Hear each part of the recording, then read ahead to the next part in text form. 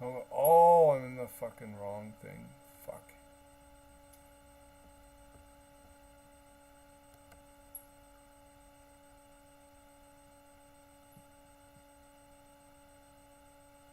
Excellent condition.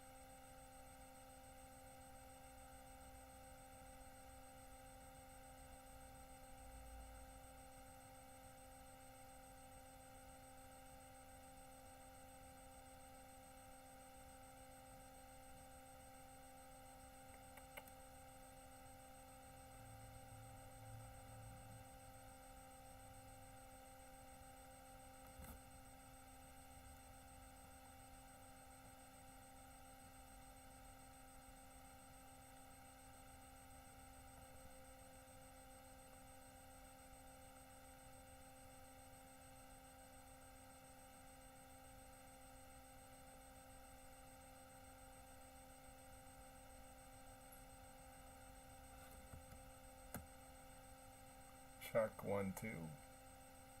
Check mic.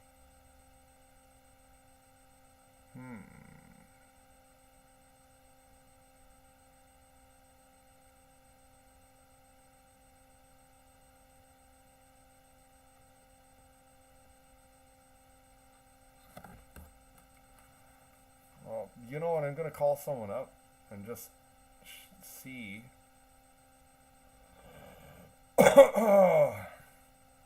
Call an old chum.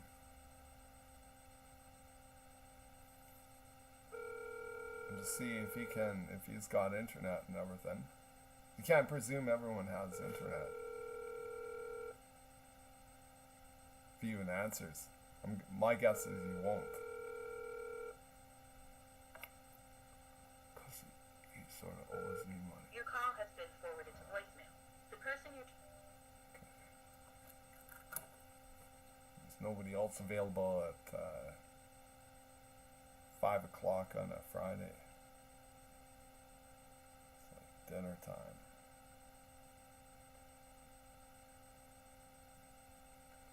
See, I don't know. I can't be certain this is working.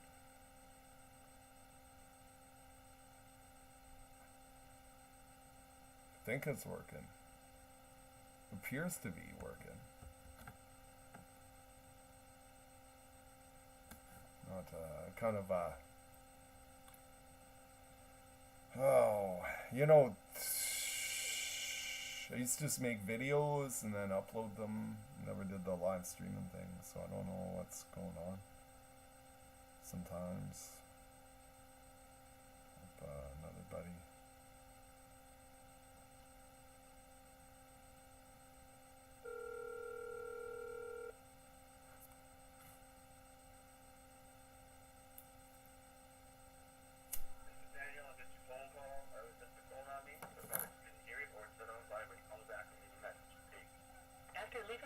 You can hang up Yeah. or press I'll pound just tell him for the more options. news. Hey Daniel, it's your old buddy Blake. I'm trying to do a live stream now. I just wanted like confirmation that everything's like coming through, like audio, video. I thought like who better to call. So yeah, and I'm sorry I missed your engagement. The musical engagement you played. I know I taught you everything you know on bass, guitar, and I'm remiss that I could not have been there. I was kind of preoccupied with, or well, let's face it,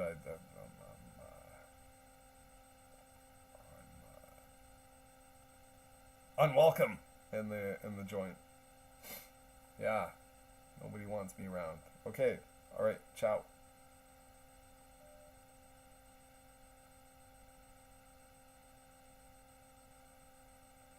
So we're live streaming, baby, until the edge of eternity. Eternity! Heavy metal!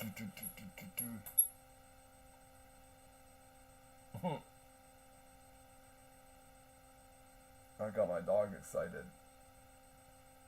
That got my dog excited. I looked at my past videos and I would like to become as articulate as possible on my talking to stuff.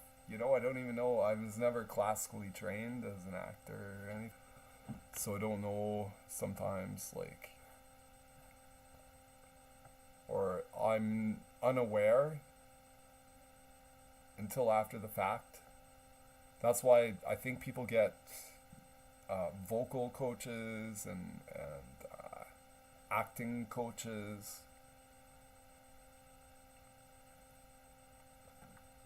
I always thought in the realm of filmmaking, if I were ever to get involved in that field, like, believe it or not, I had a lead role in a very obscure film once upon a time. Not what you're thinking. I know I look like a porn actor, but I'm not. I've never done it. No. It was film school. Edmonton, Alberta. You may have heard of it. It's home of the Edmonton Oilers hockey team. Maybe you've heard of Edmonton, Alberta. Alberta being a province in Canada. Canada being a country in the Americas. Yeah, so that was me. And yeah, it involved me lugging, even though I was the lead actor, like, I didn't have an agent or nothing. I just responded to an ad in a free gazette.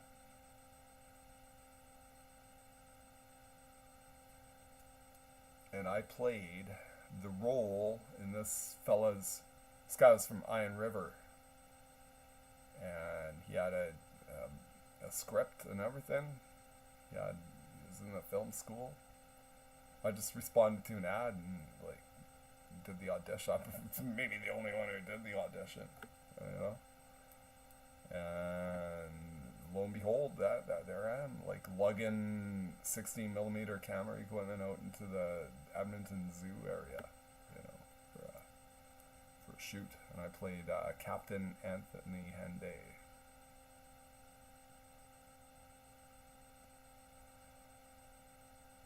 A couple scenes, smoked a pipe and pretended I was writing stuff down on birch bark and stuff, and making an exchange of furs for beads or whatever the hell. Pretty snazzy. Yeah, it's got a DVD kicking around somewhere.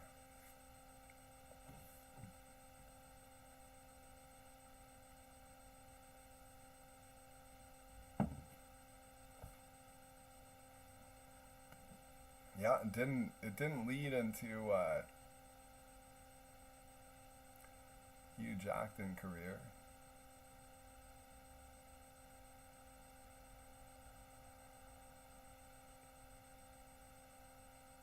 I don't even know if this is working.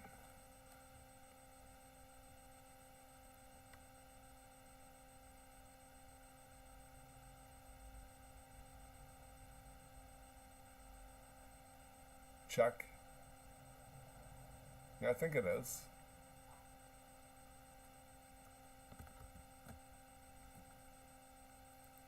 Used to be I just, like, click on YouTube stream, but it seems like they outsourced everything into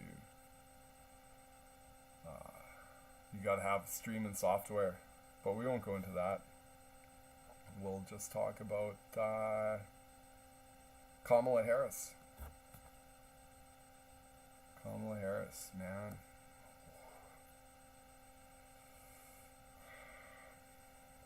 Pretty much, like, I'm not gonna say what I want to do.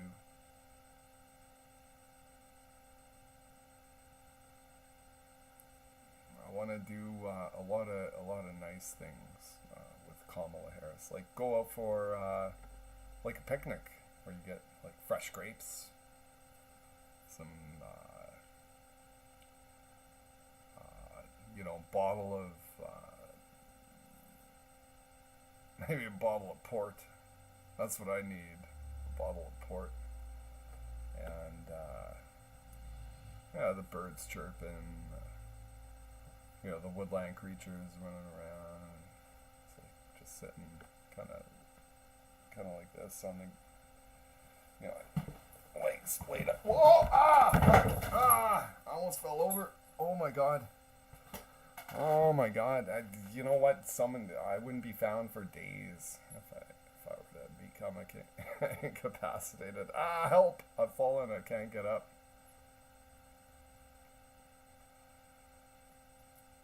Yeah, Kamala Harris, man, like me and her, we could really make some inroads into the realm of political spirituality is what I call it. Inroads, egresses, we're gonna have some like fights along the way. Be like, Kamala, you can't keep throwing the pizza boxes into the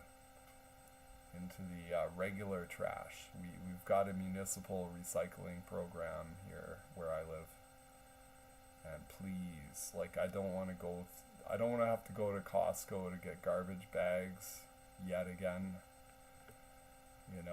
I've got like a year's supply if you're not filling them up every 3 days, Kamala.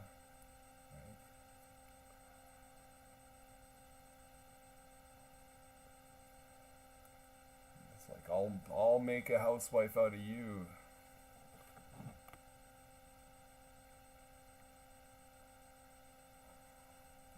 So yeah, it's pretty gloomy, miserable day here today. Looking out, but it's not raining. We had plenty of rain this season.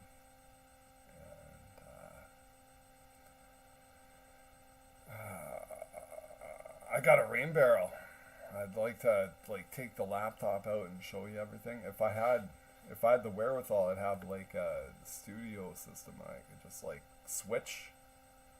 Okay, we're in camera mode, and then I'd walk you out and show you what I'm talking about. But if you can use your imagination, I got a rain barrel. Like, I'm sitting in the garage right now, and the rain barrel is like, I'm pointing directly to where it would be outside the wall.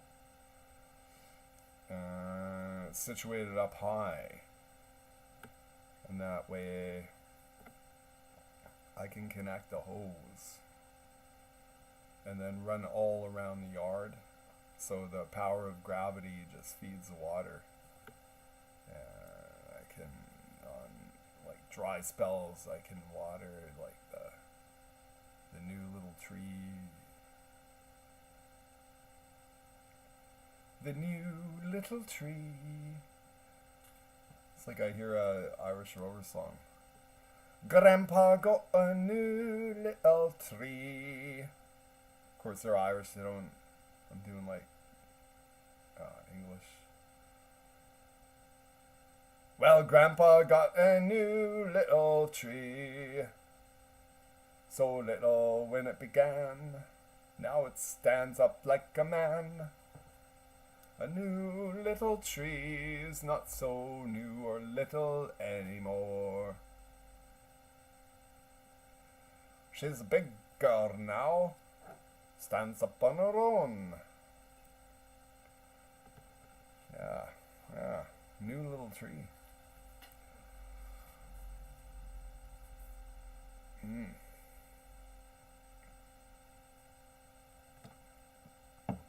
I was thinking today I don't have any marketable skills. I'm just can't get a job.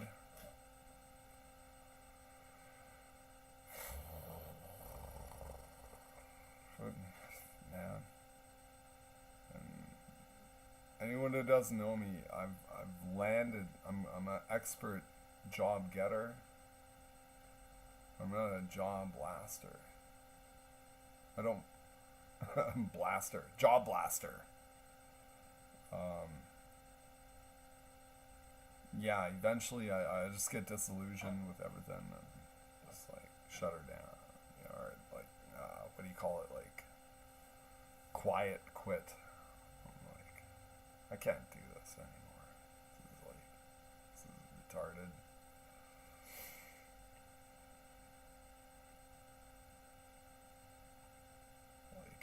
I just can't. It's a matter of principle at this point. I'm like, yeah, the money is not even good. I'm like, if I work anymore, I'm gonna actually lose money. Fuck, I'm out of here.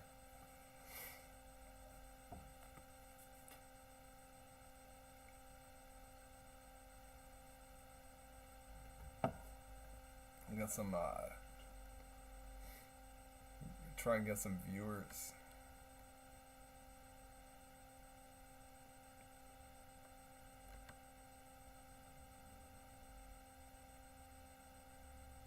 Yeah, you know, I had, like, one time,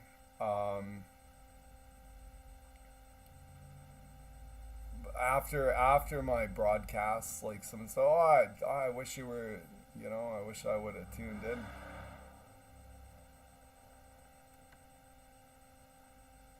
And I don't blame anyone. I know it's pretty boring, maybe. But,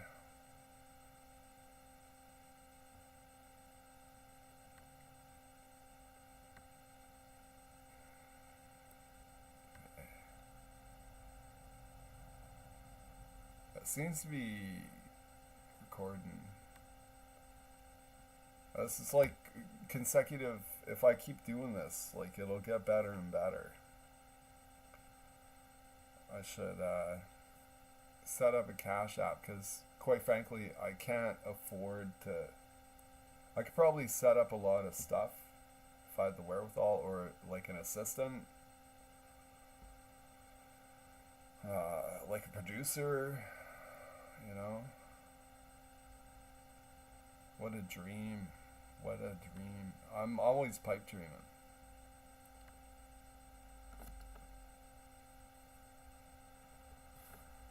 And believe it or not, I realize, like,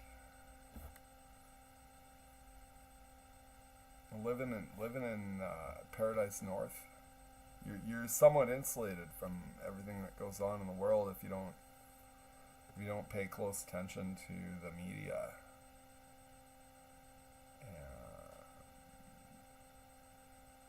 Yeah, so you know, you're missing out on current affairs and stuff.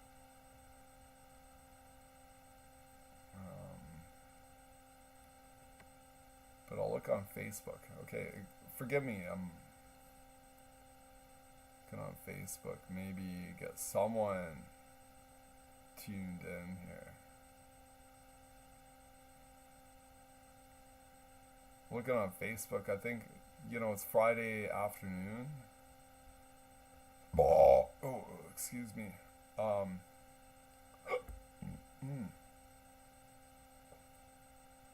Feels that's the beauty of carbonated beverages, eh? Just like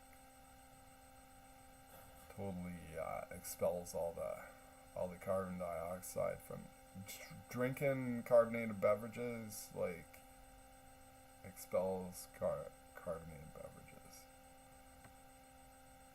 So I'm gonna call up Bon Bon. See, she answers. I was gonna do video call. I thought, like, I don't really care about how I look. I'm not a look-centric type of person.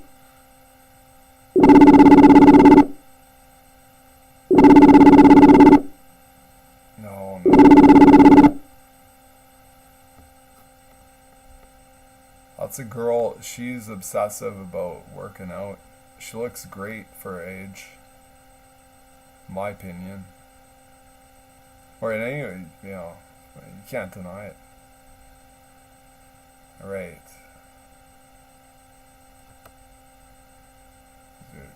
Oh, this is a fellow who, he was remiss that he missed my live stream. So see, I don't know how this is filtering out on the live stream.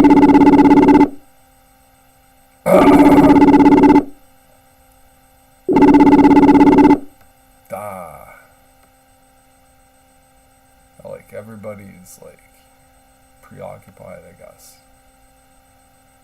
Don't blame him. Most times, like if I were in their shoes,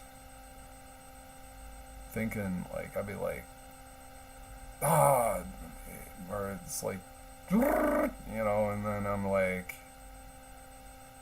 oh, it's buddy's doing Facebook while I'm in the middle of doing a stir fry, so I can't really get to the phone, kind of thing, as much as I'd like to. But I'm gonna make it far more interesting if someone to talk to here.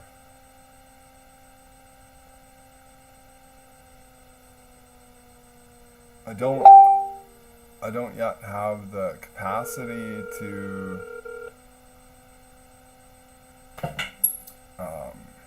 filter in other live streams, which is, I know, popular. Maybe one day we'll get there.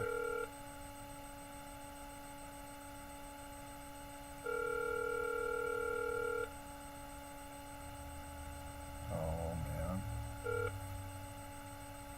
You have reached mailbox number. Okay, well, I'll just leave him a message. 081229518. After leaving a message, you can hang up or press pound for more options. Hello, my friend. Listen, I was wondering if you wouldn't be so kind as to punch in my YouTube thing, my YouTube channel. I'll give you the what you put in your URL. It's youtube.com/Puzzle College, all one word, like PUZZLECOLLEGE. All right, bro. All right, no, don't hang up, because I'm going to.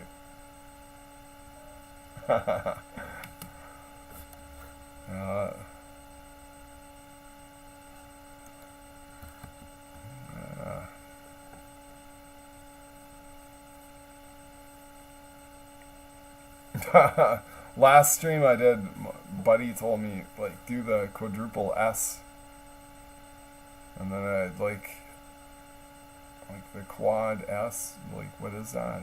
Well, I wasn't even thinking about it, because, like, you know, shit, shower, shave, and I can't remember the fourth S.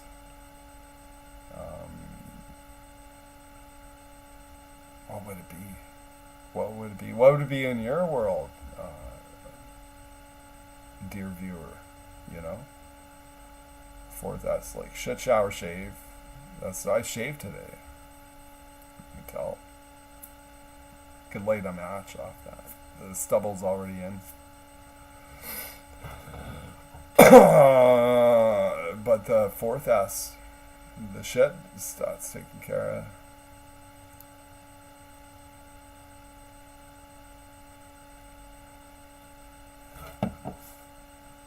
Shit, shower, shave. What's the fourth S? Is like be suave? Suave, you know? Come down to my recital. I think it's very vital to rock around. Here we go. It's tricky. Yeah, it's tricky. Yeah, just thinking of that song. That's the same as the same song, essentially, like intrinsically, as Hey Mickey. Hey Mickey, you're so fine. You're so fine, you blow my mind. Hey Mickey, it's tricky. Tricky, tricky, tricky, tricky. So people don't realize they're listening. It's like a Play-Doh Fun Factory of music. Well, I'm listening to something new. Well, no, you're not really. You're not really listening to nothing new. It's all the same, like, you know.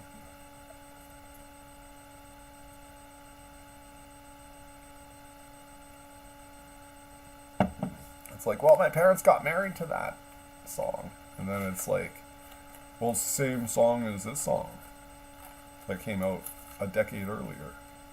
No, I didn't know that. I didn't know that.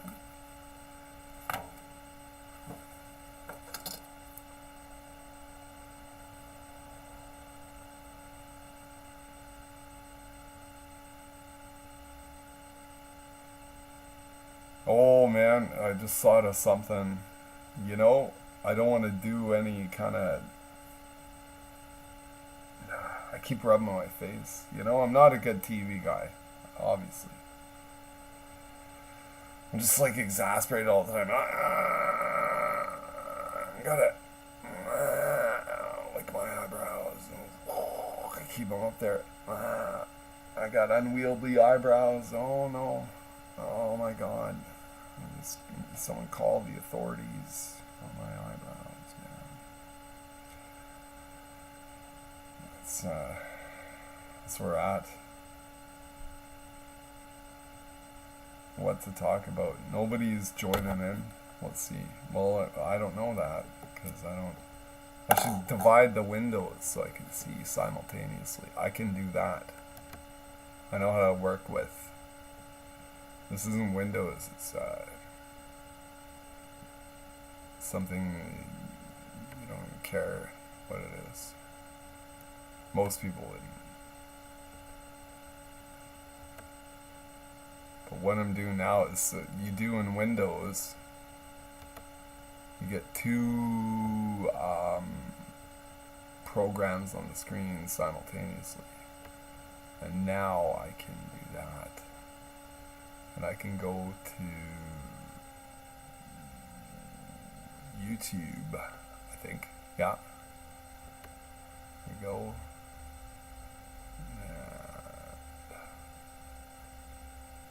How do I get over to where the commentary is?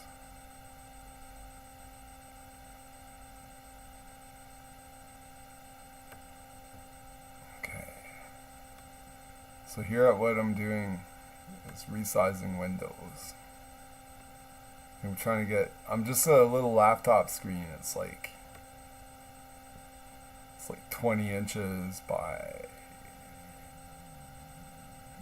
10 inches, kind of 10 inches tall, 20 inches wide. Trying to get this shit so I can see commentary.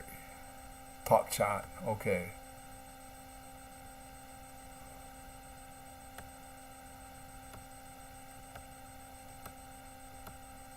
Okay, I'm closing up a bunch of windows here.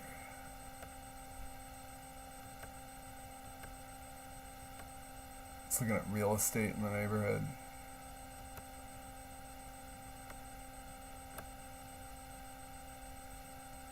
Doing it comparatively, like what's on the market, what's it listed, what's its listing price. Yeah. You know what? Even real estate is real estate is a safe investment. You get, I don't need to tell anyone in the know that, but generally speaking, even if it's not lucrative, it's solid. It's slim chance you're gonna like the market is gonna is that inflation is gonna surpass the escalating value of real estate, if that makes sense. So if you own property, then just sit there, you know, or like, unless you want to make a move and do something radical, financially speaking, or like move shit around, I would say like just sitting is better than, well, far safer than doing that for sure. Not too exciting, but and then if you want to get into the thing, is like slowly acquiring more and more land holdings would be somewhat prudent if you can afford to do that, right?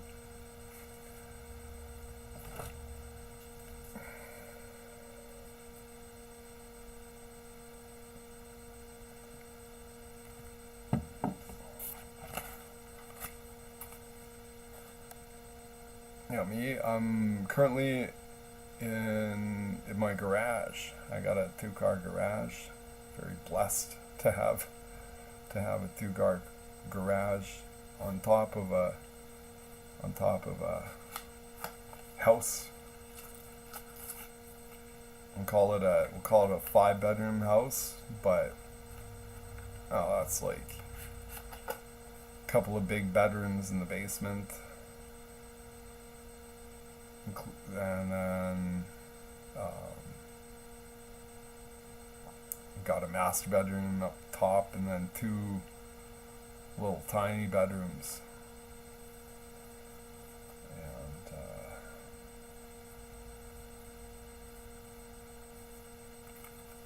And let's see if I was in a fight with my buddy Kane. As soon as I mentioned the word God, he was like, "Wow, I'm out of here." I'm like, "What the fuck, really?" See, what is he? Some kind of like Luciferian? You know, you can't. I don't know how to put this too. I'm not personally a religious person, but I don't disbelieve in a higher power. Oh, we got a call coming in.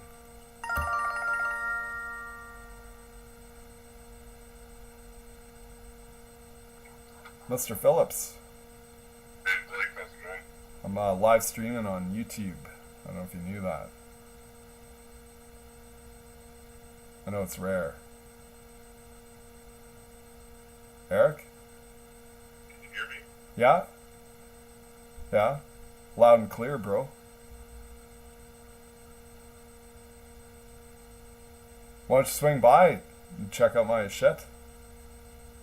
No, I'm heading to work. Oh. We're out of town? Or you don't want to say?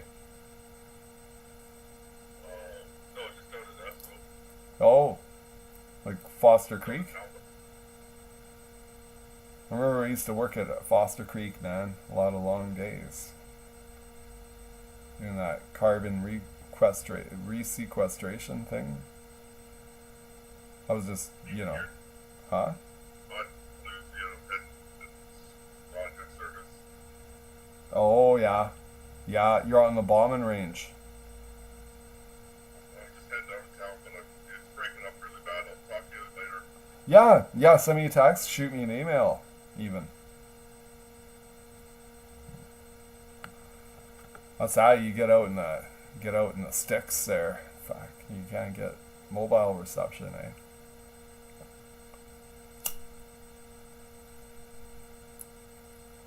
Yeah.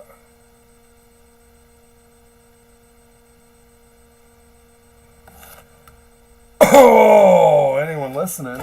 I don't think there's anyone listening, really.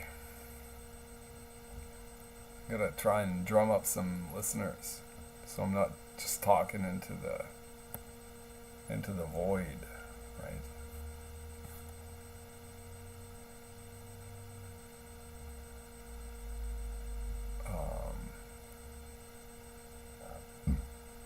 try to drum up some activity.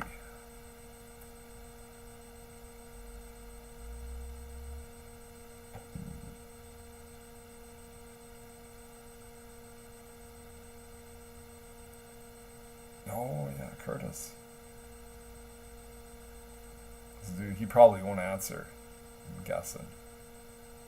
Well, actually, he might.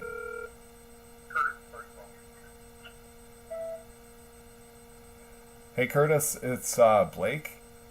I was wondering if you could tell Tyler that I'm live streaming and on YouTube, on my YouTube channel. That's it, man. All right.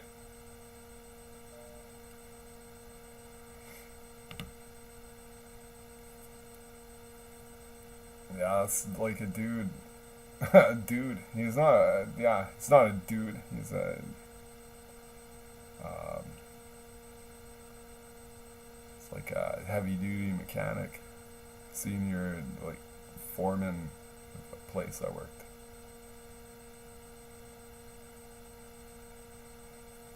That got fired from, and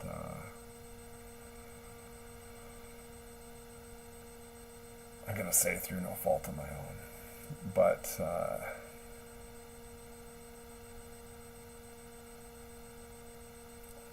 the what do you call it, like 2IC mechanic. I was just a simple driver operator dude, and there was a lot of downtime, really, you know.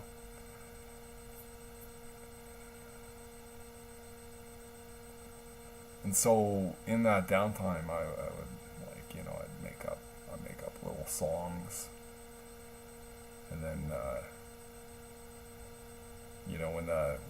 when the mechanics weren't too busy, I'd go and do songs. One of the fellas kind of like that. So it prompted me to perform. You know, life's too short. Life's too short to get too serious. Well, is it? I don't know. I'm just saying that.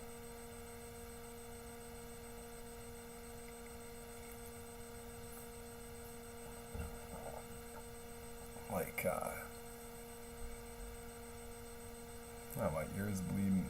I nicked at shaving because I got little almost translucent hairs growing out my ear, and then I was shaving them with my safety razor, and but I think it's okay to eat your own blood. I think I've never done it all my whole life.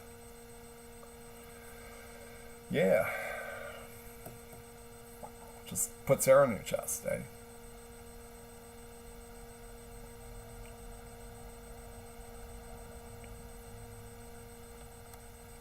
Seems really foolish. I got like 0 viewers, I think. Maybe I got a couple. Check her out.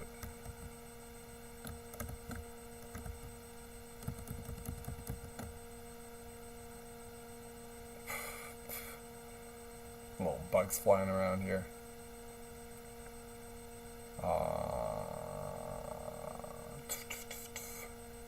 don't even know what's what now. So this is the world we live in. Oh, these are the hands we're given. Oh. And he says something. What's dying? What's it going through?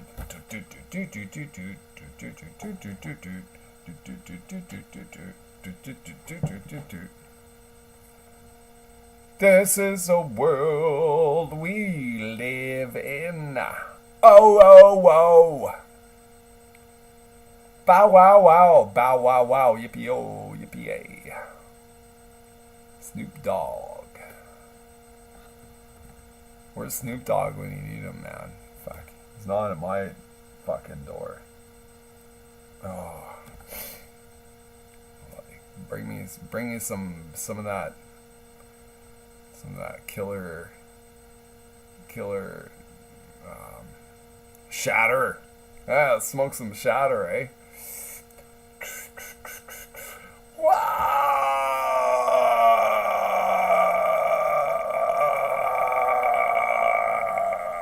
Oh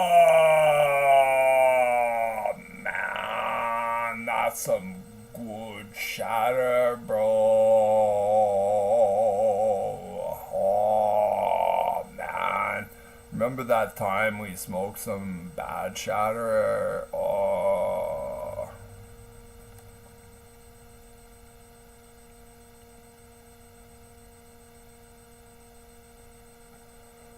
Okay, I know what to do now. Boom. Let's go. Oh no, not even. I've got to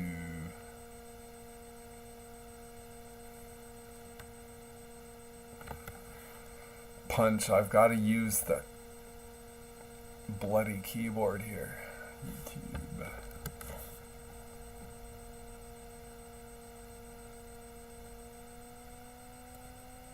So it should come up. My go live. If I've done all this in vain, I'm gonna have to.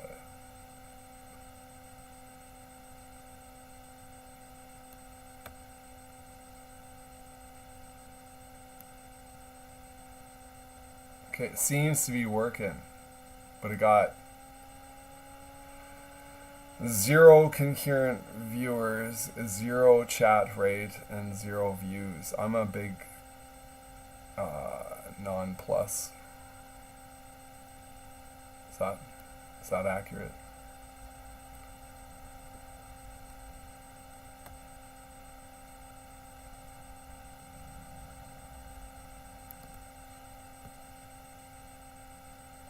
Okay. Shrink this down and then go back here. Alright.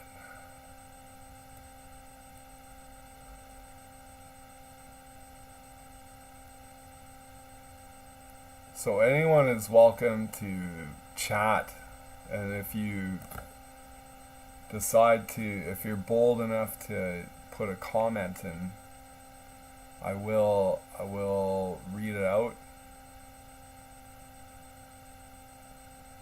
We'll address it. I know they're coming in real rapid fire and stuff, so hopefully I'll get around to you in due time, right? Like, you know, but it could be like a 2 to 3 minute wait, you know, judging upon the rate that the comments are screaming out. Okay, we got a comment from YouTube. It says, welcome to live chat. Well, it's my pleasure to be here, right? YouTube, thank you for welcoming me to your chat. And anyone else who cares to join in. But, see here.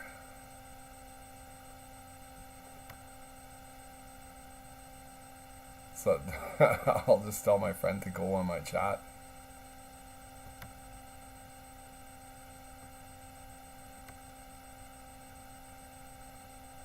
So you get things rocking.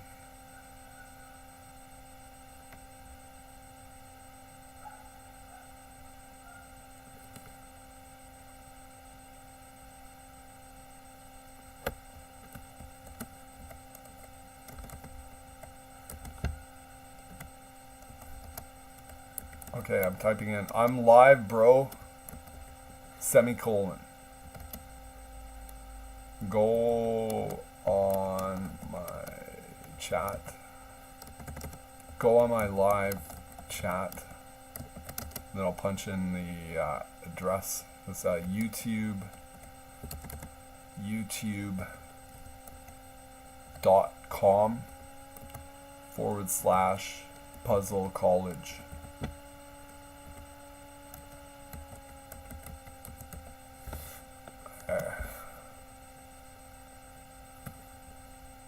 Yeah, I was talking to this cat all day. He's pretty swift for a youngster. I'm like 40. He's like 30.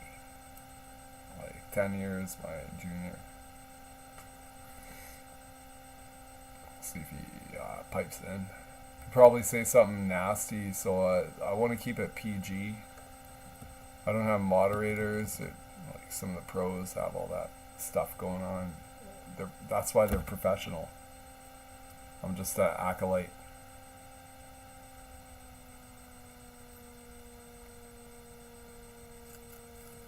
The whole live streaming thing, man. But it's pretty fun. You know, ordinarily I'll just talk to my dog.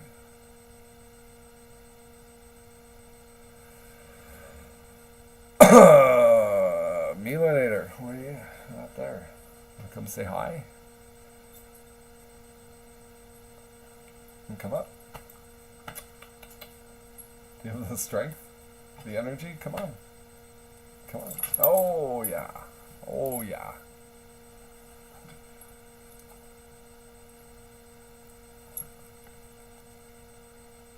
What do you have to say, Mila? Hello, YouTube. No, it's not me moving her hands. That's her on her own petard. Hello, YouTube. I like eating kibble crunchers and stashing cookies under the cedars. That's what I like to do.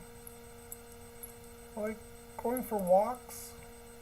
Going for drives in the pickup truck. That's what I like to do. I like barking at people across the street. Getting sprayed by skunks in the backyard. I like cuddling belly rubs. She's pretty camera shy. Alright.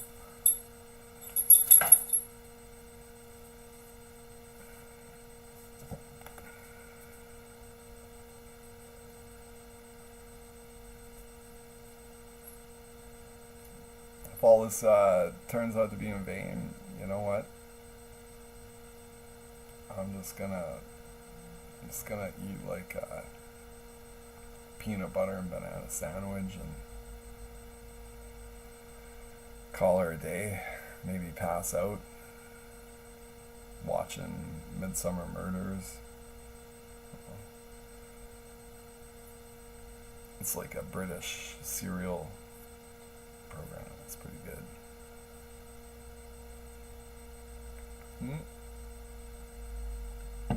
I thought I heard something. Maybe there's commentary.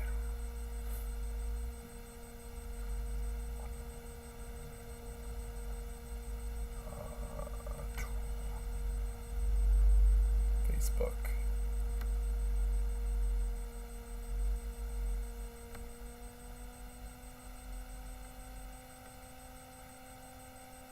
I'm live, bro. Going okay. YouTube. Yeah. I know, I understand, you know, and people, they got busy lives and stuff. Excuse me.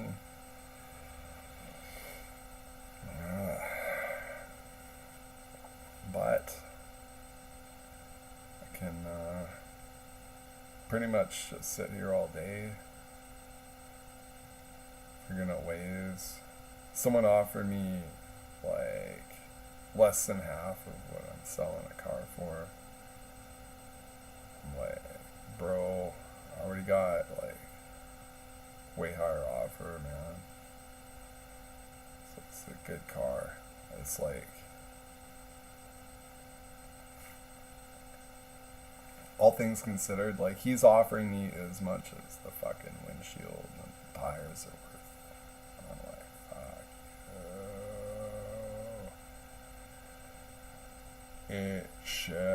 the fact he's even offering like tells me like he's just trying to get a fucking bargain, right?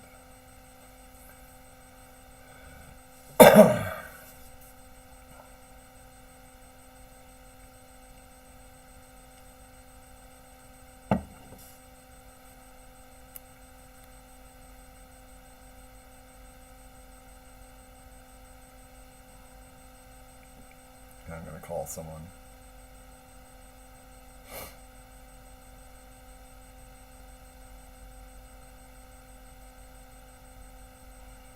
I'll just say, like, go on my channel and then type stuff in and I'll read it out. So I've done that on other people's live streams and they read it out and I'm like, yeah, fuck them, you know, I'm famous all of a sudden. Has been forwarded to voicemail. The person you're trying to... Oh, boy.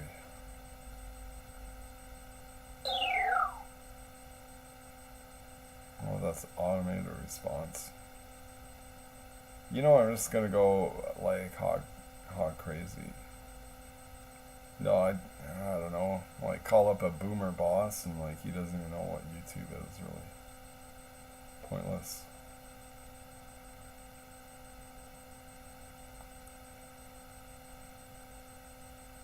Yeah, maybe Blair.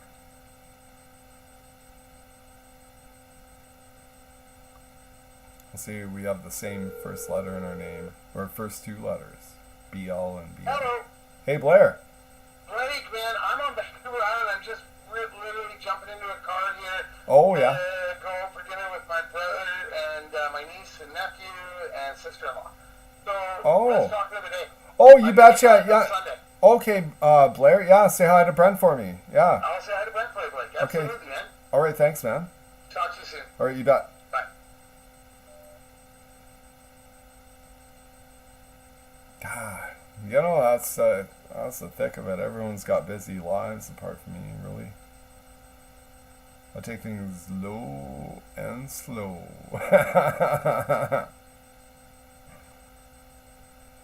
All right. Okay, it's not a crime. Well, yeah, it can be a crime to call people if they tell you not to call them. They might make an official report or something. But, yeah, it's kind of dinner hour. What does that mean nowadays, though? Okay, it's like an automated response. Can I call you later? I'm gonna say yup. W or capital Y EP period. Yup. Yup. Oh.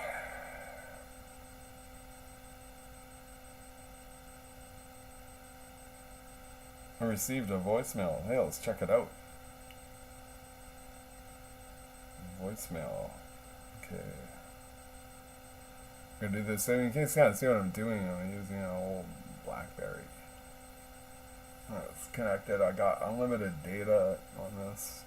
It does, believe it or not. Facebook, YouTube. It's like everything kind of works, you know.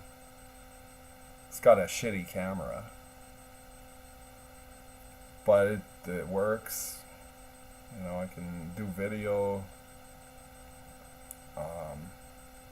It's got check this out. Built-in compass. That I think is giving up the ghost. Like, see it. You know, that needle should be moving. It's not. Put it on the other setting. Still doesn't work. I don't know why. So maybe something got jarred inside the the, what would you call that? Like some kind of orbital, like micro orbital thing. Just doesn't work anymore. Calculator works. What was I doing there? I forget what I was doing.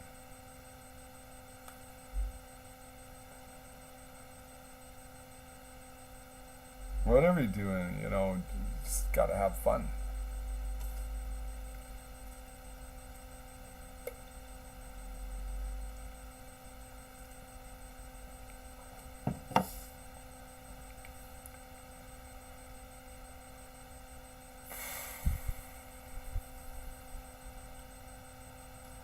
Drinking's pretty fun. Let's see. Got no viewers. I'm on the stealth stream.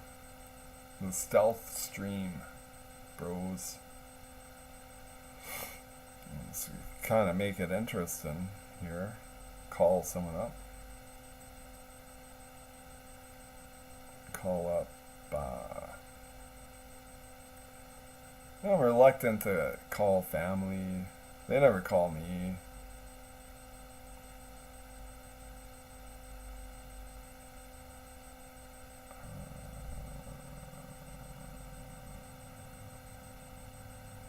I'll call my aunt.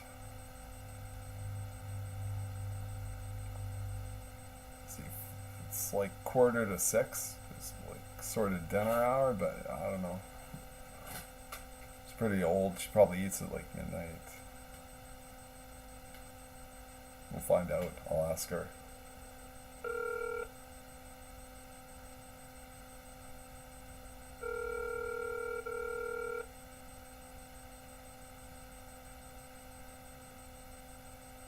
You have reached.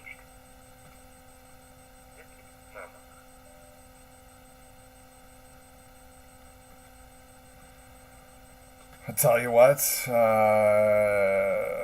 great granddad would not approve of that.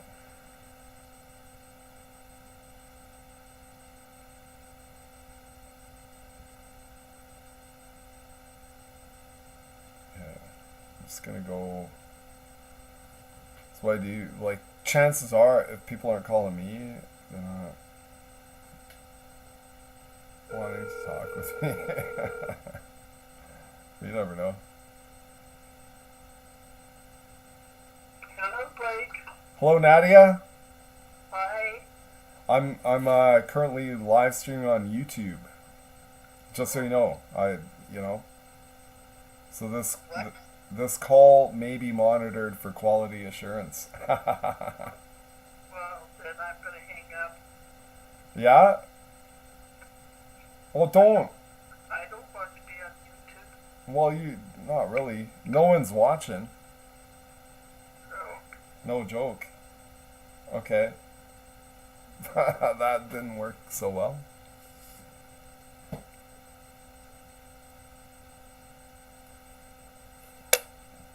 Okay, so there's a case and like a lesson learned, hard lesson learned. I was gonna talk to you if you're maybe Neil. We'll try Natasha first. I'm just going alphabetically here. I don't know. If it was me, if someone called me, I'd be like, yeah, let's chit chat. You know? Thinking this girl, she has an. We sent your call to our voice message system. Yeah. Oh.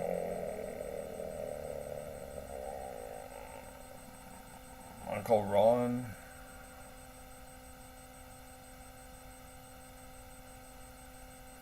He's pretty square, so I don't know. It's probably like that last caller. Well, if I'm on.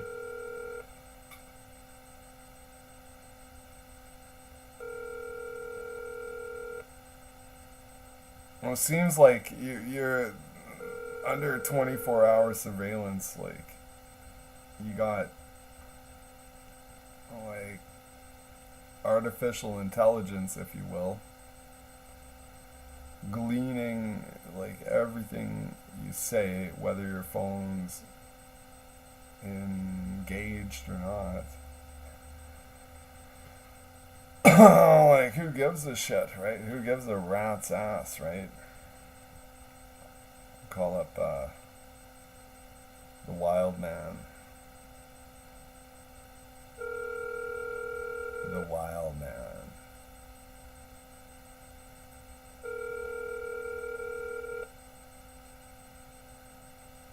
It's polishing a tooth.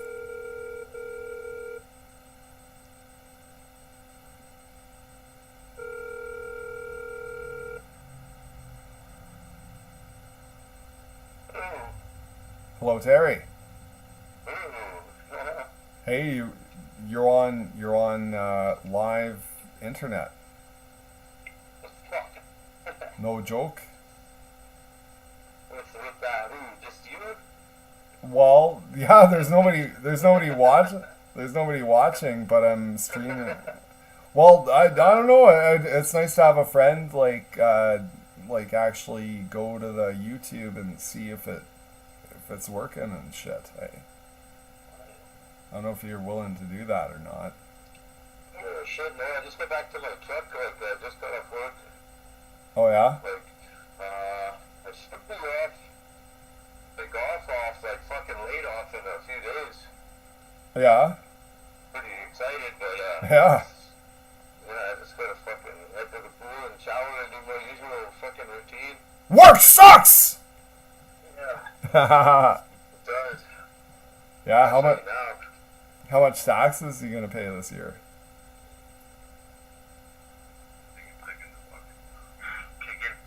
Oh my god, my truck's so fucking dirty.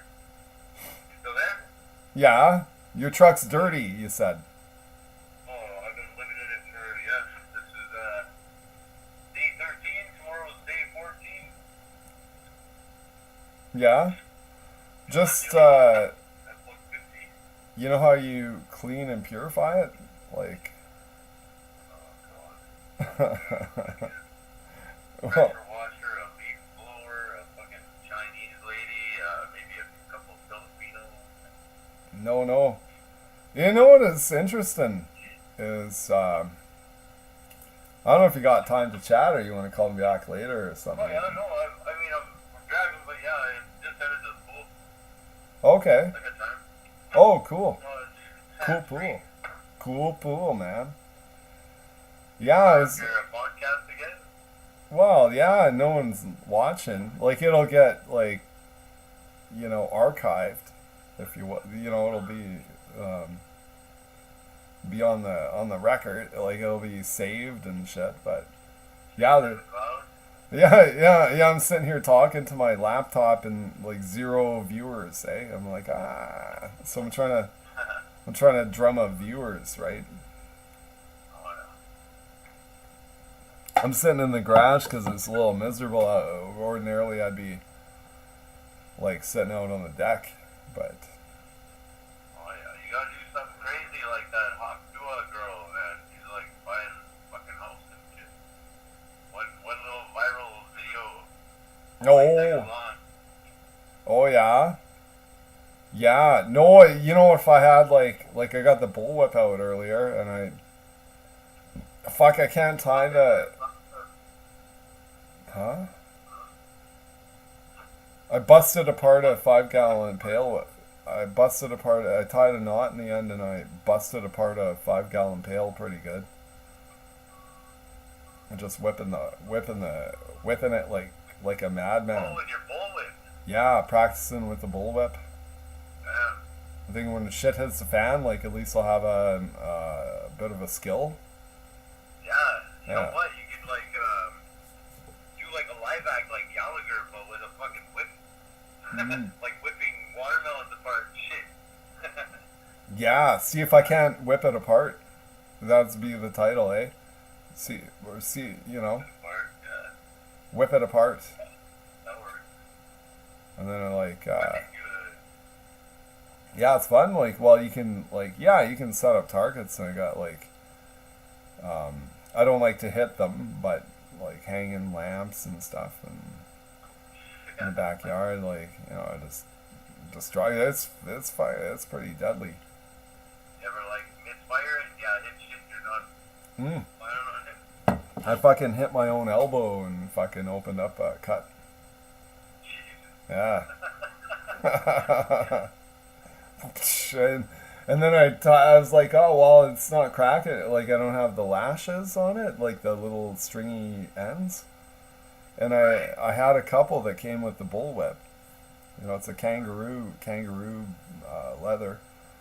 And then it had these little tassels that you tie onto the end. And I thought I tied it on.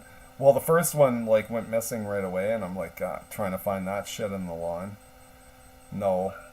And then so I tied on the second one. And I thought I did a better job, and it's still fucking flung off, eh? 'Cause it's a lot of force, eh? Learn some fancy knots or something. It's like fucking 500 pounds of fucking force at the point of a fucking leather end, eh? I got a little book, like a little book came with my kite on tying knots. Like you can fucking lose your kite pretty easy, right? You know, Yeah. Yeah. I haven't lost. I got stuck in the trees. The knot was strong enough to tear it out of the trees, like with the wind. And Ooh. for sure. I ordered I think it's a 26-foot black octopus kite. Oh, 26 feet? Yeah. Fuck. What I have is only like 5 or 6 feet, so this is a big upgrade. Yeah, it's still, yeah. Put Fucking. it on the water. Apparently, octopus looks the coolest because of the tentacles, right?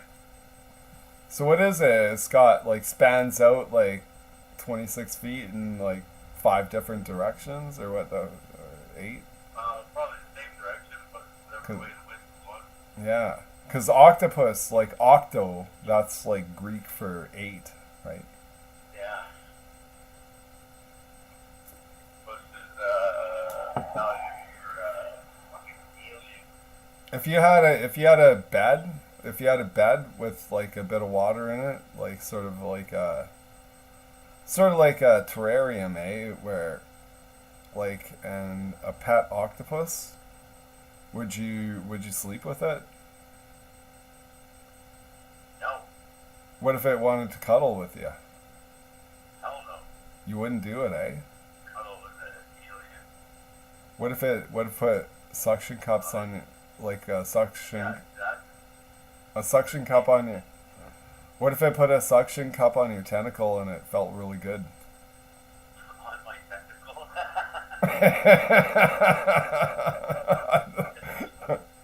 Maybe then, like, Yeah. somebody was like trying to pull their face away from it and just like fucking stares at your face, right? You get to the point where, well, I can't go to bed without my octopus. It's like, and your girlfriend is like, get rid of that octopus. It's like, well, I like it. The octopus days, you go. My octopus cuddles me better than you do, honey. Why did you say that? And it just flies off the handle and calls the cops. And it's like, my boyfriend's abusive. Ah. That's the deal for sure. You kill your octopus, and that'd be the end of this movie. Oh, right? Yeah. Yeah. Oh, boy. It'd be like, all about revenge. You killed my octopus.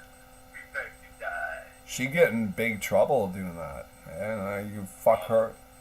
Fuck her. Protected, Yeah, you can fuck her whole life up. you can eat them, can't you? Eat an octopus. Well, of course you can eat anything. Well, I don't know. A great blue heron, I think if you get caught eating that, you're in big shit, like jail time. I saw this picture of a dude from Africa, and he apparently had some kind of fucking new disease or whatever, like monkeypox or something. And his face was like it showed like 4 stages of like the progression of the disease, and it was looking pretty gross, eh? Like it was like Bubble wrap skin. like yellowy pus coming out of his eyes, and his lips were all swollen, and his nose is all fucking necrotizing, and fucking, it was like, and my comment was like, I wouldn't even make head soup out of that head. And I'll eat a lot of stuff, like fucking boiled. Yeah, head cheese is a weird one. I was like, fuck, man, I wouldn't even make, out of that head, wouldn't make even my old-fashioned head soup.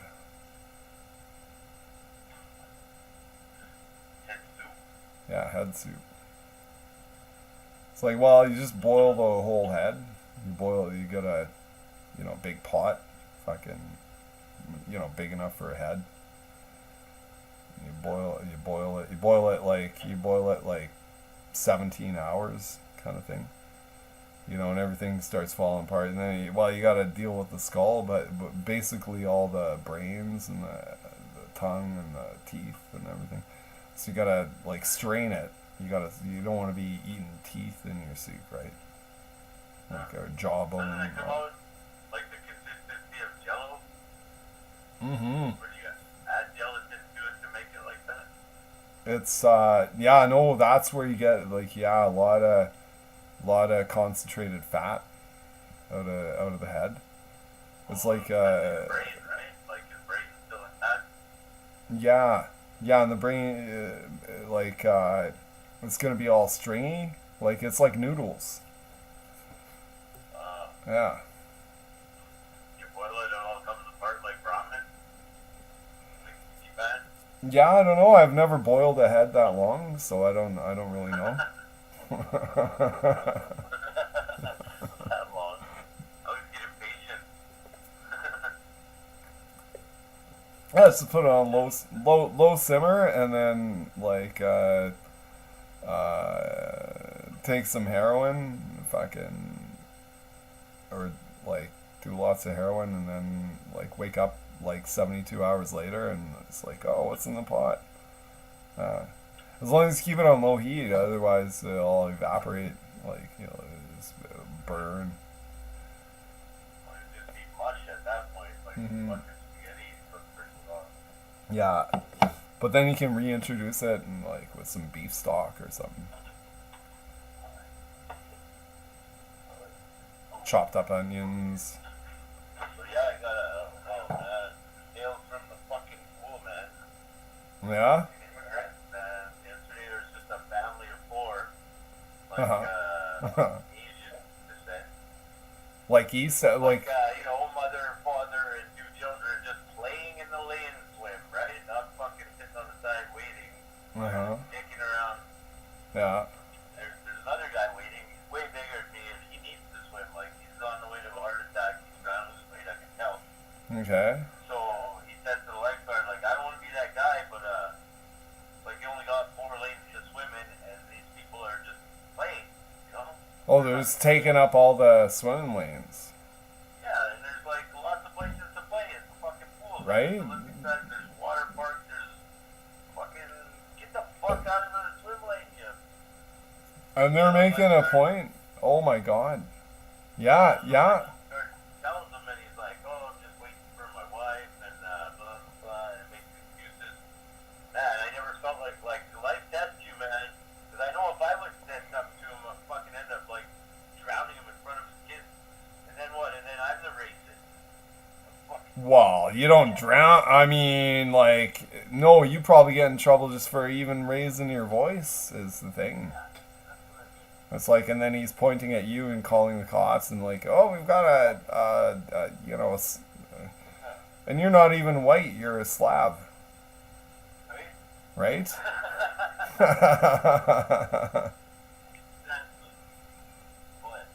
I'm white, it'd be double trouble for me. The way they're gonna see that, yeah, you're not winning that fucking argument. That's my next week. Next week, I'm gonna apply for 17 jobs, because we got all these jobs around town for Wendy's, Burger King, all the I'm gonna apply to every fast food place and document it. Oh, That was a little hidden camera you had? Well, no. I mean, like, archiving, like, the email response. Huh. So that'll go well, like, because I want to get on Aish. I know that's not, like, you know, my parents wouldn't be, my parents wouldn't be proud of that, but, Get a job. Get a real. oh yeah, get a job, eh? It's that easy. Well, Well, now that the crown fucked me. crown? The king of England? Yeah, the king, well, not directly, but, like, through his agency and everything. It was like, Yeah. Subject, fuck you. yeah, I'm, like, basically fucked to get a job.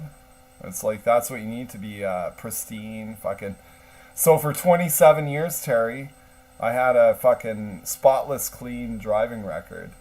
And then the one day, like, I go out, like, I'm like, oh yeah, it's like middle of the afternoon. I just had a garage sale, and I was like, going to park some money in the account from my proceeds of the garage sale. And on the way back, I'm speeding. Stupid move, right? You know, and now I got a fucking, every fucking job out there that I can do requires a clean driving abstract. And now, after 27 years, my driver's abstract is no longer clean. It's got that fucking pockmark on it, and I'm fucked. And I'm I mean, angry. you could learn another skill pretty fucking easy though. Like, pretty Oh. adaptable humans are. Oh yeah. No, I've got one. I listed my fucking car for sale. I'm good at selling shit. And some dude is like, "Well, I'll give you $1,200 bucks." Like, I listed it for $2,800, right? And Yeah. he's like, "Well, $1,200." I was like, "I already got an offer for $2,000. You know, fuck you, fuck off, eat shit, you fucking vulture." No, I people didn't- always try to do you down. Yeah, fuck. Mm-hmm. Gotta be a stressful enterprise. Yeah. It's like, fuck, man. But hey, man, hey, why don't we? I'll call you after I'm done in the pool. I like to get in there as early as possible because there's fucking people in my goddamn lane, you know. Yeah. Yeah, give me a call later. Yeah, you betcha, bro. Yeah, but once I get out and I get to my little spot there, I'll give you a call back. Swim to your heart's content. Fucking hey. Yeah, I might go for a dip in the cool pool later. Oh yeah. Yeah. See if I can't swim across the whole fucker. Nice and wait. I can do the backstroke for fucking hours on end. I think we talked about that, eh? But I do 700. What are they called? 700 yards. Oh yeah? 700 meters. Sorry, with the swap. I became American for a second there. I don't know. That's just shy of 1 kilometer. Yeah. Really? Which is like 2.2 miles. Yeah. How do I know this, man? I like. You should be fucking. What do they call it? When you have converter guy. Yeah. Well, I guess they already have the internet, but if somebody didn't have the internet, you could be like, set up a booth. Hey, you need to know kilometers a mile? Yeah. Yeah, and believe it or not, Terry, even shit I don't even know about, like, I'm good at estimating values. Cubits to fathoms? Cubits to fathoms. Well, yeah, 1 cubit is, I think, oh boy, I think it's like 1 square foot kind of thing, but I don't know, a cubit. Or it's like, Yeah, I gotta get in there. I'll give you a call back in a bit. alright, bro, okay, Okay, take it easy. alright, Bye-bye. yeah, bye. Alright, folks, well, you know, I gotta go,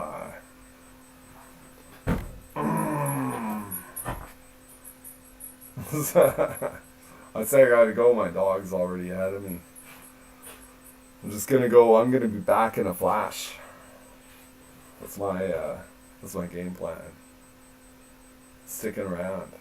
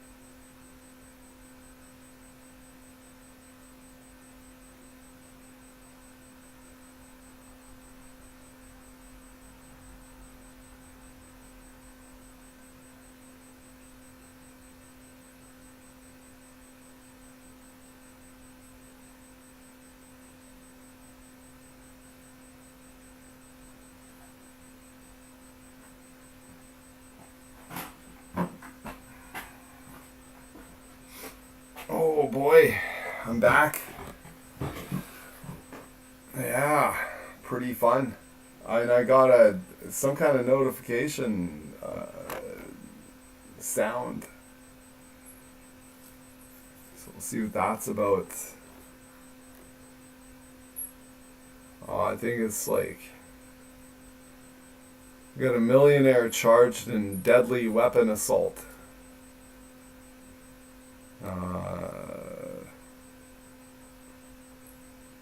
I don't care.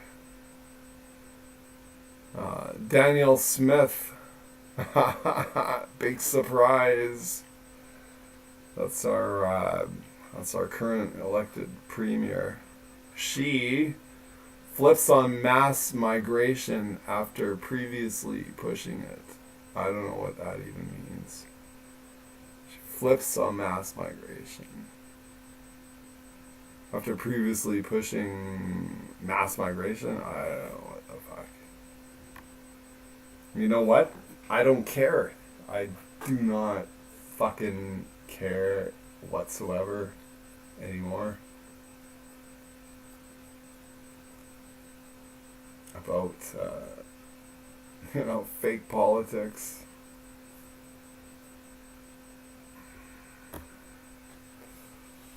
To me, it's all phoniness.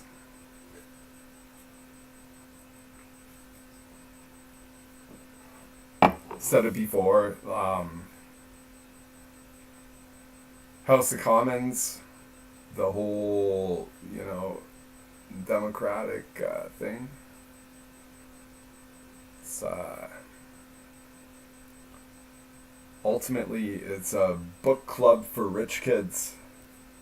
Heard someone put it that way, and I thought, you know what? You're not wrong. You don't see a lot of regular mechanics' sons like myself in the House Commons.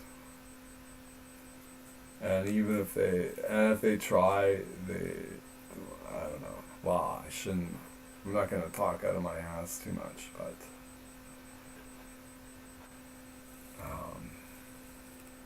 generally speaking, you gotta be pretty well connected or rich to participate in the House of Commons.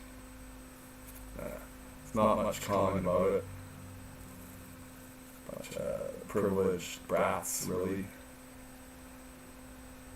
And not that they're all bad or anything. Don't wanna.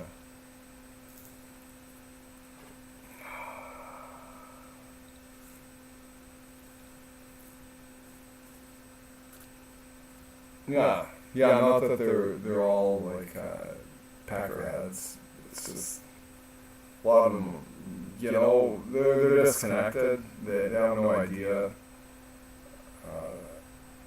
Led sheltered lives, like I did to some degree, you know. So I'm gonna go out there and like, well, you need to do this and that. Like dudes with a rough upbringing are gonna look at me like, what the fuck is this guy, right? So there's very little populism there. And what is democracy? That's I'll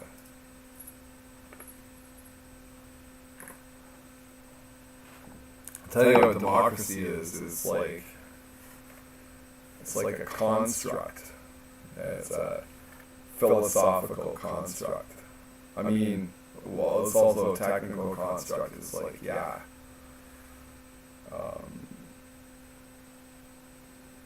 Populism wins. Like, if you got 5 guys in the bush, and you're lost. You're lost in the wilderness, right? It's, which way do we go? Well, let's take a vote, right? Okay. 3 out of 5 guys say we're going to go east. 1 out of 5 guys says we should go south. The other guy says we go north. The east camp wins, right? Basic proportional representation.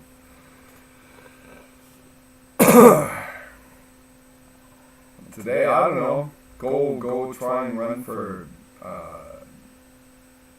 know. Try and run for provincial, MLA. See what we get. I could almost guarantee if you've got a certain populist platform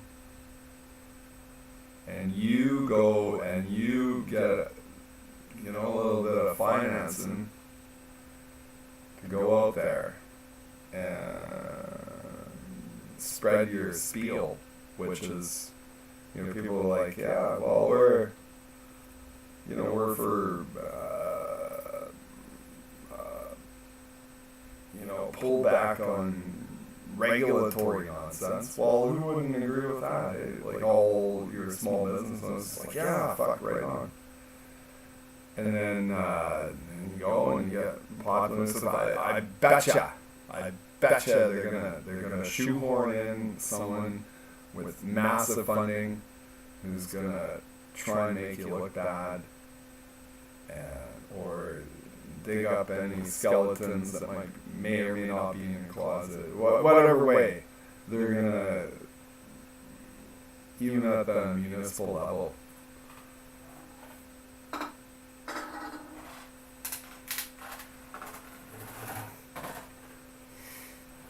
I would like to even put that to the test. Like, I could come out there. It's like a difficult thing to do.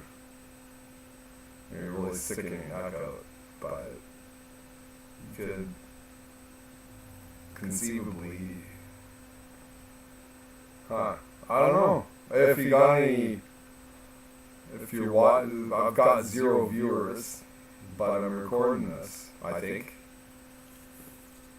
And if you have any personal experience about, like, maybe you yourself or someone else running for office and how that panned out, I'd be more than interested in hearing about it.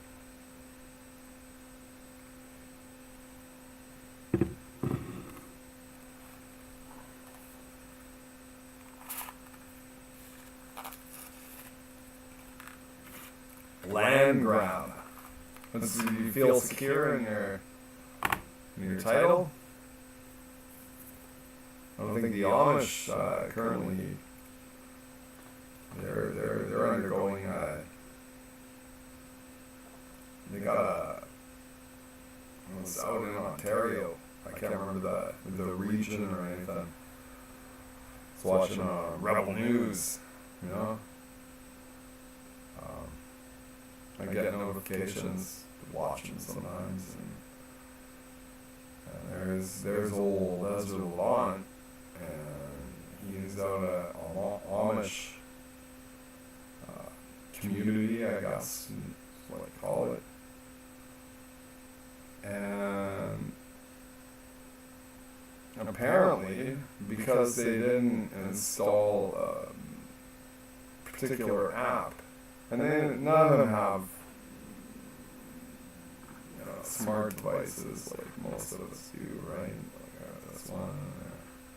Like, this one here, another smart device. Well, how they didn't even like get the thing in the mail, and then suddenly they've got liens against her property, which is, you know, vast and everything. And yeah, we'll see how that pans out. Like, cause this rebel media is sort of taking up the cause, and getting donations, because that's, you know, whatever. Do we live in a free society or do we not? You know, when the government can come and impose these ridiculous sanctions and nonsense and stuff. It's like, whoa. They go for the Amish first, and then it's me next. It's like, fuck that. No way. No way, no how. It's like the old Irish Rovers. Okay, it's not the same thing, but no, I'm not gonna sing. I'm not gonna embarrass myself. Oh.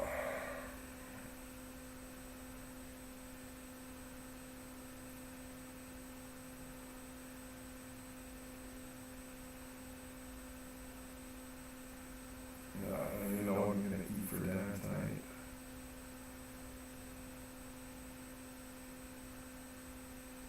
Thinking. Yeah, dinner talk. I always like hearing recipes and stuff. But I got no concurrent listeners, it seems.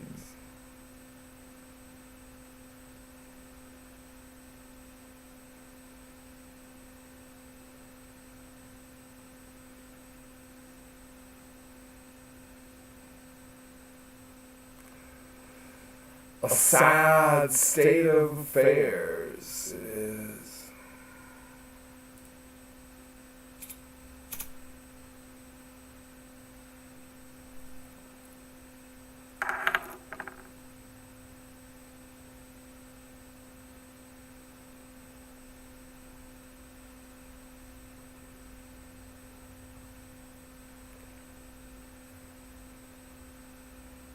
This is just a cigarette. Maybe I smoke weird. Like, I'm gonna do heavy drugs. I'm not.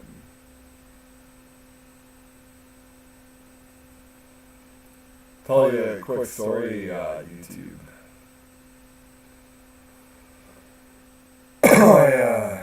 No, I won't. No, you know what? I'm gonna try and get someone else on board, because that's more interesting. You get, like I'm the host, and I'm gonna talk to someone who's noticed I put it out there. Like, I like to, I'm not just trying to trap people. It's kind of tempting with my old friend, but yeah, and she was like, no, I'm not participating, okay? This is what I'm doing right now, though, so we'll talk later.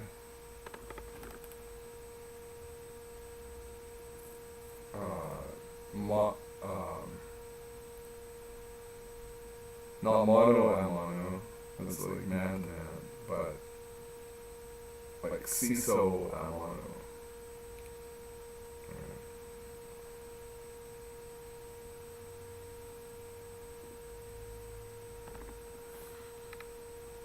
Okay, we'll see who's live. Like, I wonder if all my Facebook friends are like,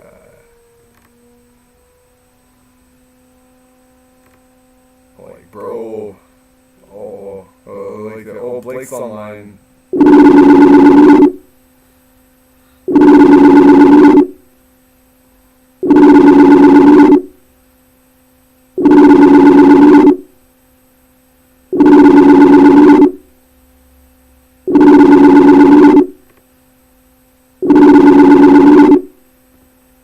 It's like going to Metallica.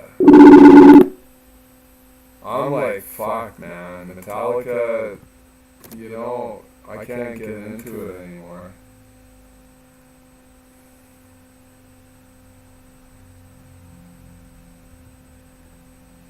I'm such a square, dude. Dudes and dudettes. Call Steven.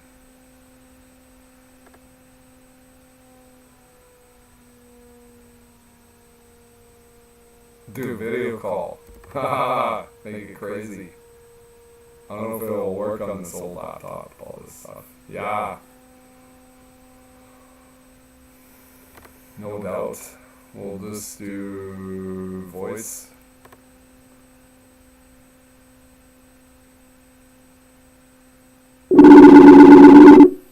Since the camera's like 2 ways. The camera stream. The stream. Hey, Blake. Hello, Steve. How's it going? Not bad. I'm on the live stream. I should tell you straight up front. I'm live streaming on YouTube. Okay. Yeah.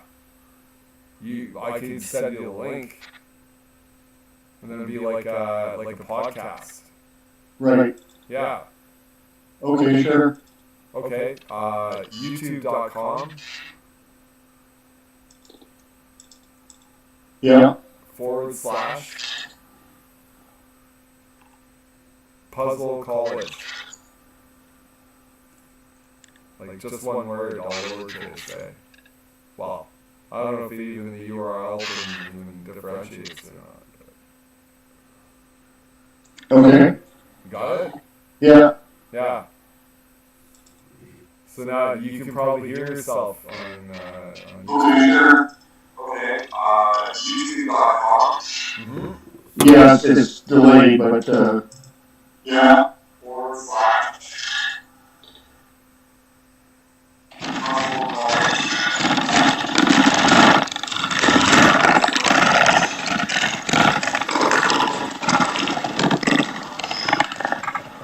What?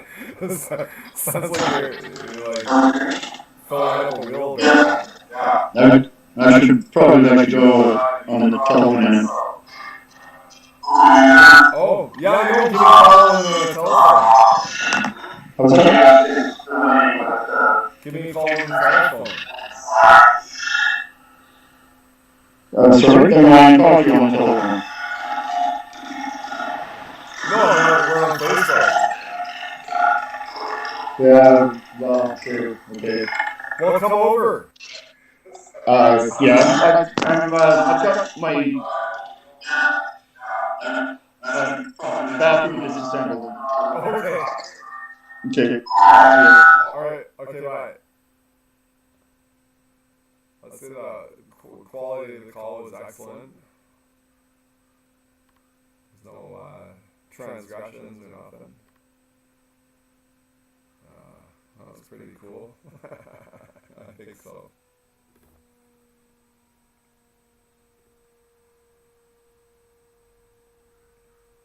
So that doesn't work too well. I need a better studio setup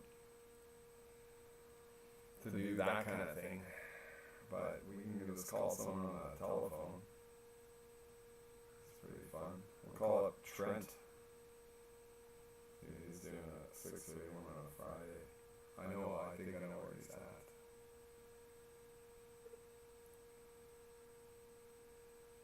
call has been forwarded to a voicemail service that has not been initialized by the customer you are calling. Hey, look, Why the customer you are calling is not available at this time. When you reach the customer at a later date, please remind the customer to access their voicemail and initialize. I'm gonna tell this guy you. Thank you.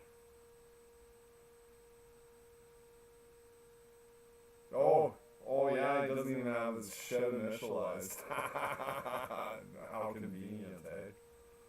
I figured it owes me like $120, whatever the fuck. Oh, let's call my old boss and tell him to.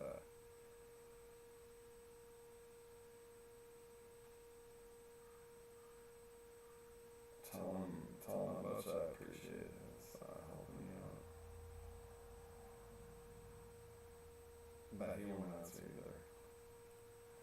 It's probably on that fucking chopping block.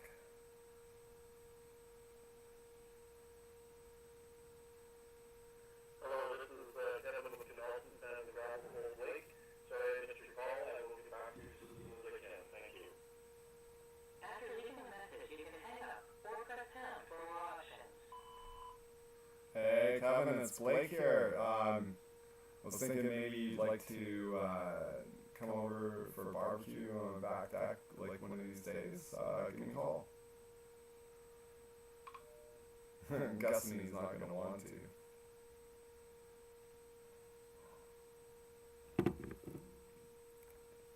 I'll barbecue him.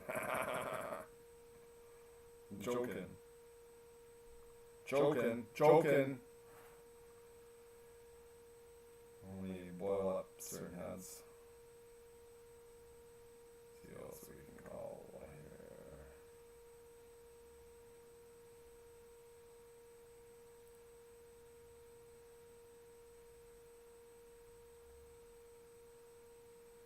Well, at least I know the broadcast is working after calling Steve.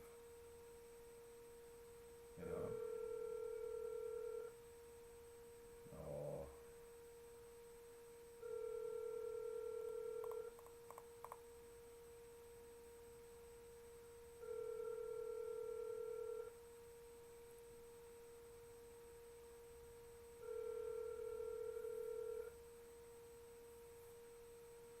I'm gonna just take my shirt off. Alright, sorry I can't make it to the phone right now. Ah, fuck, of course not, eh?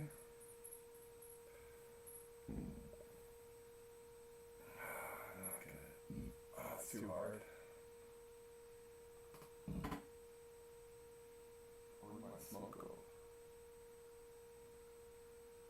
Oh boy.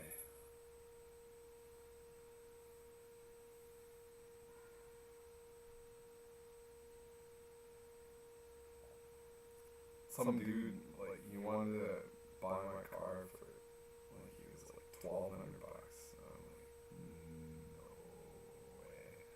And the reason being, like, looking at it, yeah, I could see. However, it's a perfectly drivable classic car. No way I'll let it go for less than $2,800. And he offers $1,200. Fuck you, eat shit.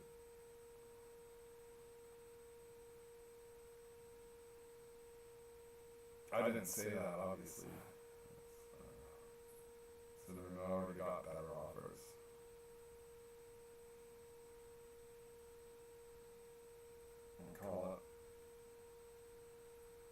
Call up Dave. This guy is my supervisor.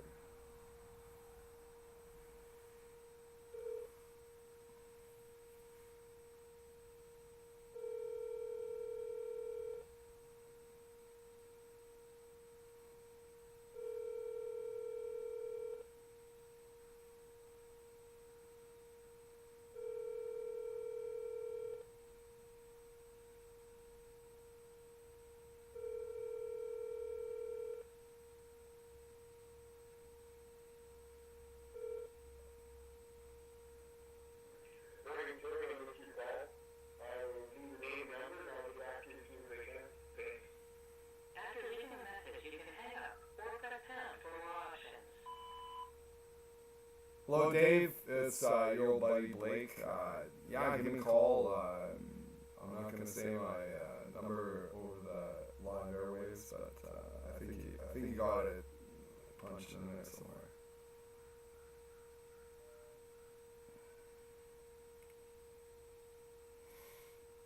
Oh yeah.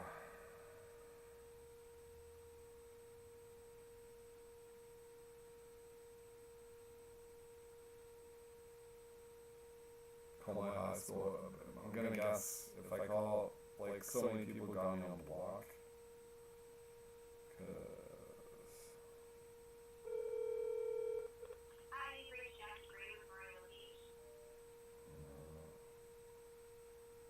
It's on block. It's block me. It's like automated. Oh, if I call, it's going to, like, hello. Going to voicemail immediately.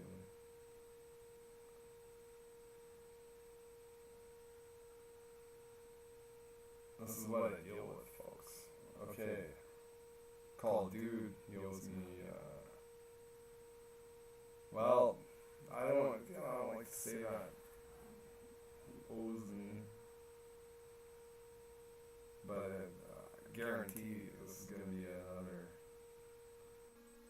non sequitur.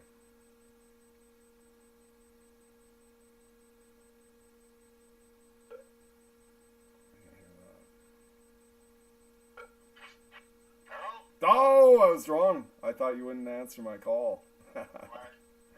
Cause sometimes you don't. I was napping earlier. Yeah. What are you doing? What are you doing this? What are you doing this weekend? You're well. I should tell you, you're on live stream, bro. Well, this weekend. Yeah. What you doing? Well, I'm live streaming, drinking beer. No, I mean, what you doing this weekend? No definite plans. Oh, shit. If it's nice tomorrow, I might do a garage sale, and then there's yeah. And then tomorrow or next week, I think there's citywide garage sale. Yeah, so I'd like to participate in that. Is it 1 year or 2 years? Yeah. So in, like, yeah, community wide or whatever, you know. That's alright. Yeah. You're going to look for stuff, but having the garage sale. Yeah. No, but having that where it's like brings out everybody, you know, it's like. Yeah, no, there's lots of people, for sure. You just have to register on the right page, bro. Mm-hmm. Yeah. But I'm not heading out here. I gotta get in town here. I get that through here. I got that, so I'll let you go, bro. Yeah? Okay. Yeah, I'll talk to you later. Alright, man. Goodbye. Okay, bye.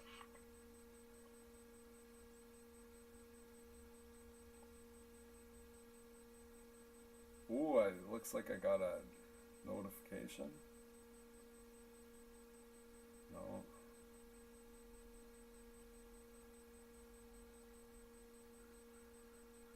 Yeah, that's the thing, folks. Like, you know, all my friends, they know I call up randomly and stuff.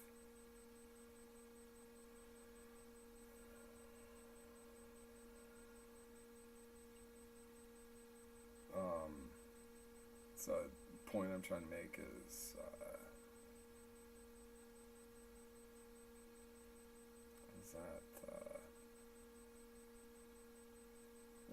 generally speaking, they're busier than I am. I get it. I don't think. I'm not deeply offended or nothing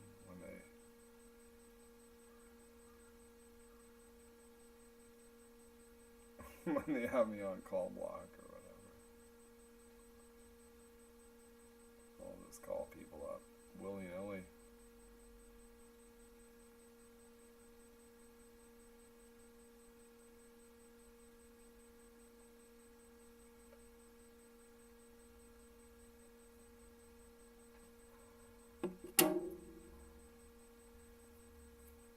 Maybe I can drum up some interest.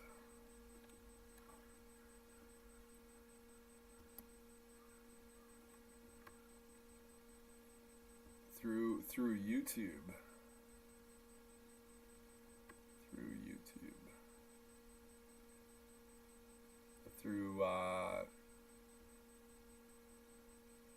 4chan.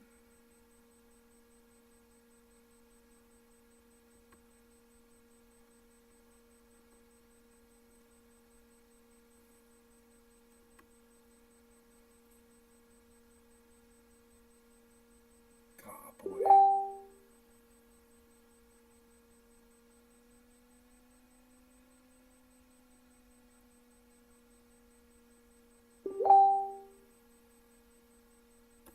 Started calling you. Corey.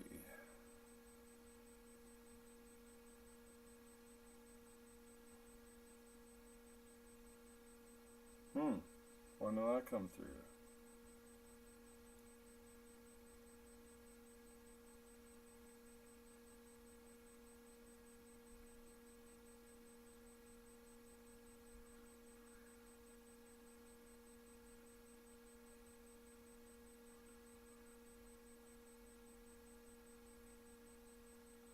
We just sorry folks, technical difficulties here.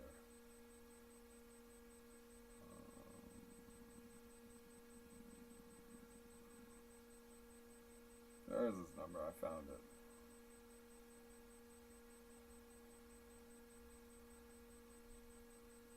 Right, we'll get some heavy conversation happening.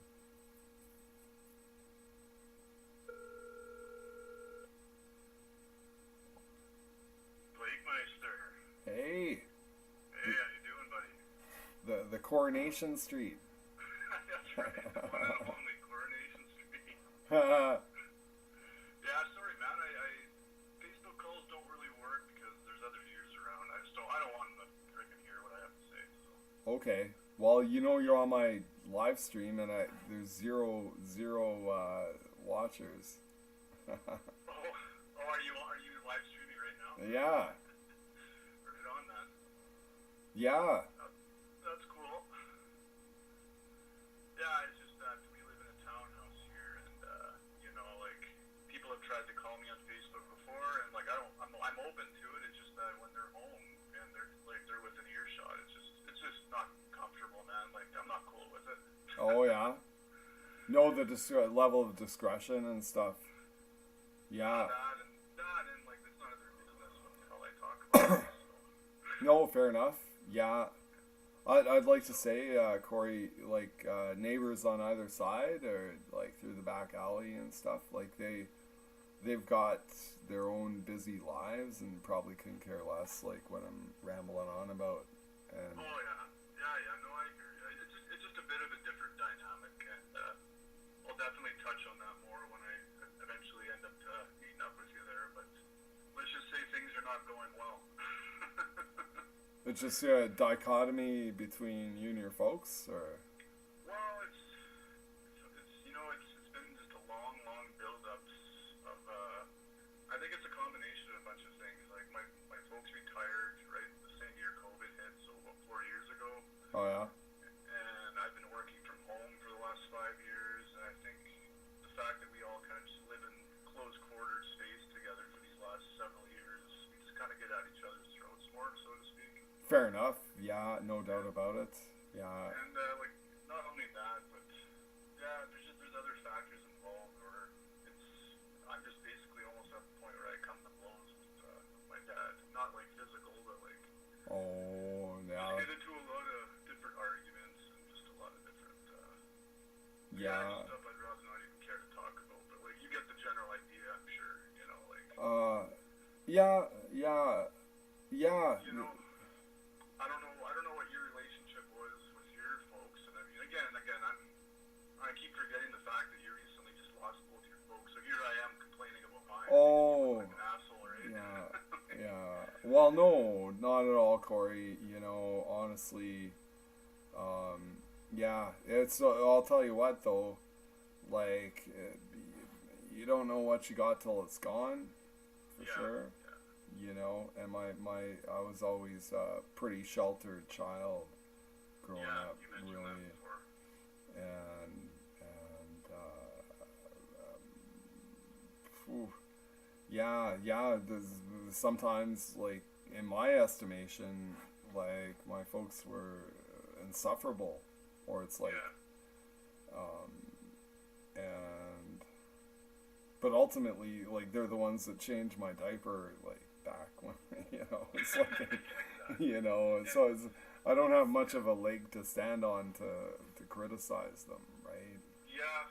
I mean, I don't know, like, what the dynamic was in terms of, like later in life, when after you moved back home after leaving Granite Tower, like, there was a good 10-year period there, I'm sure, where, like, things, I'm sure you guys were getting along 100% all the time, right? Like, it wasn't, like, your typical sitcom where it's like, hey, Mom, hey, Dad, hi, son.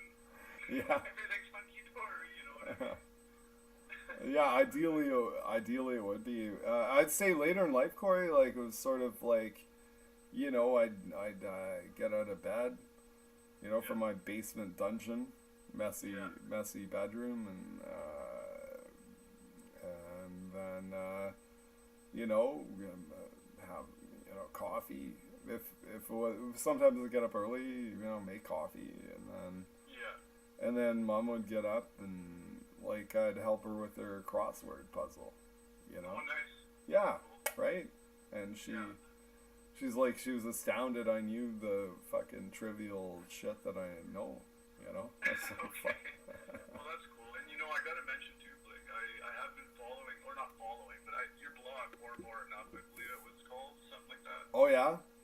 Yeah, I over the years, anyway, I didn't just sit down and read it all in one go, but there's quite a lot there. But I have read it on occasion over the last several years, and, like, just trying to jog my memory now. Like, there's been a couple blogs I'm sure that you've written where, oh, my parents are on my case, or my parents think I'm just a bum, or, like, correct me if I'm wrong, but I'm sure you've touched on that before. Oh, you betcha. Yeah, you betcha. My face is red, like, you reminding me of that, but yeah, for sure.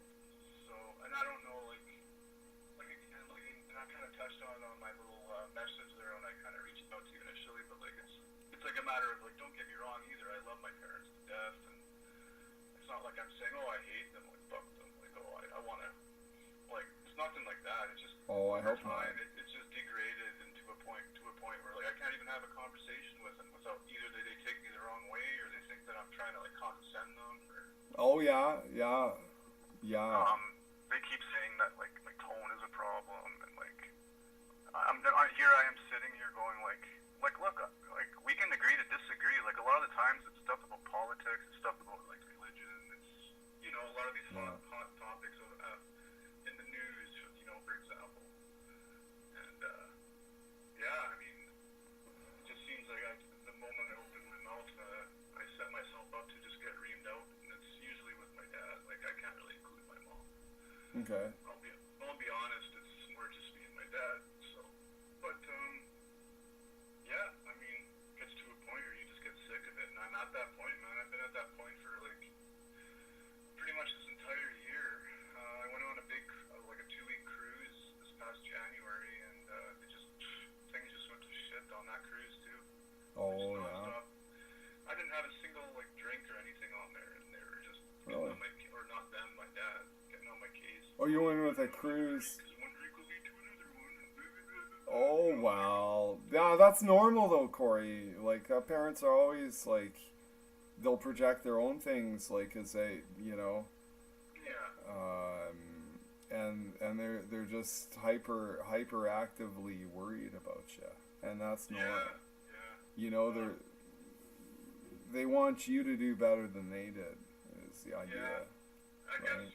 guess I have to look at it from a different perspective. Maybe that's part of it too, but I'm at a point now where it's like, like, I'm trying to, like, at 41 years old, I'm trying to maintain a relationship with my parents in the sense that, like, I don't look at them like I was when I was a teenager, where, like, they're out, like you said, they're out to look after me. Mm-hmm. Of I'm course. at a level with them now where I think I've matured to a point where, like, not only are you my parents, but I can treat you like friends, or, like, I don't have a filter, I can speak freely, talk about whatever I want. Yeah. And whenever I decide to do that, I get taken the wrong way, and it's like, well, why are you saying that? Like, it just doesn't matter what the subject is at this point. It's almost like I'm the punching bag for all their frustrations going on during the day, So, and yeah. I can give you example after example after example, but you know, like the gist of it is that I'm just sick and tired of all the arguing and You know, Corey, I guess, like, how old are you now? 41. Yeah, yeah, and I was, like, living with my folks at 41, just like you are. Yeah. And all, like, I think there's nothing, you know, it's I'm gonna say the mainstream media that makes that seem unusual. But if you're not married and you know, but even if you are, like in European countries, that's not an unusual thing to have, you know, multi-generational households, right? Oh no, I'm well aware of that. Especially even in like India and stuff. Like it's almost a customary thing for families to stick together. You know, especially if the son or daughter's single.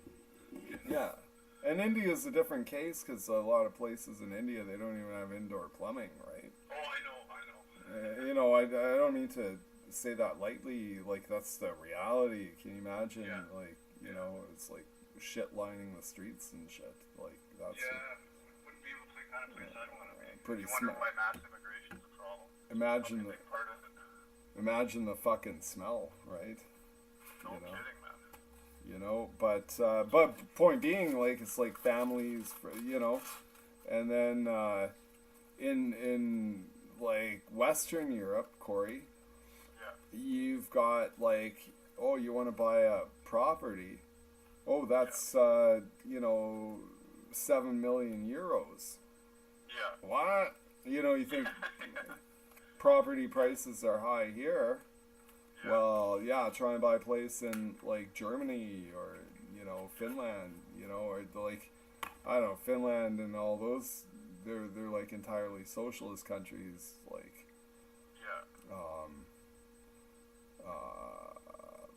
But bottom line, like, yeah, you. Okay, let me ask you this. I'm sorry to. If you don't mind my asking you, keep in mind, like I'm on my live stream, so like I don't know, there's no one listening, but my you know it'll go in the archives and shit. But well, if there's anything that we talk about that I feel shouldn't be made public, then you should by all means do that. yeah, no, I'm not. You know. I don't think my parents are gonna find the live stream, but I'm saying, you know, generally speaking, right? A slim to none chance. Yeah. Yeah. No, there's no way. But anyway, shoot, what were you gonna ask me? Is yeah, like quite frankly, like you're more than welcome to stay here. At the same time, I'm like thinking like, oh no, what I want to ask you is like, do you ever feel like your parents want grandkids? Well, they do, and they already do have grandkids. I have 3 little nephews right now. So. Oh, you have kids? I don't have kids, but I have a brother and a sister who are married to. They've been married for a while now, and okay. I got. Oh, okay. Well, that's good. Yeah. Like I'm sure that they'd like nothing more than the son, which is easy to more have a grandkids. kid, The more the merrier. Yeah, the more the merrier. Yeah. Yeah, my brother has my brother has 1 little one. He was born last year in April, and my sister has 2 little boys. One is turning 4, or 5, no, one's turning 5, and one's turning 3. So yeah. Uncle Corey. Yeah, and I love him to death, and I essentially treat him as my own. You know, like. Yeah, of course. So. Yeah. So. Yeah, that's like a blessing I'll never realize, Corey, is because I don't have any siblings. Right. You know, you're an only child. That's right. Yeah. So, and I want to say too, like on the note of me moving in with you, like thank you again for like I really, you know, when I wrote that all out, man, to be honest, it was 50-50, because Lauren was like I pitched it to Lauren saying, well, what do you think Blake's gonna say? What do you think he's gonna think here? He's like, oh, Blake will be open, like he'll welcome the change, and I'm like, oh, I don't know, there might be a good chance he may not want anybody to be like living with him. I completely understand that Mathews. So yeah, thanks for being open to that plan. And like I said, like I'm 100% gung ho on following through on my end of that bargain. Like yeah, when I say I'll pay you a monthly whatever amount all on top of your food, Oh yeah. I'll do that. Yeah, Corey. All I mean that's a pretty good bargain if you ask me. well, yeah. I know. I don't need like a bunch of weed or nothing. You know. No, I know, but I can hook you up that with some good shit, man. Yeah. But, like for yourself and like have deck parties and Oh, for sure, man. You know. Like I'm not even a big drinker at all. Like I quit like drinking like 6 years ago. Like I still drink on a, but I used to be like drinking every day, like buying a case of beer a day and bringing it home and getting drunk in my room, kind of thing. And I stopped doing that since August of 2018. So here we are, 6 years later, and it might change once I move down there, mind you. But like, yeah, I don't have any plans on falling off the wagon, so to speak. But Yeah. at the same time, like, yeah, I don't mind, you know, going back and having some beers with my bro Blake either. So. Thanks, Corey. Yeah. Yeah. And I mean, like when I say like I'll buy your booze within reason, I mean exactly that. Like I don't know what your daily or weekly like spending habits are on liquor, but like when I say that, I mean like anytime you say, "Hey Corey, let's go to the liquor store." All right, let's go. What do you want, man? You know what I mean? I think maybe more I want a partner in crime, and let's see if we can't like do some music or something and make a little like side token money or whatever, eh? Well, It's like, you know, I was thinking that too. Like, you know, if we put our heads together, like, what's stopping us from starting our own business or doing something to make money? Like, I'm sure we can figure out something. Like, You know there's what's probably a fair amount of work down there, right? So. you know what's stopping us? $50 to 50 bucks? yeah, register a business. Yeah, I think that's about what it is. Do you have any like business ideas in mind, or like anything off the top of your head, or? Well, sort of like you know, like sort of dip your toes into the whole business community. Is like start off with a holdings company, Oh yeah. register it, and then go from there. And then your holdings company happens to have a publishing company. Yeah. Okay, I'm just gonna go grab my tea, Blake. Can you give me this like 10 seconds here? You're drinking tea? That's I'm drinking tea. That's pretty lame, right? But I'll be right back, man. Is that all right? yeah. No, I'm here all night, man. Give me like 10 seconds. I'll be right back.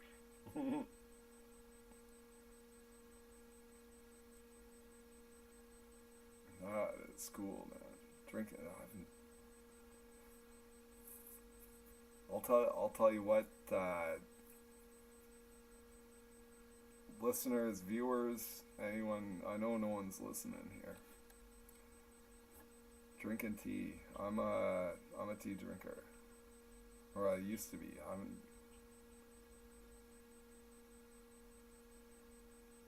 I will drink herbal tea. Alright, sorry about that. I'm back. Yeah, I'll drink herbal tea. There's certain I've discovered, like I got this like gout condition, eh? Right, I remember that. You were talking about it before. And apparently, like you know, I'm always kind of looking up, like. Yeah. I'm not very proactive. It's only until I actually get a gout attack, and you know, and then I'm like, what could it have been? Oh, I still remember back when you were living in Edmonton, there would be days where I'd come over to visit you and you could barely even walk, man. I remember that clearly, actually. Right? Yeah. Yeah, I had to go to the liquor store for you a couple times. Thank you very much, Corey. Yeah. No problem, man. Yeah, that was, yeah. Yeah, no. I was trying to think of how, like, that must have been, what, 2012, 2013 when you got the boot from there? Around there? Somewhere in there. I think it was about 2009, 2010, more. Oh, was it that long ago? I thought it was a bit later than that, but it had to have been at least 10, 12 years, yeah. Yeah. Like yeah, so. Yeah, I got the boot. Yeah, I mean, I don't know, man. Like, there were some pretty shady people that were coming by there, so I guess it was only a matter of time. Sure. Yeah. So it was probably all the noise complaints that did you in. I'm fair. I don't remember the full story, but I know it wasn't a good ending. It was, well, it was kind of in the end is because I had a close friend. She was like Bikerville, Quebec girl, and then Daniel, like he was the cleanup. He was the wrecking crew dude. That Claire brought in. Yeah, I remember him. Him. And he was like the bouncer. And I think he fucking hated me like to some degree. Oh, he didn't like Lauren either for no reason too. And then he was surprised that cause he's French, Quebecois, and then he was like surprised. I could tell he was surprised I had a girl from Bikerville, Quebec, like come pick me up. He's probably jealous.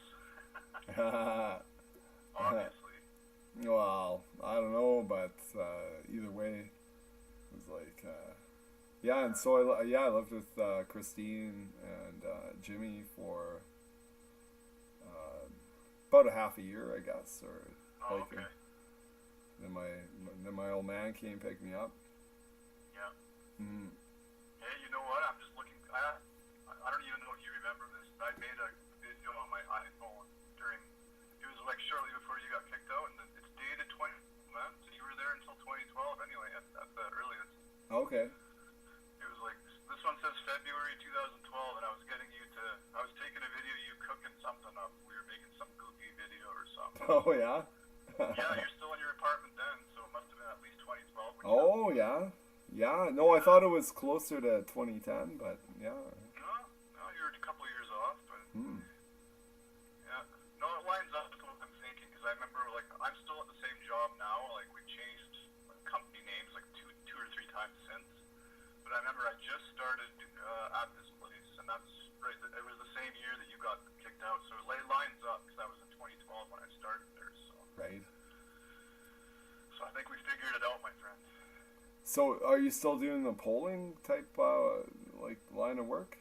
Well, I started off on the phones doing the surveys, and that's when we were still hanging out there, and I've since progressed to doing what's called coding, like not like what you think, like computer coding, Oh yeah. but this is more just looking at all the open-ended answers that people give to the surveys, and then I'm just basically doing like analysis kind of work where I basically group all the similar answers together in this Excel spreadsheet kind of thing.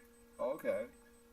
So I'm basically one more step up the ladder of analysis from the data kind of thing. It's a good job. I've been doing that now for like 8 or 9 years solid, and then the last 5 years I've been working from home doing it. So Nice. Yeah, and that's it's pretty sweet. much a permanent thing. So like they pretty much have full trust in me now, and the only reason why I was doing that at downtown for a while is because they weren't 100% on board with how I was going to end up, if I was going to like jump ship all of a sudden, or Oh yeah. so I had to establish myself for a few years, and then finally it got to a point the year before COVID, 2019, where they're like, you know what, Corey, we don't think that we need you to come in physically every day. You can just do this from home. And I was like, finally, it's about time. Yeah. Yeah, it's like Because I was trying to, like, I was hinting at it for years, right? And, like, it was getting to a point because I was the only person in that position. Like, they were, when it was getting too busy, they would actually ask me to take work home sometimes. And back then, everything was being printed on paper, so I had to do all the coding, like, work, writing it on paper. Now it's all digital. It's all done online. So. right. So yeah, I kind of progressed from making minimum wage to now where I'm making, I'm not making like great money, but I'm not suffering by any means, and basically everything I'm making is bank. Like my parents aren't charging me rent or anything. So, Yeah. and like that goes back to like, yeah, I don't hate my parents, man. Like I appreciate everything they're doing and have done for me. It's just it's So getting to a point now where I'm not getting along, and I can tell that I've worn my welcome out, and that's fair enough. Like, I'm long overdue of getting out of here, and like I mentioned to you, I don't really like the city to begin with. I haven't for a long time now. So. yeah. Well, this is a city, Yeah. in all sense and purposes, but I live in a part of the city that's more of a bedroom community. Okay. Property taxes are a little higher, places are more expensive, blah, blah, blah. Okay. Are But you closer to the lake itself? yeah, I'm like, you can see it from the back deck. Hey, that's pretty cool. It's right not on. bad, eh? Yeah, it's not. It's pretty cool. Are you within walking distance of like amenities still? Or? There's not a lot of amenities here. There's Booze Mart. Okay. There's a dance studio if you're into dance. Sweet. There's drugstore. Is there a weed store? Yeah, there is. There's two, I think. Oh, right on. Yeah, there's weed store. There's actually on this end of town, which is like a little surprising. There's a brewery, Oh. like a and distillery. Like they make this. You know, they supply local. You know, they get their product out there, if you will. All right. Cool. There's like in the city proper, Corey. There's I'm gonna say like probably 19 liquor stores. Oh man, why is there so many? There's you know what? If I had to, wager guess, Yeah. I'd say it's because like a lot of people here are like Boozers? The whole more town's alcoholic? more time than money, but it's like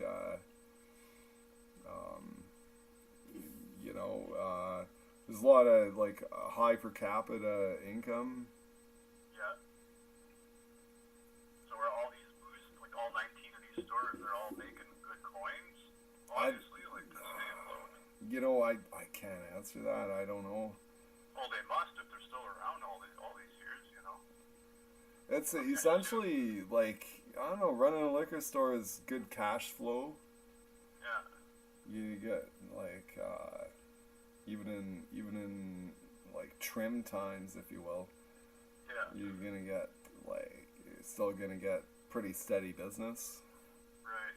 Hey, there's So- a business idea. Why don't we make the 20th? We'll make it an even 20. We'll run our own liquor store. Well, I'd say any way you look at it, it's like if you don't make money, you're at least gonna break even. Yeah, I'm joking. I mean, like I said, if we put our heads together, I bet we can figure out like some sort of a work job that would Yeah. make us some coin. Even if it's something on the side, because like, yeah, this is my only source of income here, and like I said, all I need is a internet connection, and I'm good. So Right. I obviously I know that you have an internet connection at your place. So. I do. Well, for the time being, Corey, it's like pretty sure you can keep that stable.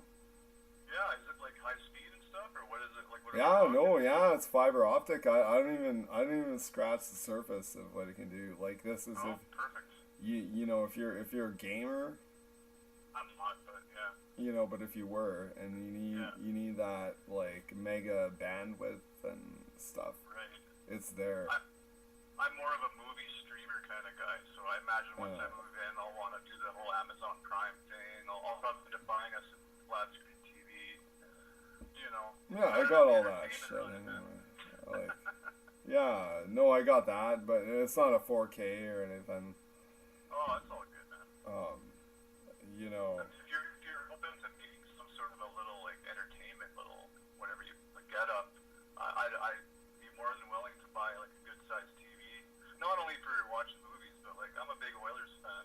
Yeah. So I'd like to watch games and stuff, and Yeah. et cetera. So. Yeah, for sure. Yeah, no. I mean, it's a pretty basic house, Corey. Yeah, and I have to say too, I ended up doing some detective work, and I ended up finding out your address by typing in Mathews into a sort of a 411 directory online. Really? And I typed it in 11th, I believe it is 11th Avenue. Is that correct? Yeah, that's right. Yeah. Yeah. So I know exactly what your house looks like, and plus I cross-rep obviously the pictures that you have on Facebook with it to confirm that. So. Yeah.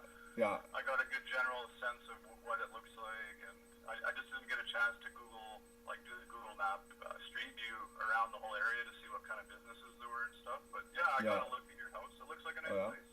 Yeah, it is. Yeah, it's perfectly quaint and nice. Yeah, no, I mean it's right. I mean, like like I know that I'm going from a city to a city, but like honestly, like I'm going from a city of like 1 million to what 15,000, 14,000, something like that.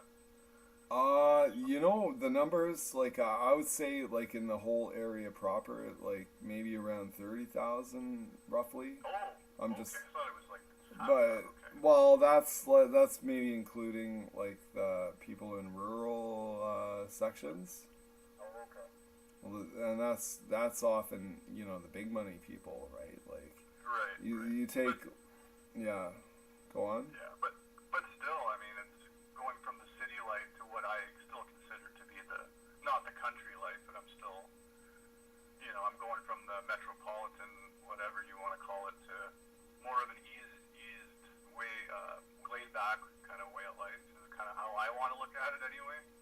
Right. You know, I could be off on that, but I mean, everyone's saying it's like in the middle of nowhere and there's a lot of crown land and blah blah blah. And Sure. like, I'm kind of an outdoorsy guy, so like that kind of appeals to me too. And I mean, I'm sure you'll give me like the grand tour when I get there too, right? So.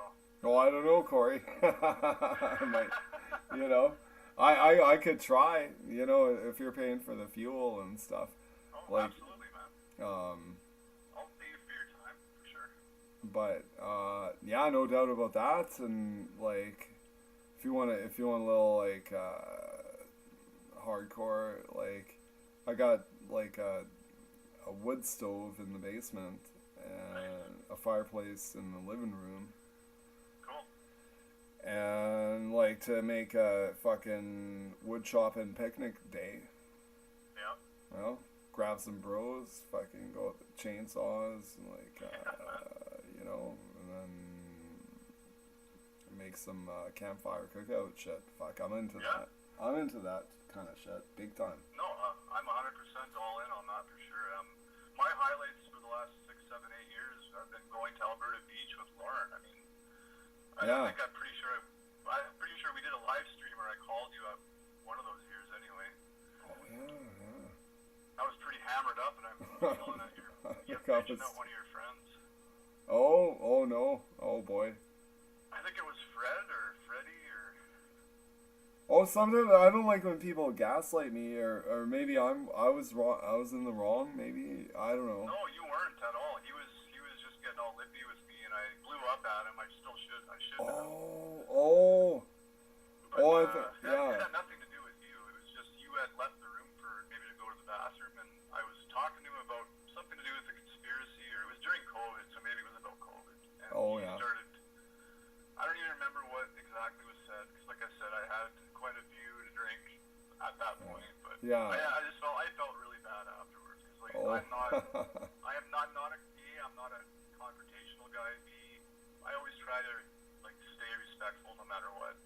And that was one of those very rare moments where I blew up and lost my shit. And I think part of that was that I had a really bad toothache at that time. It actually turned into an abscess. Like once I went back home, I had to go to the dentist, and I ended up getting all this reconstructive work done on my face. Actually, Holy fuck. I have like brand new teeth all on the top, and I ended up getting like crowns and veneers and blah blah blah. But anyway, yeah, I felt bad because this guy was quite a bit older, but Oh, thinking yeah. of the right guy. And, Yeah. I like to respect my elders no matter what, even if they are insulting me, right? So. Sure. Yeah.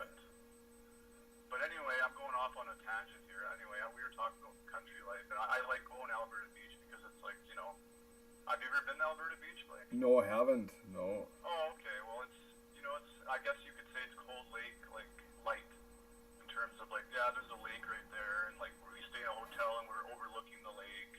Yeah. It's, like, you know, a village of, like, 1,000 people, not even, so it's a lot smaller than Cold Lake, but I just like going down there because it's out of the city, you know? Well, see, it's like Lac Saint Anne, isn't it? Yeah, it's right Yeah. in that district. Like the lake is like Lac Saint Anne, Lac Yeah. Saint Anne, and there's like a Indian reservation like right across from there too. Oh yeah. Oh, Yeah, sorry, yeah. Up here, politically Corey. correct. Up here, Corey. This is like Lakeland. Cold Lake is by far like the biggest lake, Oh, okay. and it's very deep. It's Oh, like isn't that okay?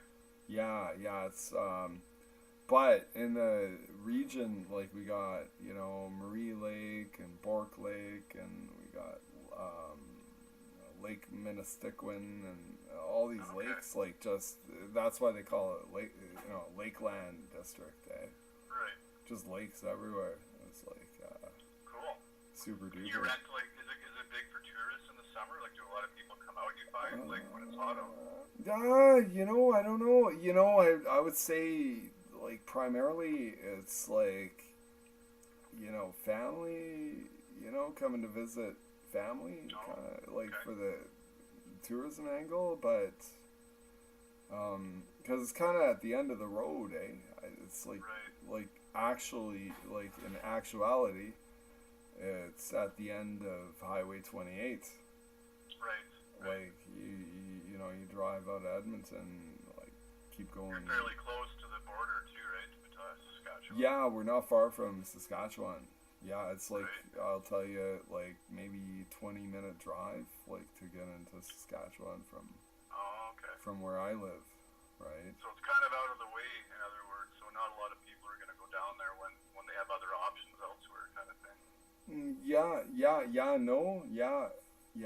It's I don't know, Not a lot but of broads.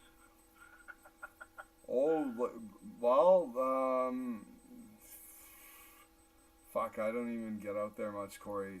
Honestly. Not that I have much luck with the women anyway, but, it's always nice to have eye candy. Yeah. That's all I'm saying. Well, it's here. I guess there's no shortage, I guess. Oh, that's cool. That's cool. But you better be making $180 an hour kind of thing, Oh, fuck, man. I make a fraction of that. You don't even want to know, man. I'll tell you, but I'm not telling you on the live stream. I make more than minimum wage, but I don't make a whole lot, put it that way. I'm due for a raise. I should get another one in January, actually. And I shouldn't say that, but like, there's like girls that even look at me, like they're half my age and like Yeah. they're working at the Tim Hortons or whatever, eh? Yeah. So there's that angle, but Yeah. yeah. How old are you again? You got to be what? You're like a bit older than me. I guess you're what, 46, 47? Oh, thanks for that. Yeah, 47. Yeah. Okay, there you go. I knew you were like born in 77 or somewhere in there. So Yeah. yeah, I just had to think. So you're creeping up on 50, man. I know. What are your thoughts on that, or does it not bother you? You don't even care. You don't think about it. Just a Well, number kind of thing. I essentially like I feel the same I did when I was like 35, kind of. Well, good. Well, that's a good thing. Yeah, like I got no health issues, thank God, and Yeah, that's good. And Yeah. you look more or less like, I've seen you, I saw your last live stream just the other day, yeah, and I like to say that you look pretty much no different than you did back in 2012 when I last saw you. Yeah, you've aged a little bit, but we all have. Nobody doesn't age, right? yeah, and I think a big part of that, Corey, is and I'm gonna say regrettably, Yeah. I never had kids. There you go. And So I same with got me.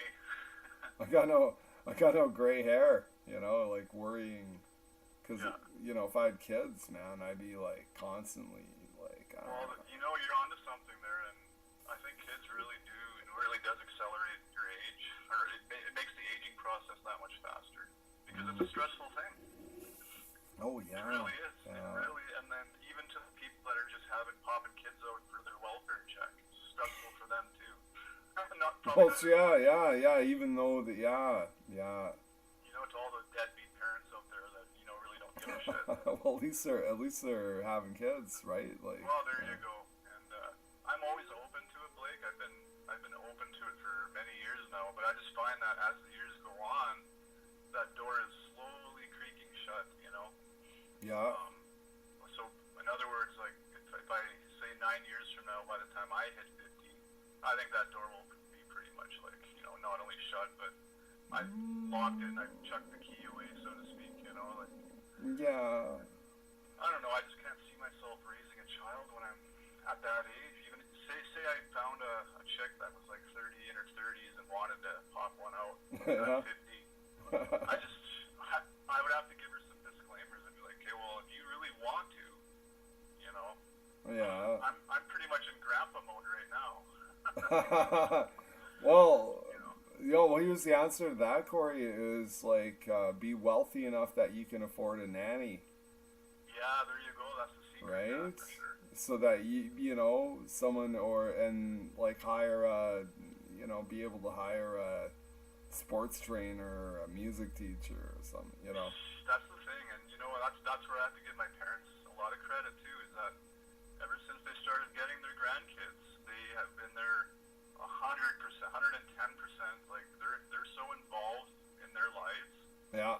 that and that it's admirable. Like it almost gives them that glimmer of youth back again, where they're brought back to the days when they had, like when I was a little boy and my Oh, brother was yeah. a little boy and my sister was a little girl. It brings them back to those glory days, you know. Isn't that nice, eh? That's so Yeah, cool. it's nice Yeah, to you see. betcha. It's nice to see them interact in the way that way, and it actually puts such a a bright smile on their faces that I can see like they're not doing this just because they feel they have to. Like they're doing it because they want to.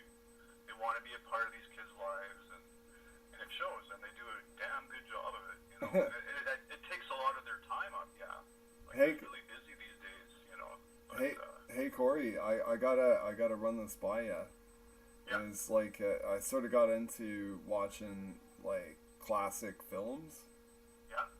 and I'll run one by. If you haven't seen it, tell me if you've seen it. Okay. Little Lord Fauntleroy. It doesn't ring a bell, man. No, Little Lord Fauntleroy. That's the title. What year is that from? I believe it was like it's black and white, so Okay. I'm thinking like probably like mid-50s. It's old. I'm It's not too familiar with anything. Like I'm big on like late 70s, 80s, 90s are my forte. well, I'll give you a quick rundown. It's a really interesting film, Okay. and it's about like this little lad who's like they're living in New York, Yeah. but they got like old world money, eh? Like, Okay. but he is like, he doesn't care, he's like friends with, he gets a little bullied and stuff, but he's friends with like the Jewish shopkeepers and all this shit, right? Okay. Like, and then it's discovered that he's like the heir to like a massive fortune Okay. in Great Britain. Like he's like, that's hence the Lord. Like he's Right.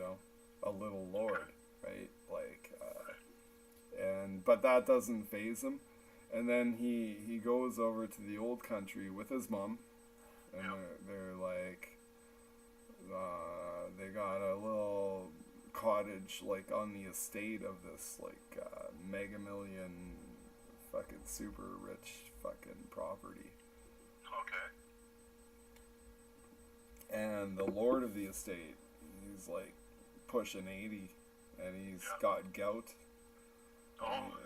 and he's like cantankerous and mean and stuff like that, eh? Yeah. But Okay. when this heir to the throne like comes in, like this kid is like total diplomat, Okay. just a nice young lad, no, not a bad bone in his body. Nice. And then it turns this lord around, like this lord has a new look on life, and Oh, okay. yeah, and then in the film, of course, there's a plot twist, like there's an imposter who's saying, well, I'm the real heir to the throne, and Oh, okay. Of it's course, like this shitty kid enters the picture. Right. Yeah. There's always got to be that or the bad guy in the movie, right? Yeah, right? Yeah, I don't know how historically accurate it might be, but it's probably based on something real, as shit goes on in the aristocracy, and, Yeah. but, yeah, it's kind of a cool film, I thought, anyway. I'll give any movie a chance, man. I mean, I remember, again, going back to when we used to hang out at Grand and Tower. I mean, you had a big box full of DVDs, or maybe it was VHS, actually. And I remember one day I came over and you're like, hey, you want to watch this movie? It was, what was it called again? It was with Robin Williams. I believe it was called Jack. Does that ring a bell? Oh, yeah. And the reason why I find it funny is because I was going on and on to you about like, oh, that movie looks so stupid and so shitty, and like that's probably like the last movie I'd ever want to watch. And like, and sure enough, like the next day or a week later or whatever, I come over and then as a joke, you're like, hey man, you want to watch this movie? And you put it in, and it turned out it was actually a pretty decent movie. So I was just like, oh, okay. I guess I was wrong about this whole concept of the movie or whatever. I'll watch any film, and like the way I look at films, Corey, is like I look at them like, you know, production value. Like to me, because I haven't, you know, I've acted in a film. Oh, okay. You know, it was a low budget like student film, so nothing, you know, to write home about, if you will, but. Right. But just seeing the work that goes into any film, like whether Yeah, it's it gives you a deeper appreciation, when you see all how it's made and. precisely, Yeah, I hear you, man. For yeah, sure. yeah, and yeah, I'm typing in. I'm a big horror guy. Like especially like stuff from the '80s. You know, even some of the stuff from like the late '70s. That's kind of. It's been my go-to for a while anyway. Like I have this site that I go to online. Right, you can essentially any movie you can think of, it's there, and it's streaming pretty high quality. And I've been on this kick where I'm watching all kinds of movies, horror movies from the '80s, and like, man, there's so many that I didn't even know. Like I thought I knew about most of them, right? But no, there's a shit ton out there that I didn't even realize were out there. So, and some of them are pretty crappy, but I don't know. What are your thoughts on horror movies? Are you a horror guy? Like, I'm gonna play an introductory theme song, and you tell me what film it is. So. Is it Halloween? Well, listen. Okay.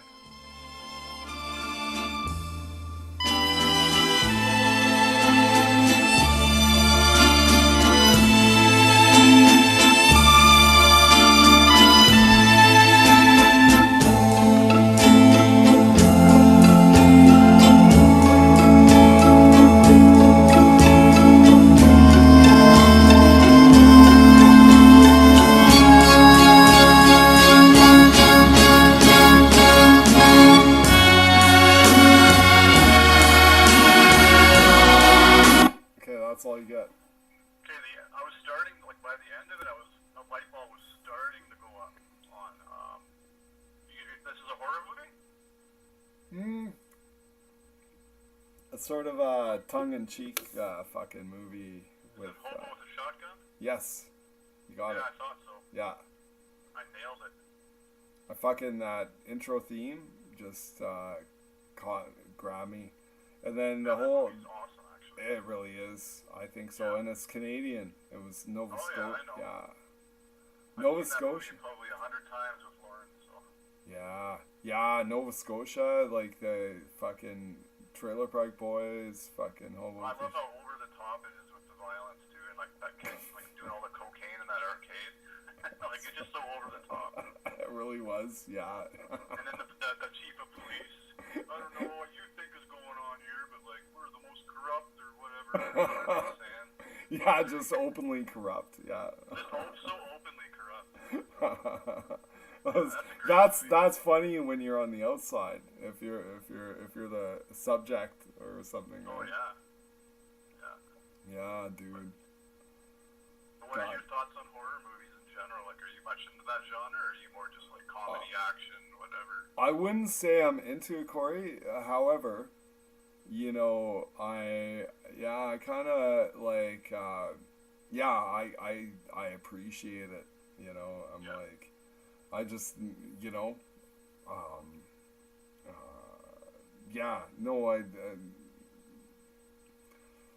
tell you what, man. Like I watched the serial thing from Great Britain called Midsummer Murders. Okay, I don't think I've heard of One of the episodes. Okay, so to give you a quick rundown, it's like you got Chief Detective Inspector Barnaby, and he's sharp as tacks. Like he's Okay. and then he's always got a sidekick, you know, a sergeant detective guy, and they're working in the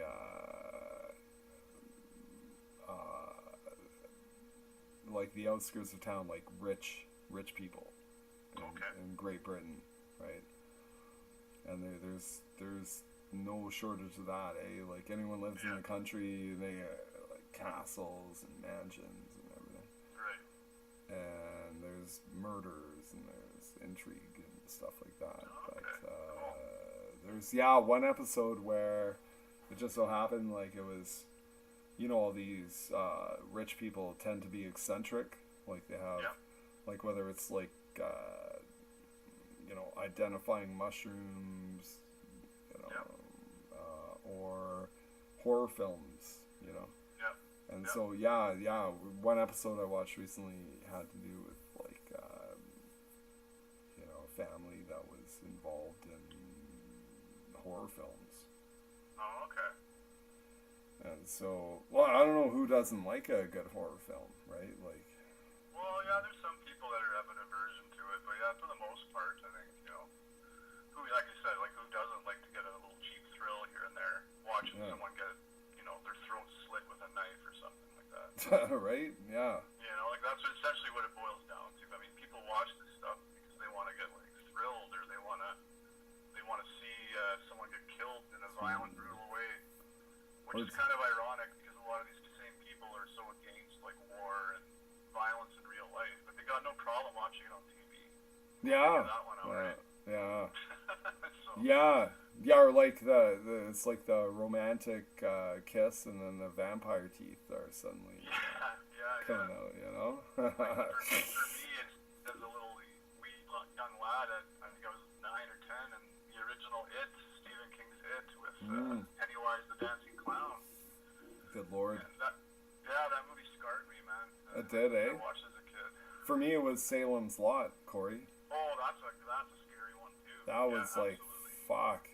I can't even believe watching that with my mom let me watch that. I was like, yeah, that must have scared the crap out of you, man. oh yeah. But It came out, what, the 70s or something? I think it was like early 80s, but around then. And then somewhere in there. one of my, like, I've told Tracy this, like one of my earliest memories, like, well, my first introduction to Western film was in Moscow. Oh, okay. Yeah, I know this is great, like, who can say this, right? But that was me. No doubt. And then, you know, my parents, my dad was posted there, and we were at the Canadian Embassy, and it was like a 3-story building or something, and like the party was running on, everyone was having a good time, and I'm like 3 years old, right? And it's like, so mom instructed dad to like put me to bed somewhere. So dad brought me up. He brought me up to this room, and then set up a film projector. And the film was Clint Eastwood. Every which way but loose. Oh, is that the one where he's him and the sidekick is like that ape? Or Yes, yeah, that's the one. And I didn't even, you know, I was like a little kid. I was like, I think I made it like, you know, like maybe an hour into the film, you know, but I was just laying on a couch with the film, you know, dad set up the film projector. Like, that's fucking, that's a little weird, eh? Like, I don't know, but yeah, just make sure, you know, so you wanted to party on for like another couple hours probably, and I was like, oh man, set this up, this'll pacify. Distract them for a little while. Right? Yeah. Yeah. Yeah. Yeah, that's cool, man. Yeah, I don't know what really. I had questions for you, and I'll probably end up forgetting most of them. Like, I'll give you a call. Obviously, we'll talk more up until the days leading up to me moving in. Of Oh, course. yeah. But, Yeah. I mean, yeah, I very much look forward to it. Well, you know what I was gonna ask Corey is like probably like summer of what are we coming up here? 25. Like I might consider, divesting, you know, Yeah. but maybe not, depending. What do you mean by what do you mean divesting? I don't Well, know what that- like selling the place, eh? Oh, okay. Like maybe, but that's the thing, eh? Is like sort of my how would you feel about living in Smoky Lake? I wouldn't matter to me, man. Yeah. Are you thinking of just changing of scenery, or like why are you thinking about moving? Mainly like this place is too big for like even two single dudes if you were to move in here, right? Like I'm thinking Right. like not necessarily, I'm not. It's not, I'm just It's just an idea you got right now. yeah. And, Yeah. I mean, well, keep in mind that it won't be until April at the very latest of next year that I'd be moving in. So I don't know if that would interfere with your plan or not. But I would say it would probably be closer to March, to be honest. Hey Corey, do I have to meet your mom and dad? Oh, they wouldn't be coming along on the move, no. No, just to reassure them. Yes, Mr. and Mrs. DeHack, Corey will be fine here. You'll be in good hands. Yeah, right. No, I'm not 21 anymore. Maybe back then they would have been more concerned, but I haven't even told them what's going on yet, to be honest. Yeah. I plan on it very soon, but I'm trying to time it, the right way. I just haven't had a chance. I've been really busy with work, and then when I'm not busy with work, it'll be I'm about to break the news, and then we get into an argument. Like that's what I was mentioning before. Yeah. It's like argument after argument, and why should I want to? Hey guys, I got some great news, and I'm all like it just shits on my mood. So I go fuck it. Why should I tell you guys right now? Yeah. So I'm kind of waiting for the opportune moment to sit them down. How can I put this? I'll put it this way, Corey. Like, they're probably not wrong about a lot of things. If Yeah. that makes sense. Like, and maybe deep down you know that. Same time, they're not experts on everything. Yeah. I know that's kind of a simple way to, it's like, I'm not really telling you much, but. No, I get what you're saying. At the end of the day, it's a matter of when it comes to a lot of the arguments, when I said I refer to, it's usually just about political stuff, or for example, my dad's so, Really? and he's rightfully against a lot of this left fucking criminality stuff going on. Yeah. And I am too. I'm on board 100% most of the time, but it's just if I bring up anything that counters anything to do with that, because I'm in the industry of market research, and I do a lot of research myself. And so, for example, even just earlier today, we were talking about Elon Musk, and I was going, well, he's okay. He's teaming up with Trump. That's all great, but he's one of those guys that's pushing AI, taking away jobs. And as soon as I mention something like that, he just gets all huffy puffy. Don't you dare challenge my ideal, favorable view of this guy. How dare you do something like that? Well, wait, your dad is in favor of Elon Musk, or no? Well, generally speaking, he thinks that Elon Musk is a good guy, and Huh. I think a large part of that is simply just because he's not a Democrat. How old's your dad? He's 69. Just Yeah. turned 69. Okay. That's interesting to me. Yeah, like if I was a pollster, like I'd be like, wow, I didn't know. Like you know, generally speaking, your dad might be an outlier in terms of like people. Well, I think that if I was to classify him or put him in any kind of category, he would definitely have like far right views. Yeah. He's definitely a Trump supporter, for example, and nothing wrong with that. I can't say I'm a Trump supporter. With that being said, I'm definitely not a Trump hater. That's a good way of looking at it. Like me neither. I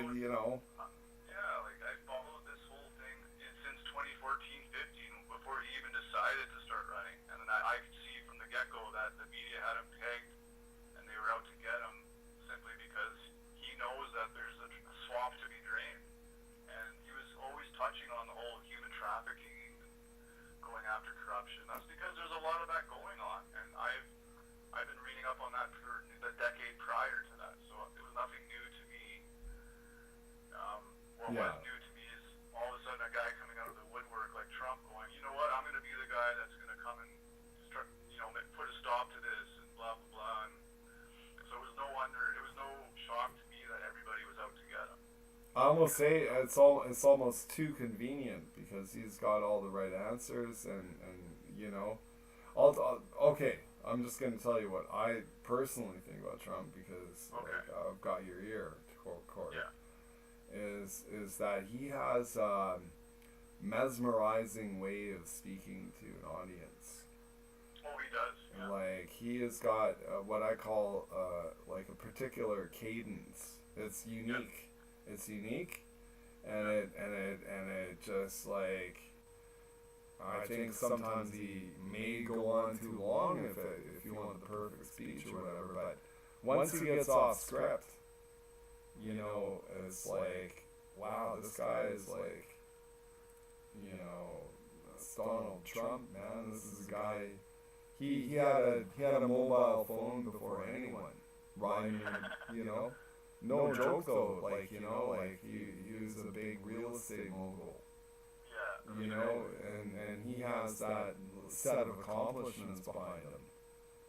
Yeah. And then compared to Joe Biden, who is like government stooge dude. Not trying to take that. I'm not trying to take that away from Joe Biden, because like to serve that long in government. My dad did that. My dad's a government man, and so there's because he put up with a lot of shit doing that. Right. Joe Biden did that. Lunchbox Joe, Yeah. Donald Trump, allegedly a self-made dude. Yeah. Well, by and large, thanks to his dad. I mean, let's be very honest, right? Like, if it wasn't for Donald Trump's father doing what he did, I don't think Trump would have ever been in the position he's in to be like a big, billionaire or whatever. He got a little bit of a running start for sure. Yeah. Oh, absolutely. But he didn't squander it. He ran with it, Yeah. It seems. I think he knew, and I think he knew for years and years and years prior to even running for president. He knew that there was a lot of sick corruption going on. Yeah. And he wanted to do something about it, and maybe he was using that as part of his ploy to get to where he was when he was president. Maybe, like I'm not gonna deny that.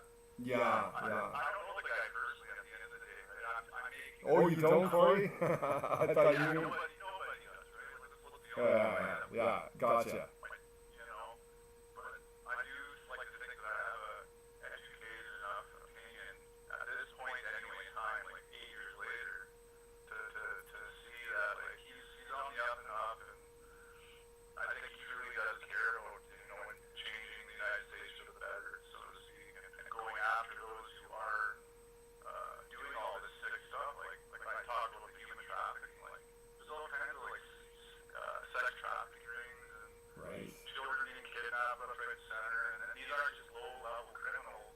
These are people in Hollywood. These are people high up on the political spectrum. These are CEOs of companies. These are people involved in the mainstream media.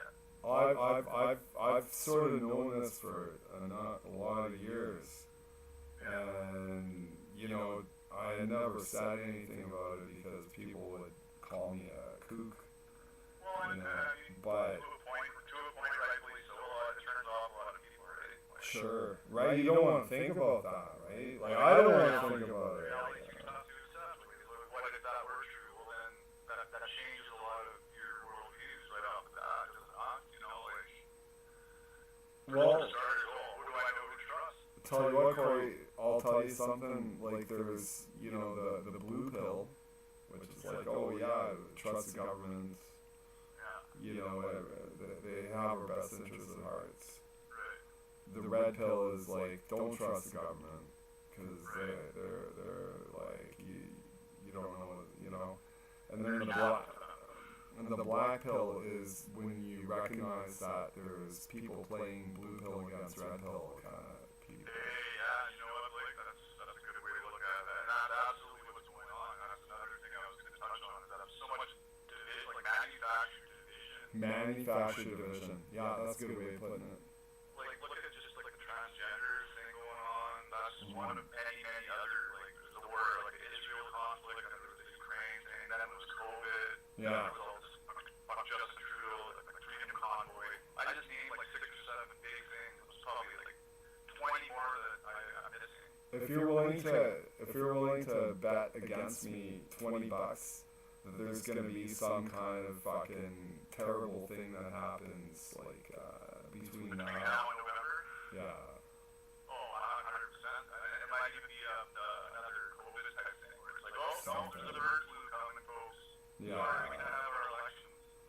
Yeah, so we're gonna have to postpone it here, or whatever the fuck it is. Yeah.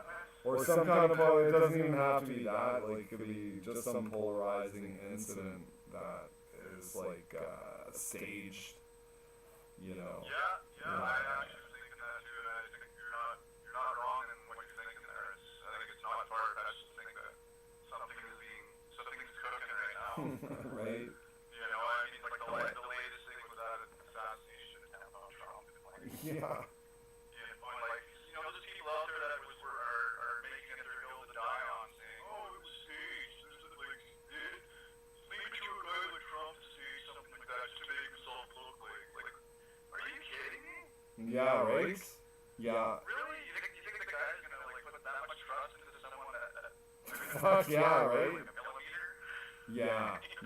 Like, come on, man. Like, that's ridiculous. I've even heard things that, like, maybe there's 2 shooters, like that. I heard that too, and I even heard that wasn't really a bullet that was like a piece of glass. Like they're trying everything they can to try and like discredit the whole thing, right? So, Yeah, someone called it on them, probably. I think so, and I think partially too that the Secret Service were just intentionally not doing their job. Like they saw the guy on the roof, they were notified, and they waited until he took the first shot before shooting the guy in the head. Like why do that? Why not just take him out immediately? Tell you what, Job. yeah, right? Yeah. And That's your job. I'll tell you what, like, I'm just gonna throw it out there, and I don't know, obviously, no one knows. Yeah. But I would look at Nancy Pelosi, Oh, she's an evil bitch. isn't she? Yeah. 100%. But I'll tell you what, one thing about Nancy Pelosi is, like, I'd like to get invited over for, like, a lunch at her place. I get drunk and eat lots. Yeah, I get liquored up, eat lots of food, play Yeah, down. you cook yourself up a nice omelet. Nancy, where's your grand piano? I'm gonna play a song. Did you see that footage of her husband getting attacked with a hammer? No. Oh, yeah, that was like a couple of years back, yeah. Yeah, it might have been last year. Yeah, that was pretty salty shit. Yeah, that was fuck. Apparently this was like I a should- lover or something. Yeah, right? Yeah, The media dude. were trying to spin it off, and obviously they have in the pocket of the media, but like they're trying to spin it off. Oh, this is just some random guy that's just Yeah. like, You just happen to be on the property. You just happen to be, you know, letting himself in the front door. What, you know, yeah. obviously Okay. there's more to it. I think obviously they knew each other, and just by looking at their manners and on the body cam, like there's way more to the story, man. Right? Yeah. I was gonna actually mention to you, this is like a full 360 change of subject. But,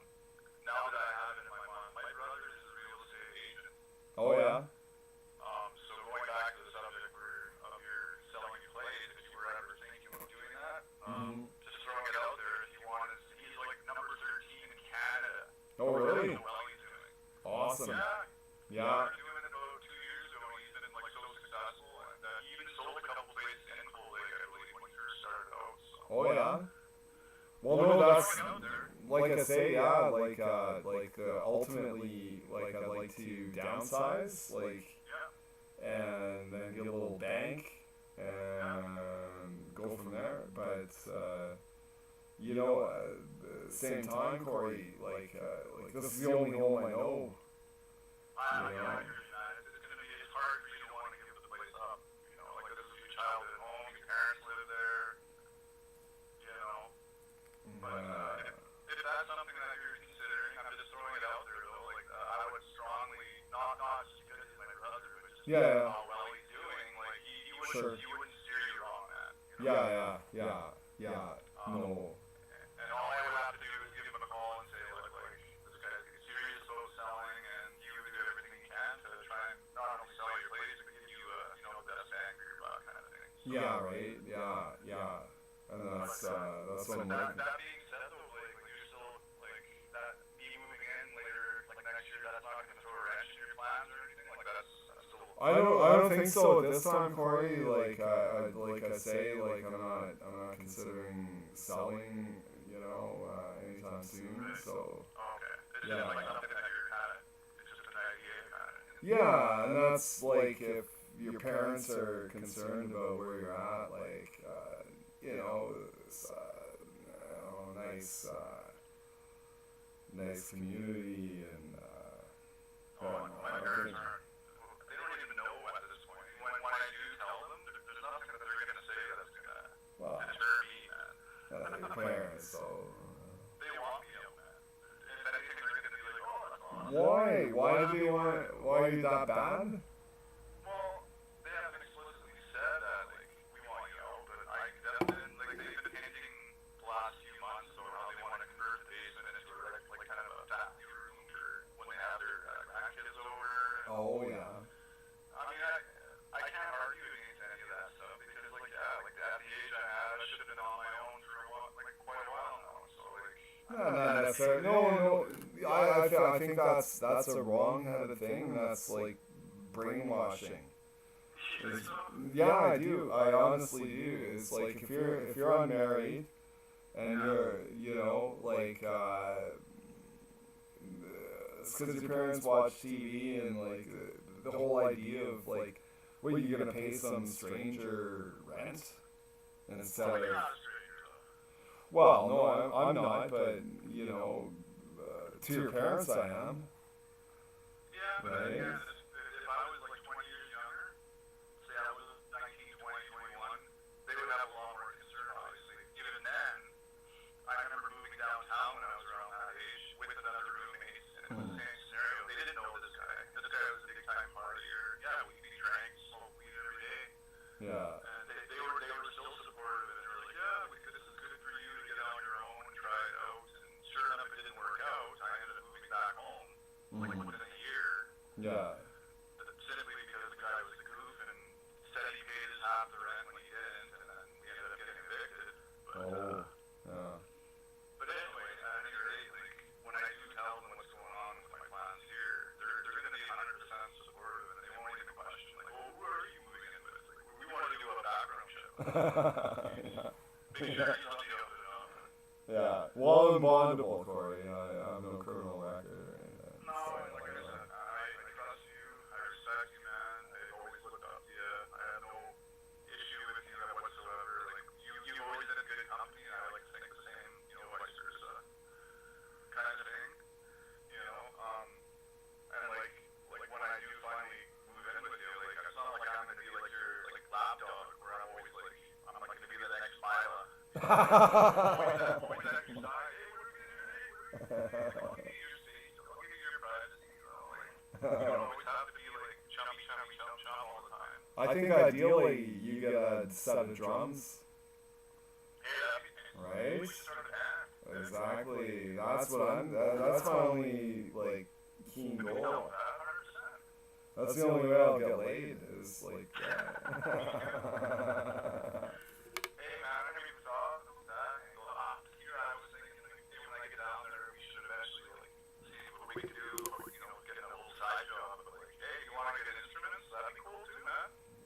know, yeah, right.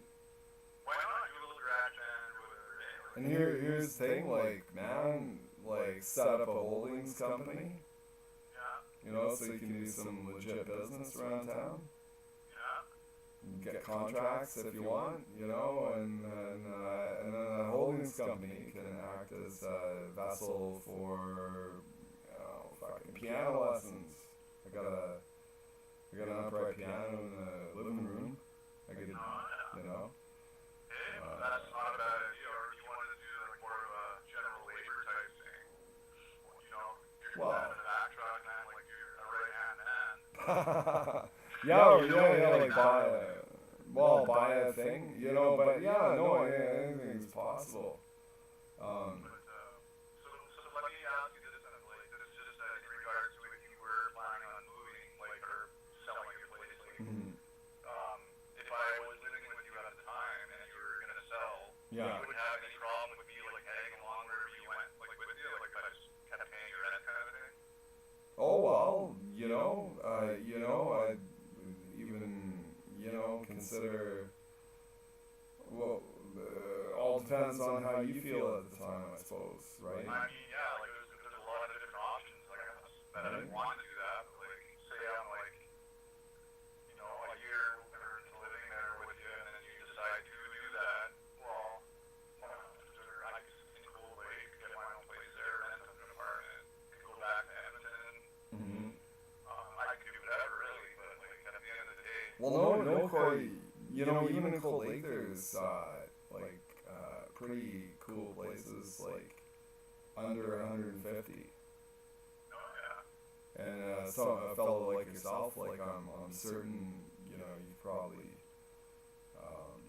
conceivably like you know, opt into that if you wanted. You know, I don't know. Yeah, well, I mean, like, the job, like I said, like, the job I have now, even though it is a fairly steady good job, it doesn't pay well enough where I'd be, like, let's just say that I would need to get a second job, because, at the wage I'm at right now, even though I have quite a bit of saved up, it's nowhere near what you think. Like, I have, like, you know, 20-something odd $1,000. Yeah. That's, you know, if I wanted to buy a place, they would, the bank would laugh at me. Right. Oh, yeah. Like, they wouldn't even be polite about it, right? Like, No, and essentially, like the sort of minimum down payment you're looking at is like maybe 48,000, I think. yeah. So, Correct. I mean, on the other hand, my credit's absolutely perfect. I've had credit cards since 2015 or so, and I've paid them, like, I paid them 100% every single time off, like, by the due date. Yeah. My credit's good, I got savings, I got a steady job of over 10 years, so that looks good on paper, but that looks good for renting, I think. When it comes to owning a place, I'd have to get a better job, or at least more, you know, higher paying. Or a partner, you know. Yeah, that's the other thing too. But so I'm just asking, like, more hypothetically, like, say you were all of a sudden make that split second decision, like, I'm gonna sell the place. Depending on where you would be moving to, if I was to be like, hey, now I'll go with you and I'll pay you, you know, like, would you be open to that, or would you rather, like, just, I guess you wouldn't even know the answer to that, because we're not even. Well, no, right? You know, like. But it's a stupid question, right? No, it's not actually. It's a good question. I'm just trying to make sure I have my bases covered. Like, the last thing I want to do is, like, come down there in March, April next year, only to find out, hey, Corey, yeah, you know what, in, like, 3-4 months here, I think I'm going to be, like, selling the place. Yeah. After I get settled in, right? Yeah. So that's all I'm really worried about. But it sounds like you're just kind of, like, entertaining the idea right now. It doesn't sound More or less, and yeah, I'd be lying to you if I said I wasn't, you know, Corey. But so. yeah, no. Yeah, I mean, Oh, I'd love to start a band with you, man. Or even if it's not starting a band, just getting drums and just getting back into that and jamming with you, you know. yeah. I'm just wondering if this is the best place to do it. Like I'm kind of sandwiched between. Well, I got like grandparents on one side and new parents on the other. Oh, okay. You know. So we can't be too loud. We can still. Oh yeah, during the day, there's no doubt about it. Like Yeah, that's what I mean. Like after like 11 p.m. kind of thing, we kind of have to be a more bit or less. quiet. I think I it's bet you if we soundproof your garage, I bet we could like still probably make some noise, get away with it. the garage is insulated, not soundproof, Oh. but yeah. Okay. Um, I was gonna mention to you too. This has to do with me getting drums, and I still want to do that, but I broke my shoulder February of 2022, so like over 2 years ago now. why'd you do that? Oh, I slipped on ice. I ended up almost breaking my neck. Oh fuck. I basically slipped on black ice as I was crossing the street in a hurry, and I did a full 360 flip in the air, and I landed straight on my left shoulder. And you know where that ball joint is on the shoulder there? You had the rotary cuff or Yes. yeah. Yeah, I snapped it right below there. Like, Oh, I fuck. thought I just dislocated it. So I get up and I'm disoriented, and instant piercing pain there. Did you have friends with you? Pardon me? Did you have friends with you when that happened, or? No, I was by myself. It was actually like 5 in the morning. I was just supposed to go for a dental appointment to get my first menu to get my teeth fixed. Yeah. So I snuck out early to go smoke a joint, so I'd be, kind of stoned out. Yeah, a little anxiety medicine. Yes, Yeah. exactly. And Yeah. I'm just about to cross the street, and I slipped and Holy I fuck. badly broke it. And anyway, the point I'm getting at is I had to get surgery done. Now I have a whole plate in my a metal titanium plate holding the shoulder together essentially with pins and shit in there. Oh So yeah. I had to go through physio for about a year and a half. So I'm at a point now where I'm just starting to feel back to normal, but I'm so weak in that arm still that I'm thinking when I start drumming, that'll really be the true test. And I'm sure by next year when I move in, 8 months from now, It'll come back. I think it'll be good. But I'm just saying I wonder how that's gonna be in terms of long term. And I guess time will tell. But yeah, it was a bummer, man. I have this huge scar from the surgery, and I ended up getting a nice tattoo over it now since, so you can't even see the scar. But Yeah. Kind of went on a tattoo bender. Did ya? January. Yeah, I got quite a few. Yeah. Man. Yeah, I got a buddy. He's back to front tattoos, man. Yeah, I'm pretty much covered on both my lower legs, both arms. I got a couple on my upper chest, and I don't know. I'm not going too crazy beyond that. I still have a few I want to get, but kind of taking a break right now just because I'm trying to save as much as I can between now and when I go out there. So. Well, fucking, I'll tattoo you, man. I'll do it. Pay me. Do you have a gun and everything? No. Actually, I got a buddy though. I don't think he still does it, but yeah, he's done a lot of tattoo work. Oh, okay. Well, I looked up tattoo shops, and it looks like there's 2 or 3 in Cold Lake, so maybe I'll check one out when I'm down there. Yeah. See what's going on, because I don't know. I kind of caught the bug. I got my first one back in 2023, I believe, and I was gonna kind of gauge everything from that one. If it went well and it didn't hurt too much, then I was gonna keep going, and then sure enough, it wasn't that painful at all. It was on the side of my calf, so it wasn't in a spot that was gonna be painful to begin with. Okay. But I've had a couple that were pretty excruciating, just because one was right on the very lower leg, close to the tendon on the heel there, whatever you call it, The Achilles heel. yeah, on the Achilles tendon there. Yeah, the Achilles tendon. Yeah. I got this sick looking angel thing, and the feet of it, man, did that hurt. And then I got this crazy looking tribal skull thing on my upper back of my leg, close to where the knee would be on the other side. That one fucking hurt. Oh yeah. But in general, they're not really that bad. I have a high pain tolerance anyway, so. My cousin Diane came down, and it's kind of like a little hottie, you know. Oh yeah. And we got on a discussion of tattoos, and she says, well, I'll show you my tattoo, and she has one by her lower back, Oh yeah. and then Crap snap. and she's like, check it out. I've seen it before, but I was like, oh, I can't see it yet. Pull your pants. Can you calm down a bit more? Yeah, a little more. It's just like, ah! That's hilarious, man. You just like leaning right in. Hey, can I get whip my phone out here and just like So take I a didn't. picture of your tattoo? Or Yeah, it's like I heard tattoos have a distinct smell. oh, okay. Yeah. Can I take a? Oh man.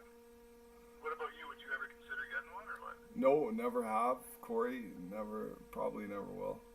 No, okay, not really your cup of tea. Kinda. Yeah, I did like slept with this like land whale chick, and like she's all tattooy and like wanted to bring me down, get tattoos, and I just It's something that you got 100% be committed to. Otherwise, don't bother. yeah, right. I mean, these things like they're for real, man. Like once they're on you, they're on you. Yeah, like laser removal surgery, but you know what? It costs even more than the tattoo itself to do that. So. I'm thinking if I get a tattoo, it's gonna be like swastika on my like right shoulder. On my right shoulder. No, not on my forehead.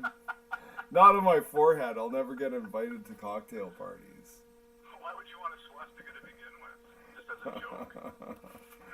I don't think anyone would get the joke. Not in this day and age. Yeah, right? You'd have all the what do you call them? Social justice warriors and virtue signaling fucking idiots. That's kind of the idea. It's like I don't even care. Like the only Jew I met that I thought was like totally fucking cool. Like I met it was like my cousin was like he's like I never even met Jews before, right? And it's like my cousin in Calgary. He's like, yeah, we come over and meet my friend James Goldstein, right? Yeah. No joke, yeah. Goldstein. No, Goldman. Yeah, Goldman. Okay. Goldman. And yeah, his parents live like in Calgary, sort of in a upper middle class district, I guess. Oh, okay. So we go over, and Mr. Goldstein, he kind of looks like me, right? He's got a beard, and oh yeah, oh hey boys, how you doing? James is in the basement. Head on down. Yeah. Okay, and then James Goldstein, he's like, fuck man, this guy after my own heart. Oh, yeah. He's got he's working on like some kind of computer model. Okay. So okay, computer, like I'm a computer guy. Yeah. And then get this, Corey, like he's like, you guys want a beer? Yeah. I'm like, well, It's a Pope Catholic. what do you think Blake? What do you think Blake said? Yeah, it's the Pope Catholic, right? Yeah. And then, well, what would you like? You want a lager or an ale or a stout? I was giving you options. Yeah. Well, this guy, he brewed his own beer, right? Nice. in his parents' basement, right? I'm like, fuck, this guy is like the fucking cat, that's cool. Meow. And like his parents let him do this, right? Like I didn't know how permissive Jewish parents were, really. Yeah. And then so yeah, it's like, well, I'll try an ale, brings on an ale. And then what's he working on? He's working on making his own guitars. Oh yeah. Huh? Right? Like who does that? Yeah. Fucking who does that? No, nobody I've ever met, really. Yeah. Like I met a couple of guys that make your own guitar, but yeah. and then he plays it beautifully. So my first like introduction to like Canadian Jewish family, James Goldman, fucking top tier. Oh, nice. Yeah. So Right on. so I did, I can't be anti-Semitic. There's a lot of horrible Jews out there. No joke.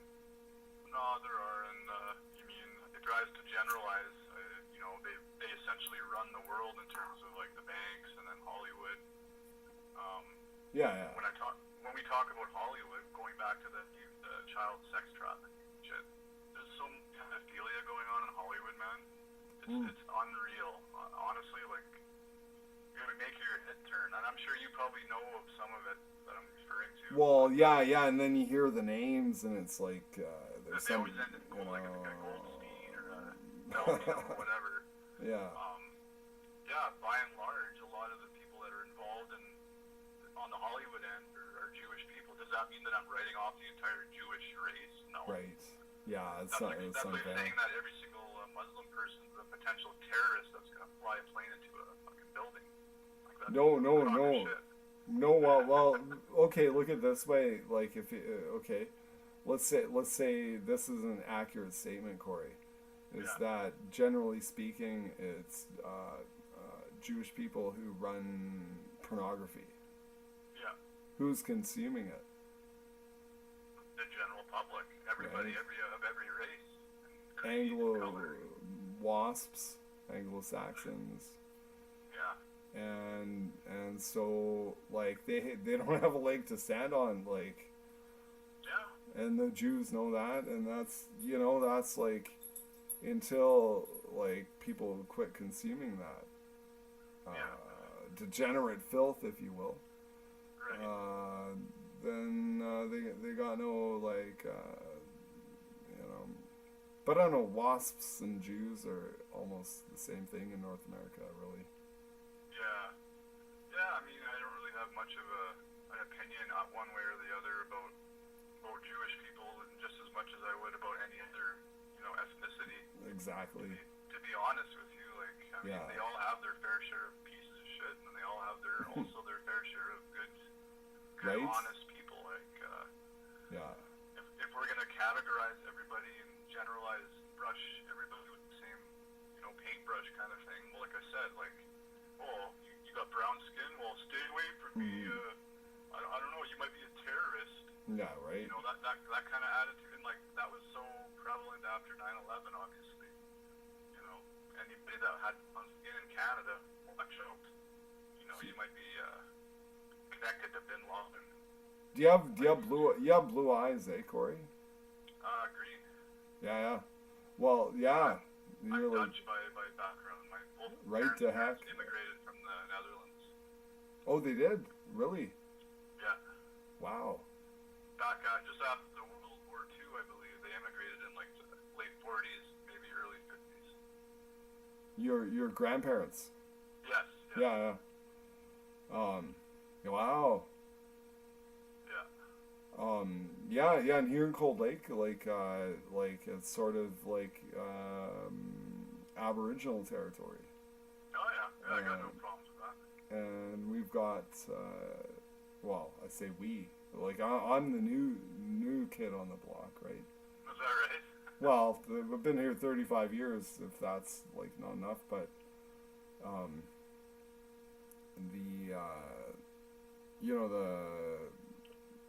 we've got or the natives, I should say. Yeah. I say we, like lumping myself out. Oh yeah, I'm a native too. I'm not. Yeah. I wish I were. Yeah. And they have like a huge business presence, like through their Primco Dene. They own a casino, plus like they run. Well, just off the top of my head, like they got a Jiffy Lube. They've got convenience stores here and there. Like, there's probably a lot of reservations around Cold Lake, eh? well, there's it's sort of like the whole town is surrounded. It's like Circle the Wagons is like you've got like on my end of town, like you take a 1 minute drive and you're on like reserve land, right? Okay. Mm-hmm. Do you ever feel that you're like being like threatened, like, or Oh, you get, no. like, looks from people like, oh, who's this white boy? No, not all. Okay. They love me. Like my Cree name is Munyao. Oh, okay. Yeah. You bet. No, never had a problem really. Well, a couple times, like way back in the day, but You never witnessed anything like any kind of shady activity going on in that regard, or anything that like made you go, oh man, I don't feel safe living here. oh no. Well, yeah. I'm thinking now that you mention it, like, I was driving taxi and got a call to go to the reserve, eh? Yeah. And like dude comes out, he's like dressed like basketball player. He's like just hang on, bro. Okay. And he runs back into the house and like I'm kind of waiting there like a good like 3 minutes or something. Yeah. And I'm like, fuck this, I'm out of here. Like this is Yeah. like fuck. So I just like pulled out and left.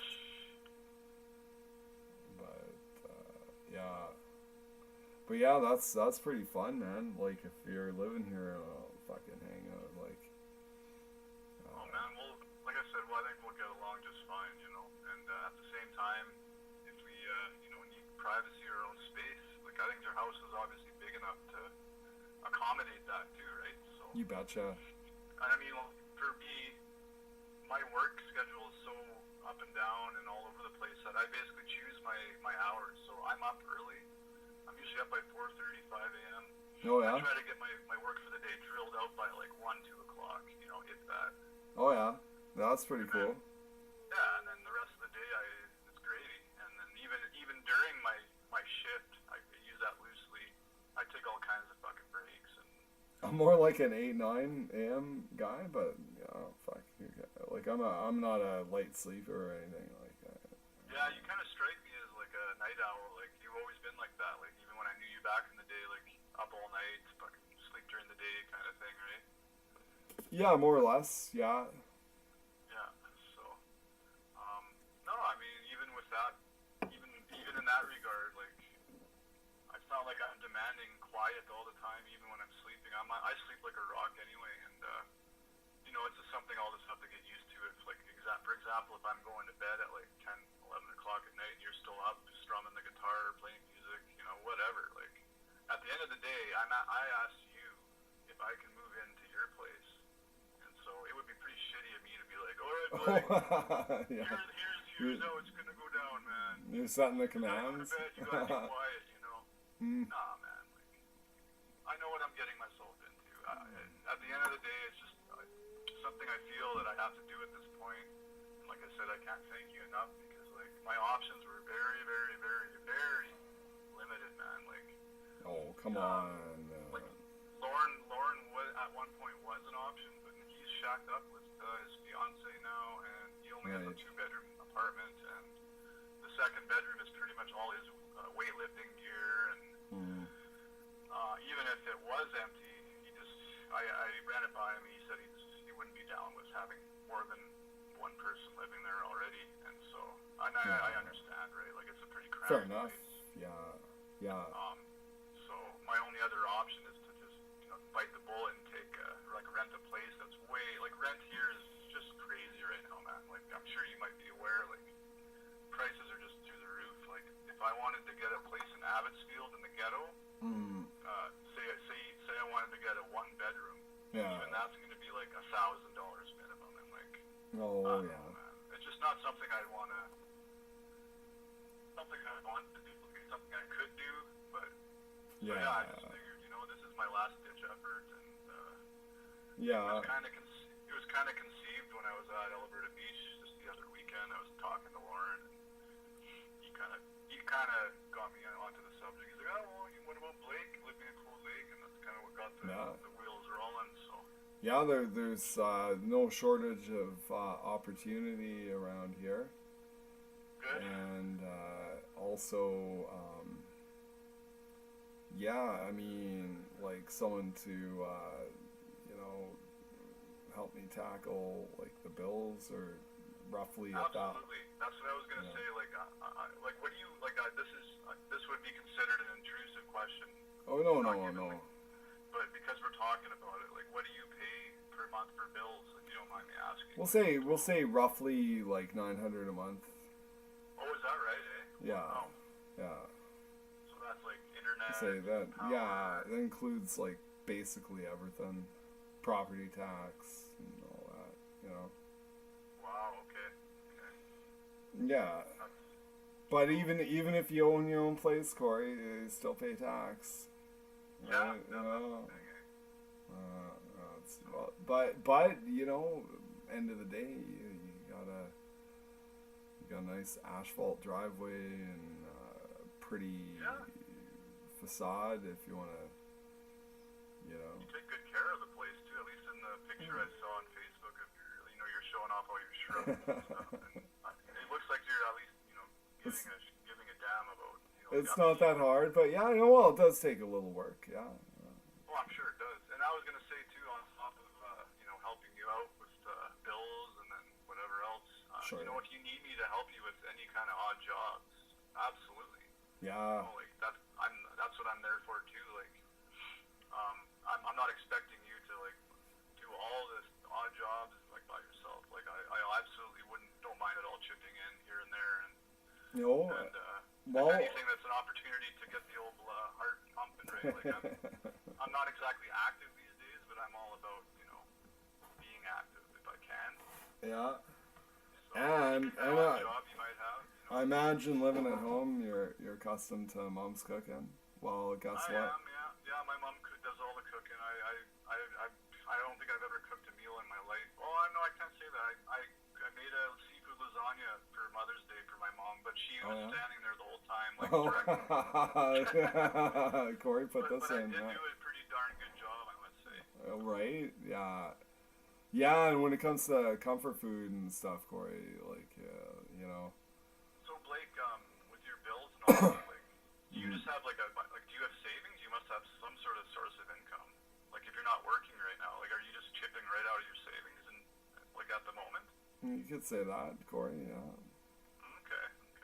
Yeah. And how dire is your situation financially? How dire? No. I asked because I can see that you're selling on Cold Lake Buy and Sell on Facebook there. Oh, you did see that? Well, I saw a post that came up randomly, and I was like, oh, okay, well, that kind of tipped me off. Like, he's not doing this for shits and giggles, obviously. He must be pretty hard up for cash, right? I was wondering about that, like if like who can and cannot see that, but yeah, no, Yeah, fair you enough. put up on my Yeah, you're not wrong. I'm like I like to get ahead of the 8 ball, and like being someone who's unemployed, you know, currently. Would it, if I were to say send you an e-transfer like right now, just out of the kindness of my heart, would that help you out at the moment? Like, are you that I much could of a not. position right now? I couldn't take it. No, I'm okay. Are you sure? Because Yeah. I wouldn't mind. I don't mind helping out a friend either. I know that, Corey. No, that's no way, man. No. Well, I extend that offer like from now up until when I move in. If you're at any point, man, like just, and I mean this 100%. Like, if you are in a pinch, or if you're like at a point where like, hey man, I don't know if I'm gonna even have power, kind of. Yeah. Like just, but by all like feel like don't even hesitate because I really don't mind. I have the luxury of having quite a bit saved up. I'm not paying rent at all. Yeah. I'm in a very privileged position right now, and I have been for the last quite a long time. Yeah. I don't mind helping a friend, man. Oh, that's really sweet of you, Corey. And no, everything's hunky dory. Okay. You Well, I betcha. just thought I'd throw it out there because like, Yeah. you never know, right? Like, and sometimes it's hard for people to ask for help or even muster up the I guess courage is The wrong wherewithal. word. Yeah. Some people have too much pride when it comes to like I just finished giving a friend quite a big chunk of money just not too long ago, but he came to me like pretty much crying and sobbing, and he was at the end of his rope. His girlfriend just left him, and like he had a bunch of loans out. He was so behind on rent and had no one really to turn to. He just lost his mom, like just all kinds of different bad, like a streak of bad luck kind of thing. Yeah. And so without even thinking twice, he's like, I'm really hesitant to ask you. And before he even finished the sentence, I sent him an e-transfer. Just tickled pink over it. And that alone is what put a smile on my face. And that, to me, that was worth more. Like I even told him, like, you don't even pay me back. Yeah. It's fine. I'm down to take the money, use it. So anyway, and I'm not saying that to brag or boast to you about it, like that. Oh, yeah, No, I know. Person. No, that's right, Corey. Yeah. No, you've got a good sense about you, and I'm the same way. I feel if it had any purpose on Earth right now, or if I had any purpose at all, it's essentially just to help people out and try and be that light in the darkness, right? Yeah. It's a shitty world we live in, man. You know. Sure. So, but no, I mean, if you ever do need help up until from now up until March, April when I come move in, just let me know. And Corey, like all things considered, like for me, like I really want to do like a studio setup. Hey, that'd be good. And Where you mean like where we can record stuff, like? yeah, audio, video, like a good. cool room, and even invite like musical cats, from wherever in the world, like Hey, just that's cool. check them out on their, they got a SoundCloud or YouTube or whatever, Yeah. and then say, hey, you want to come record an album, Yeah. right? And then there's a spare bedroom and stuff, and like treat them, Yeah. Make Hey, sure I'd be 100% open to that, but ultimately, from the start, I think it would be cool to at least start jamming out, and yeah, whether I get a drum set or like I was gonna pitch to you, like if it doesn't work out in terms of my arm, like my bad shoulder, then who's to say I can't pick up a bass guitar and you be the guitar player, sure, for example, yeah, and we'll just find a drummer, right? yeah, right, yeah. We'll just have to play it by ear because I don't know, like in terms of my injury, like how long I'm gonna be able to last, for example. Like I might be like, oh, I can play for half an hour until my shoulder starts to hurt. Well, nowadays you could let artificial intelligence pick up the slack, if you will. That's I'd not rather as. do it old school, man. Yeah, me too. Yeah, you betcha. Because then it's kind of like cheating, in my opinion. Like, It is. Yeah, it really is. There's going to be a day where artificial intelligence is probably going to take my job, for fuck's sakes. I mean, all I do is look at the answers people give to surveys, and I basically summarize what they're saying into a code list, right? I'll show you in depth exactly what I do when I head down there, but who's to say that one day there's not going to be AI that's powerful enough to read data and like be able to think to a point where sorry Corey, I guess we're gonna have to lay you off. And if that's the case, like there's like I don't know, around here there's plenty of like opportunity for a young man like yourself to Find a new job. Sure, yeah, retrain. Like, yeah, I've even thought about doing that, like taking even a pro serve course, go work at, it's never pays much, but that's the thing. Even low paying jobs, you need like certain credentials and stuff nowadays. Yeah, I mean, for me, it would probably have to be something entry level or something like heavy, a general labor. Or How much fun is that? Oh, you get to work with hot chicks. Oh, I hate this. Yeah, that sounds like a shitty job. Even if I worked at the Sobeys in Cold Lake or something. Oh, yeah. Like, whatever, man. Who Right? cares? Yeah, the Soviets guy. Yeah, I know. Well, I don't know him well, but I went to school with his younger brother. Yeah. So yeah, no problem there. Yeah, man.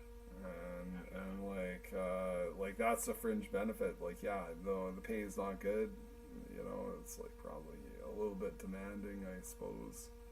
Yeah. but you're a lot of eye candy for sure. Yeah, nothing wrong with that. Yeah, you betcha. Yeah.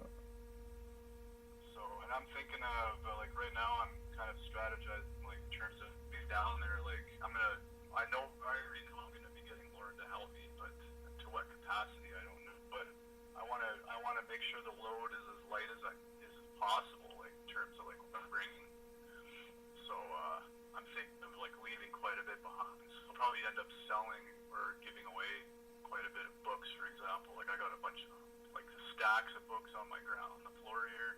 Oh yeah. There's no way I'm gonna be taking boxes and boxes of books down there. Oh well, it's up to you. Like I got a garage, so it's like no shortage of space, Corey. Okay. Well, still, I mean, I'm just thinking of in terms of like getting my shit down there. I'd like to do it all in one go. Like I don't want to have to make 2 trips. Like. Yeah. Right. Yeah. So I'm thinking like bare necessities. Like I'll take all my clothes, my computer, my bed, maybe a dresser, maybe one. Like I think a lot of the stuff I'll want to get, I'll just buy. Like I'll do some online shopping when I'm down there, and then I'll just get it, like shipped down kind of thing. Oh, okay.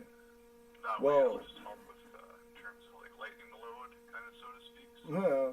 but Well, I'm thinking like. Go ahead.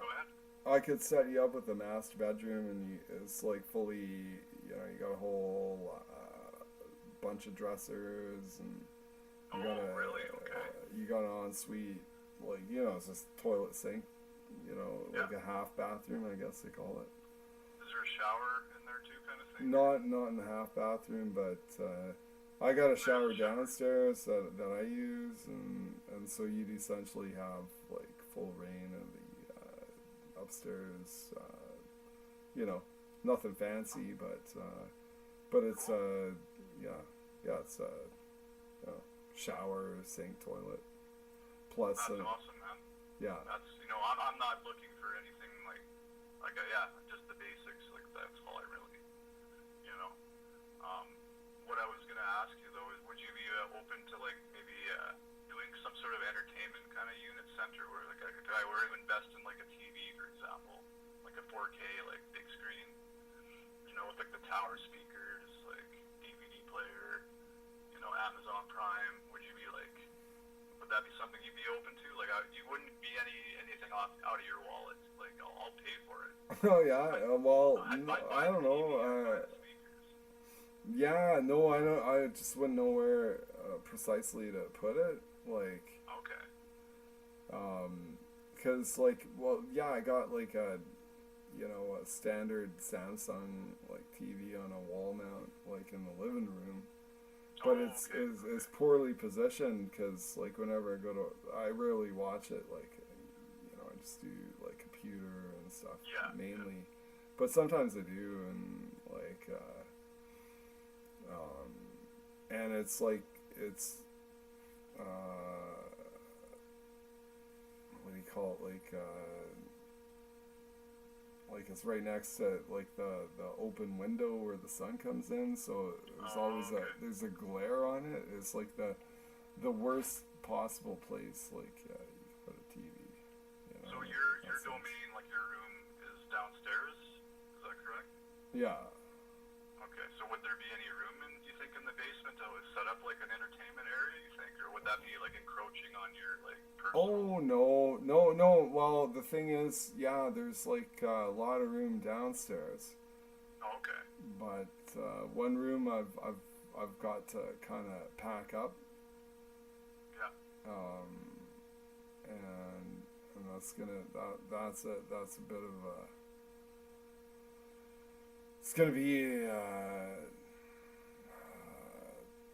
when I put my mind to it, like probably take like 4 or 5 days if I'm working out every day. But it's my old like childhood basement bedroom, but now it's full of like trains. Oh, right on. Okay. Yeah. So. Well, like what I'm proposing is really, it wouldn't take much room. I mean, essentially, we're just looking at a TV stand, a big screen TV. Yeah. That maybe some tower speakers. Yeah, DVD right. player, Blu-ray player. I mean, set up a big fucking couch there so we can sit there and chill. Like that's. Yeah, I don't know no, how much no. that would be, but Well, the basement rooms are large. yeah. So, like the upstairs, the bedrooms are, there's two little tiny bedrooms, and one of them is like, it's got a wall unit and like roll top desk, and so Oh, yeah. we'll just call it an office. Yeah. Not gonna move the wall unit out, so we'll just like write that off as a bedroom. Right. Fit, middle bedroom is like ready to go for, um, anyone wants to stay there. Yeah. But I mean, it's small. Like the queen size bed takes up most of the floor space, right? Oh, okay. But there's like a dresser with a mirror and stuff like that. So that's good for. I'm thinking you would probably want like a large bedroom in the basement. Thinking. Not really, like, wherever you want to put me, man. Like, I can't be picky. I mean, Sure you can. Yeah, why not? Like I mean, in terms of. I would say though, like, I'd like to separate my workspace from my bedroom. So, like, that's the other thing I was gonna like mention to you off the bat. Like, Okay. Presently I'm working out of the kitchen. I just have my laptop set up on the kitchen table. Yeah. I live in my parents' basement, right? So for the longest time I was doing my work down here in the basement, but it got to a point where like there's no light, like natural sunlight coming in. So I wanted to move to an area where it was sold outside of my bedroom and at least, with some sunlight coming in. Okay. So I was just gonna ask you, like, is there any kind of spot I could set my laptop? Yeah, that's what I'm do my work thinking. kind of thing?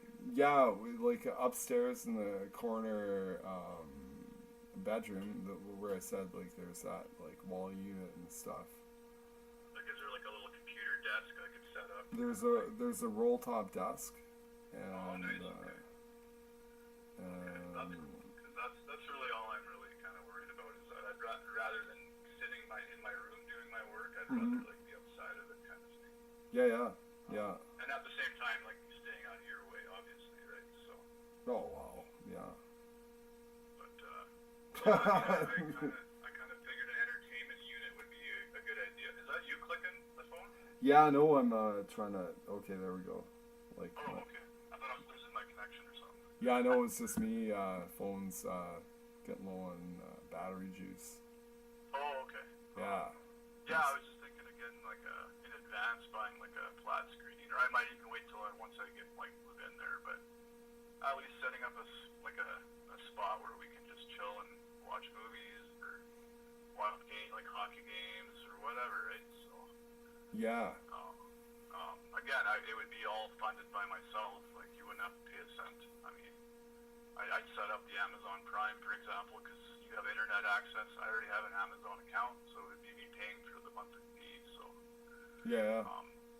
Well, my own subscription, Corey, is YouTube Premium. Oh yeah, I've heard of that. It's fucking great, actually. 19. Yeah. I think it's like $20 a month, roughly. Okay. Or 30, not even that. Like ad free. I got the music set up. Anything, yeah. Not Isn't YouTube Premium, does that come with movie streaming and shit too? with what? On YouTube Premium, don't you get like free movies on there and stuff too? There's like little things, yeah. And then Cool. yeah, like and then on the TV in the living room, Yeah. I got the Roku. Yeah, I've heard of that. Fuck, it's like because I'm probably not as modern as you are, right? Like, Yeah. but like holy shit, they have a 24/7 fucking Midsummer Murders channel. And like, Nice. that's pretty much if I'm gonna eat in front of the TV, Yeah. that's what I'm watching. Cool, man. Yeah.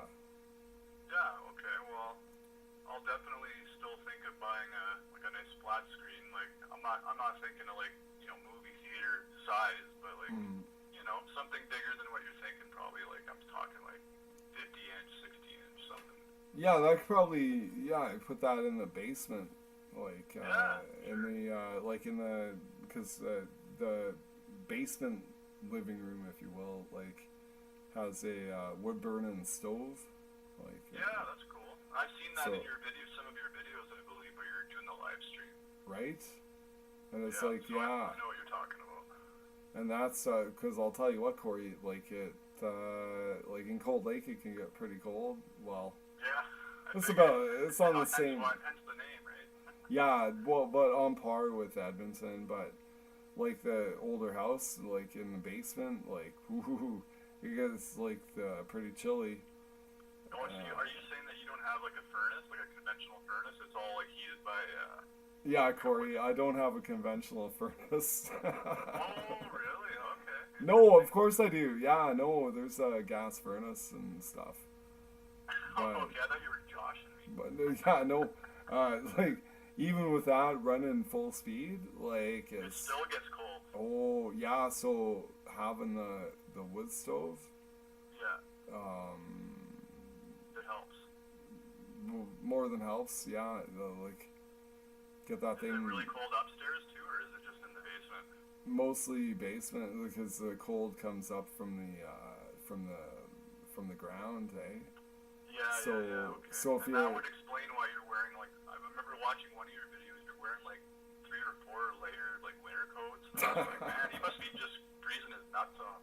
yeah yeah You're wearing like a toque, like a little whole getup, man.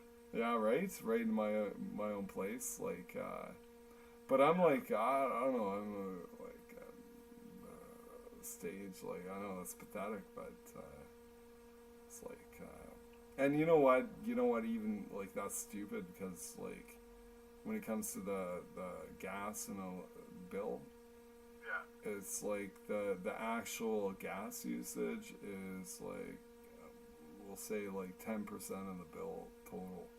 No, I Like, believe you. I you, believe that, yeah. you know if I cranked up the heat it might go up to 12-13%. Right. So right. it's like for me to not turn the heat on is like silly, but Yeah, yeah. it's all Well, if you want to put that TV downstairs, that would be, yeah, that'd be a great plan, man. And then at least we have like a decent like entertainment fucking spot, right? Like yeah kind of like a communal area where we can, you know, if we ever want to watch like whatever XYZ show or movie or whatever, then yeah, why not? fuck you know? I love XYZ, Corey. And trust me, man, I got all kinds of stuff. I love nothing more than to show you because like I can't show any of this shit to my parents. Like that's the other thing. Like you know, the rare times that they'll want to watch a movie with me, we'll end up not like we'll end up spending more time trying to pick one. It'll be like by the time we do pick one, it'll be like fucking 2 hours later. Mm. And then say we do watch a movie, and then it's like they might get offended or whatever because I grew up Christian and they're very devout and Yeah. when it comes to anything like remotely offensive, well, Oh. and this was my upbringing. I was, you know, you mentioned that you were pretty sheltered. Well, I was sheltered in the sense that even when I was 18 years old, my parents were screening the movies that I was asking to go see. For example, like, oh, this movie's PG-13. Well, yeah, I'm not so sure, Corey. You know, like that kind of shit. Oh, really? Yeah. Yeah, man, it was pretty bad. You know, so.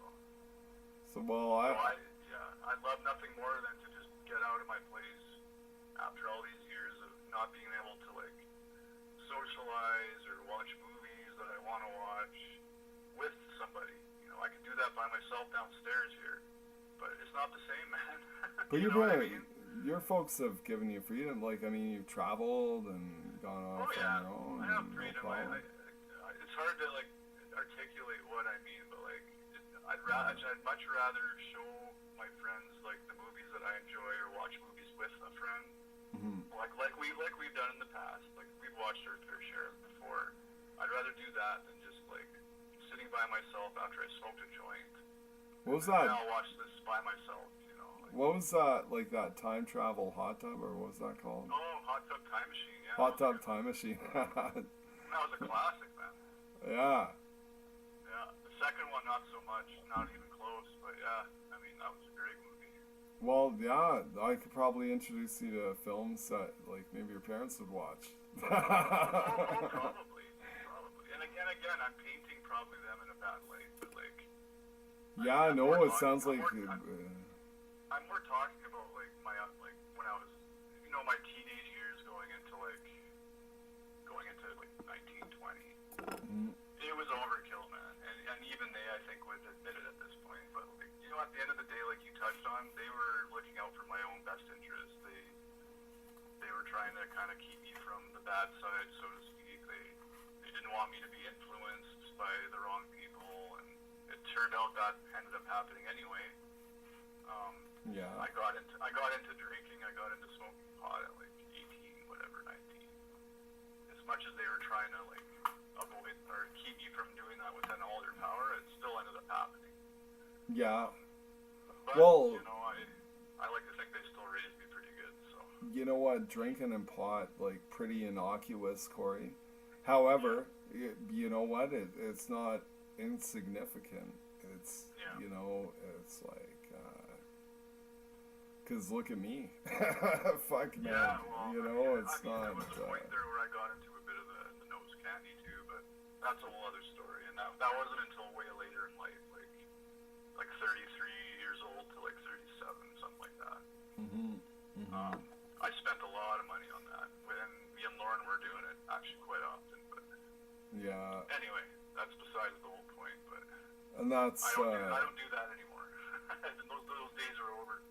Corey, I don't want that in my house, No, I don't blame just you. so you know.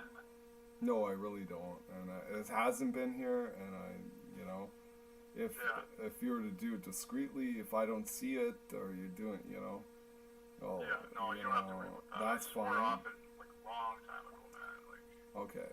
Well, yeah, it was just a phase I was going through. because like, I don't do it. I don't do it. I don't begrudge anyone who does. Like, it's just, but like for the sake of my neighbors and myself, and like, Yeah, no. it's like, I would never even think about bringing stuff like that over to your place, man. Absolutely not. yeah, No, I have no interest. I have no interest in doing it. Me I only neither. mentioned it because like that's really the only hard drug I ever kind of entertained for quite a 5-year stretch there. and quite frankly, Corey, like it's not a problem with like the what it is, like the substance itself, or people who want to do it. It's just it tends to like bring sketchiness into a place. Oh, absolutely, especially when it's in rock form. People are smoking it. Sure, That's yeah. a whole other story, man. And I never went that far, but sheesh, I was around some people that were, and let me just tell you, man, they didn't really turn out so well for that. It never does. It never does. Even the strongest people that you think can handle it, it just turns ugly. Yeah. So I drew the line at snorting it, and even when doing that, there was a lot of times where I'd come home after like a 2 days of staying up. Yeah. What am I doing? And in those 2 days, I would drink like 100 beers or something. Like, Yeah. because, as you might know, when you do it, you don't really feel drunk. Sure. And Yeah. let me tell you, man, when you come down off it, the hangover Oh, boy. is nothing to joke around about. Like, Mm. I thought I was gonna die of alcohol poisoning one time. So. Yeah. Yeah. No. And Yeah. and then at the end of it, I'm going, why, like, what am I doing? I just end up spending $900 for what? For like a 12-hour period where I'm wide awake and I'm full of ideas and I'm a social butterfly, but then, Yeah, it might be worthwhile if you had written all those thoughts down or something, but I'm guessing you didn't, right? Oh, no, I was just hashing my ideas up with Lauren. Sure, right? And that's okay, though. That is, that's a bonding experience, right?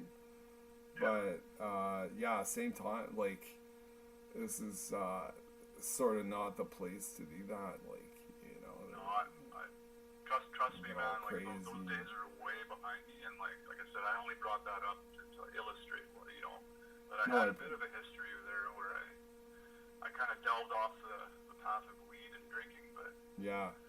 But I Yeah, mean, you, me, like, that was both. like a 5-year period there, and yeah, I made the wrong choice by deciding to do it that first time, and that was just, I walked into my buddy's place, he had a pile of it on his counter, I was already drunk, and then Sure. sure enough, Oh, you know, well, yeah, one thing led to another, and fair enough, yeah, no yeah, doubts. so, No biggie, No. no biggie, dude. yeah, no, I won't be bringing any trouble your way, man. Like, Right on. I have no desire to even really, like I said, I don't really barely drink. I smoke the odd joint here and there, and that's about it. So. Yeah, I've got like hanging basket plants and Nice. gardening shit going on. Yeah, that's like, if you want that, south side of town. Yeah. No, I mean, if anything, if I was to like guesstimate how I think it'll turn out in terms of my drinking, I might end up maybe drinking a few more than I normally would, just because I'm in a new environment and I'm out of my element, so to speak. But Yeah. I have no problem letting loose and having some drinks. But beyond that, I quit smoking cigarettes too. So like that's Did ya? another vice off my back. Yeah. Yeah, I should do the same. Yeah, well, I mean, that's not something I would ever encourage or tell anyone else to do. It's just something I decided to do along with drinking every day, and I did it cold turkey back in 2018, and I still haven't touched a cigarette. That's one funny thing I do is like people I know like never smoked or whatever. I'll be like, Yeah. I'll offer them a smoke, and I'll say, hey, man, it's never too late to start. Yeah. Has anyone ever taken you up on it, or? No. Good. No. Good, because that would be quite it's never, like, I remember my first smoke, I was like, I think I even vomited, like, it was that nasty, right? Just like, Oh, yeah. oh man, I was not ready for that. We got smoking right smokes, man. I remember, correct me if I'm wrong, but weren't you smoking, like, Export A Green at one point? Like, the real strong ones? Oh, in Edmonton? Yeah, I seem to have recall that you were, at one point, maybe it was blue, I don't know, Export A something, but they were strong. That's what you always got. You always hooked me up with the Export A Blues and. Well, maybe that was my smokes then. Okay, I thought you were smoking the green. I was like, oh, these are too harsh. But yeah, you're right. That was my smoke of choice, the Export A Blue, and they were pretty expensive. But yeah, I'm gonna that's what I do. settled on. I'm gonna do what do you call it? Like where I like propaganda piece like Yeah. on hogweed. Okay. I know this is crazy, right? Like, but I was like when I was coming up the back alley from the In-N-Out store. That's what my mom always calls it. Oh, Blake, you're going to the In-N-Out. I'm like, okay, Mom, I'm taking the dog for a walk. Yeah. And it's like, you're going to the In-N-Out store. No, I'm not. Right? Of course. But yeah, coming out the back way, last year there was like tons of these hogweeds like kicking around. Yeah. And today I'm coming back and there's just one. I was like, why the fuck there's only one of these fucking plants, eh? Because I get out behind the fence. It's sort of not my as the landowner, it's like it's a public easement. I think is how you define it. Yeah. And it's like so I try and keep it like pretty neat, And, Oh, that's good.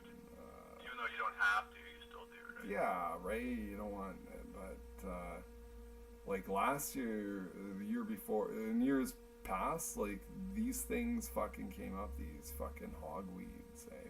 Huh. And they've got like almost looks like a broccoli top with little white flowers, and they grow really tall. They got like this fucking sickly sap. They're just like what we call it, like a noxious weed or something, eh? That like. Oh, really? Okay. It's like an unwanted thing, generally speaking, and and this year there's just one, and I took a picture of it, okay. Oh yeah. And I'm gonna write a piece like about how it cures genital warts. Okay, No, is it's it fucking- actually though, or you just? No, I just made it up, right? Like, Okay, cool. but I'll do a whole like fucking piece about like how like I suffered for years of genital warts and like I really and then one day like I saw these hogweeds growing and I thought I got to get rid of them. And then I rubbed it on my junk, and then holy shit, everything it just disappeared. The warts Right. be gone. Yeah, it's like I got horny when I smelled the sap. The sap. Yeah, Speaking of weed, the stream that I got kicking, that I'll definitely still have a lot of this when I move over. It's called Mike Tyson. That's what it's called. And yeah, it delivers a knockout punch. Put it that way. Are you telling me like Mike Tyson talking and shit? No, the name of the strain of weed that I have. Oh yeah. It's called Mike Tyson. Oh yeah. And, Oh. like it's top shelf weed. Like it's. Oh like, yeah. Yeah, like just wait till you try it, man. Like it'll knock you on your nuts. It's like an indica, like pure indica strain. I might just try it. Oh, you'll love it. You'll love it. Oh man. Corey, all these jobs, like all the good jobs, like I'm basically fucked, cause in terms of commercial driving, like Oh. go from $500 a day to like not even being able to work. Thanks to the crown, and I'm not happy. I'm gonna I don't know what I'm gonna do, but So what are you saying, that you lost your commercial license somehow, or? no, I still have it. However, now for 27 years, Corey, 27 fucking years, spotless fucking record. Yeah. And it was just last month. Yeah. After a garage sale. Yeah. I was like, I made like $380 or something. Oh yeah. And I'm like, I gotta go deposit it in the bank. Yeah. And so away I go, driving, deposit the money, no problem. On the way back, I was speeding a little bit, as I'm prone to do, I suppose. Like not usually, but speeding. I got pulled over. Oh no. And like fuck, I wasn't even drinking. Like I was like. But that's the way they operate nowadays. Like they come out with a fucking blowhard, the fucking cocksucker device. That's what I'll call it, It's like, So you weren't drunk, so that was to your advantage, I guess. well, well, according to the machine, I was like not drunk, but I was like, it's like caution. I was like, Oh, come on, fuck. really? Yeah, really. So what was it from the night before? Like you were fucking, you still had some alcohol in your blood or something? Exactly, Wow. And then that and the cop even said, well, it's not going to go on your record or anything. It's like, oh, phew, like, Yeah. they suspended my license for 3 days, 72 hours. Wow. They towed my truck to the tune of $850. Really? Yes. Oh my yeah. God. Yeah. Right. That's fucking bullshit. And now I'm essentially, Corey, I'm disqualified from like just about any job, whether you want to be a car detailer or they all say like must have a clean driving abstract. No, I'm So fucked. is that going to affect you for like the rest of your life? Well, no, for 3 years, because typically they look at a 3-year abstract. So it's it's not the end of the world. I still got a valid license. I still got my truck. I still got Right, but you can't get a requires you to drive. Right? Yeah. And Oh, that sucks. Or for it's 3 years anyway. more than you think. Yeah. But So like 2027, say you're back on, you're able to, that kind of thing. Yeah, that sucks, man. it does. Yeah, it does. And I But mean, so now you're kind of limited to what you want to do for work, right? So it's going to be like, you can still work, it just can't be a job that you want to do involving driving, in other words. yeah, which is like, and then like furthermore, like let's say I want to work at Tim Hortons, like Yeah. I don't think there's one white person working at Tim Hortons around here. Yeah, I was there for 2 days and I was the only white guy, but that's not why I left. You did it? You did it? You did a Tim Hortons gig? Yeah, I was doing Yeah. that for a brief time when I was working downtown at a call center. Oh yeah. And I just wanted some extra money, and that they gave me just a like wiping down tables kind of job, and Oh I yeah. ended up being their bitch basically. So when I was wiping tables, they'd start giving me shit like, "Why are you in the kitchen doing these dishes?"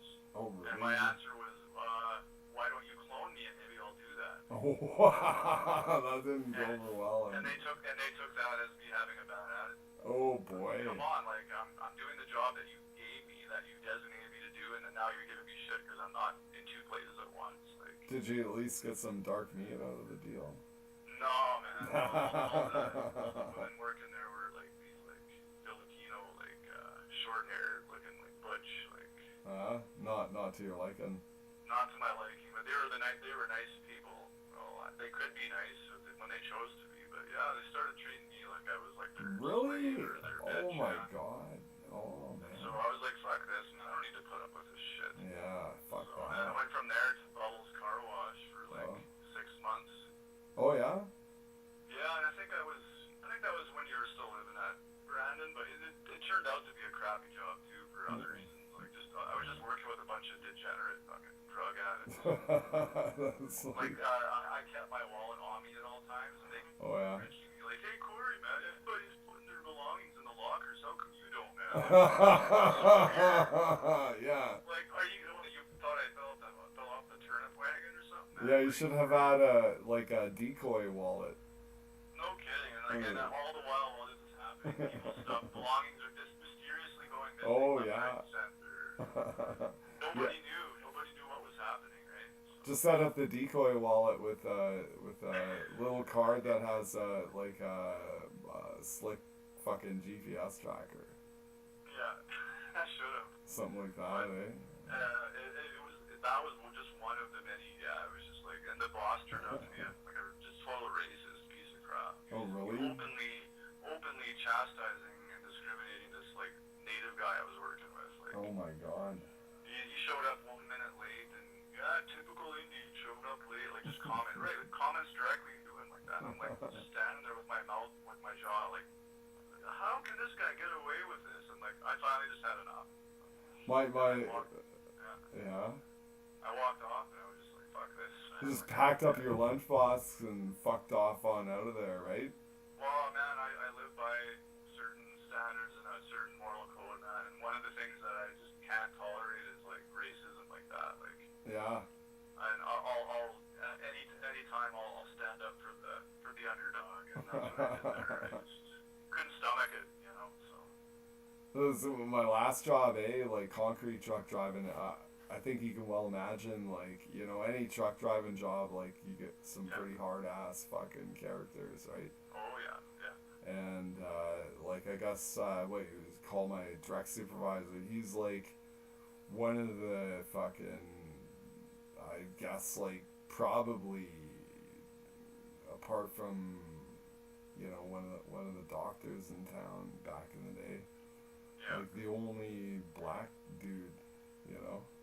Yeah. And he was like maybe half black, right? Like, Oh, okay. not that makes it, you know, it's fucking doesn't matter, but Yeah, it doesn't matter at the end of the day. he was the saltiest fucking like most perverted dude. I was, Oh, is that right? oh yeah, it was fun, and he was, you know, he's like a high intellect guy, Yeah. and I, you know, I felt he liked me and stuff, right? But Yeah. Yeah, it was pretty fun working with old Dave there. In fact, it's like, Yeah, I went through a couple of odd jobs, and then like this was still when I had the job I have now today.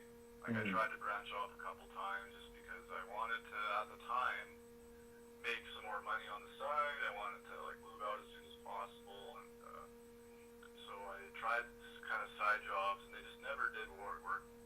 And usually just for stupid reasons, like like the examples you gave. Nothing that I did. It was just other outside forces. Or just situations where I just have too much personal pride. Like, I'm not going to subject myself to being treated like a low life. Oh no, not at all. Or I'm certainly not going to stand there and let my boss be openly racist to like a friend. Yeah. And, I stand by that. Like even today, like if I worked a job down Cold Lake once I moved in, same situation. Like I'll never stand for any of that kind of shit. Like I think more people should stand up for stuff like that. Not enough people do. I think too many people just would rather keep their jobs and be quiet and. Right. Yeah. And No. especially when it comes, Yeah. when it comes to the vaccine thing. Uh, I'll just say that for another time, Blake. Cause like I'm gonna have to let you go right away, but like so many people were forced, their hands were forced, and getting that fucking shot. yeah. Did you? Either you get it or you lose your job.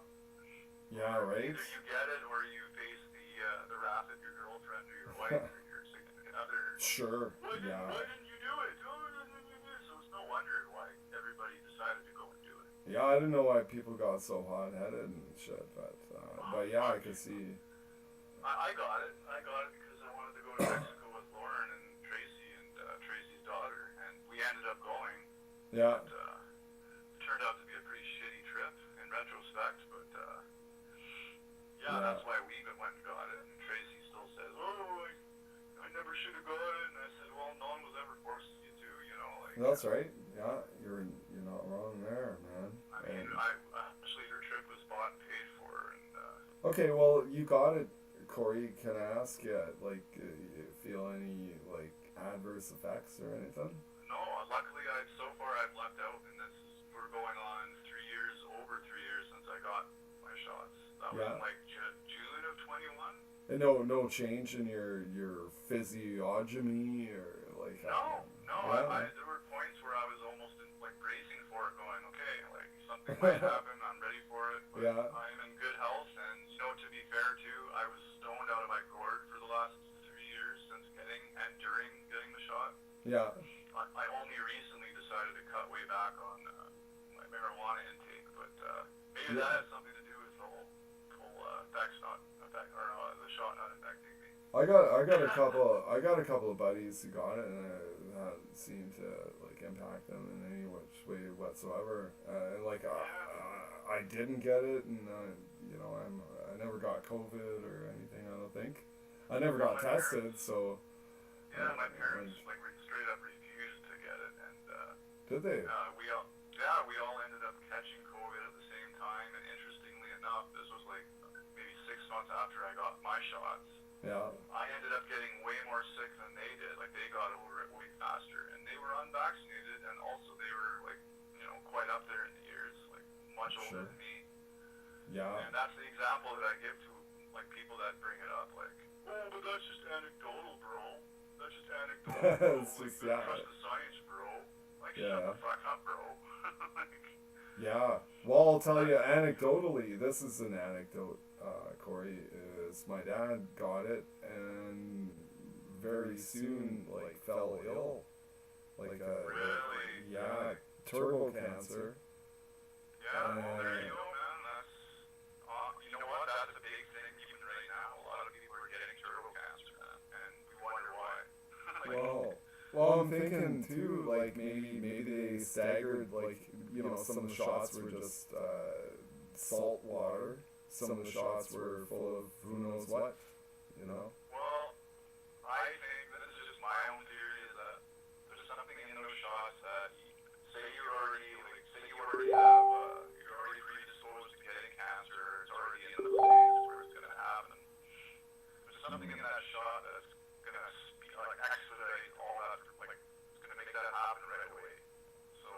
Sure. If you already have poor health, or if you already have respiratory problems, or heart problems, or cancer runs in your family, and then you don't take the shot, Yeah. that's like signing your death warrant, because it's gonna make that like the snap of a finger all of a sudden manifest. It's gonna amplify shit, or who knows. I think that was part of their whole agenda and their plan. It was a depopulation type thing, and Could be. it's working. I mean, like, they keep saying that more people died of COVID than people that got the shot.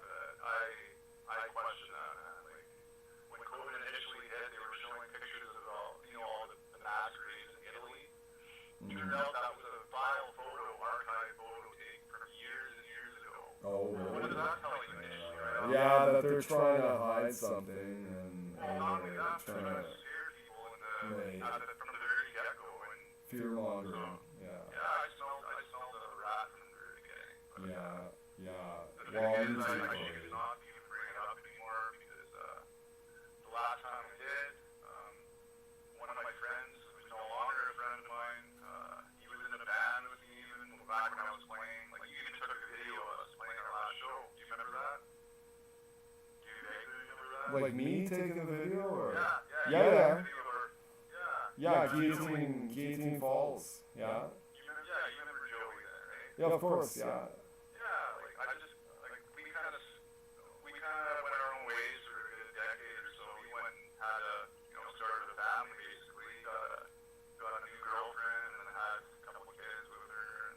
Right. And so earlier this year we started kind of reconnecting, and we went to a few concerts. And then this last concert that I took him to was with Lauren too. And it went good. I mean, we went to the Starlight Room, watched the show. Then we went to a bar right next door there, and then Starlight. Whoa, let me stop you. Starlight Room. That's like on 102 Street, Jasper. right off the Jasper. Yeah. Starlight. Yeah. We just ended up going to a show there, and I just, let's go for some drinks after the show. Let's have something to eat. So I don't know, we're 7 or 8 year in, but that's neither here nor there, because I remember this clearly, and like we weren't that drunk. Hmm. And I just happened to bring up the topic, like how I think it's bullshit that people's hands were essentially forced when it came to taking it. Like, a lot of people didn't want to, but they felt like they had to because of their job.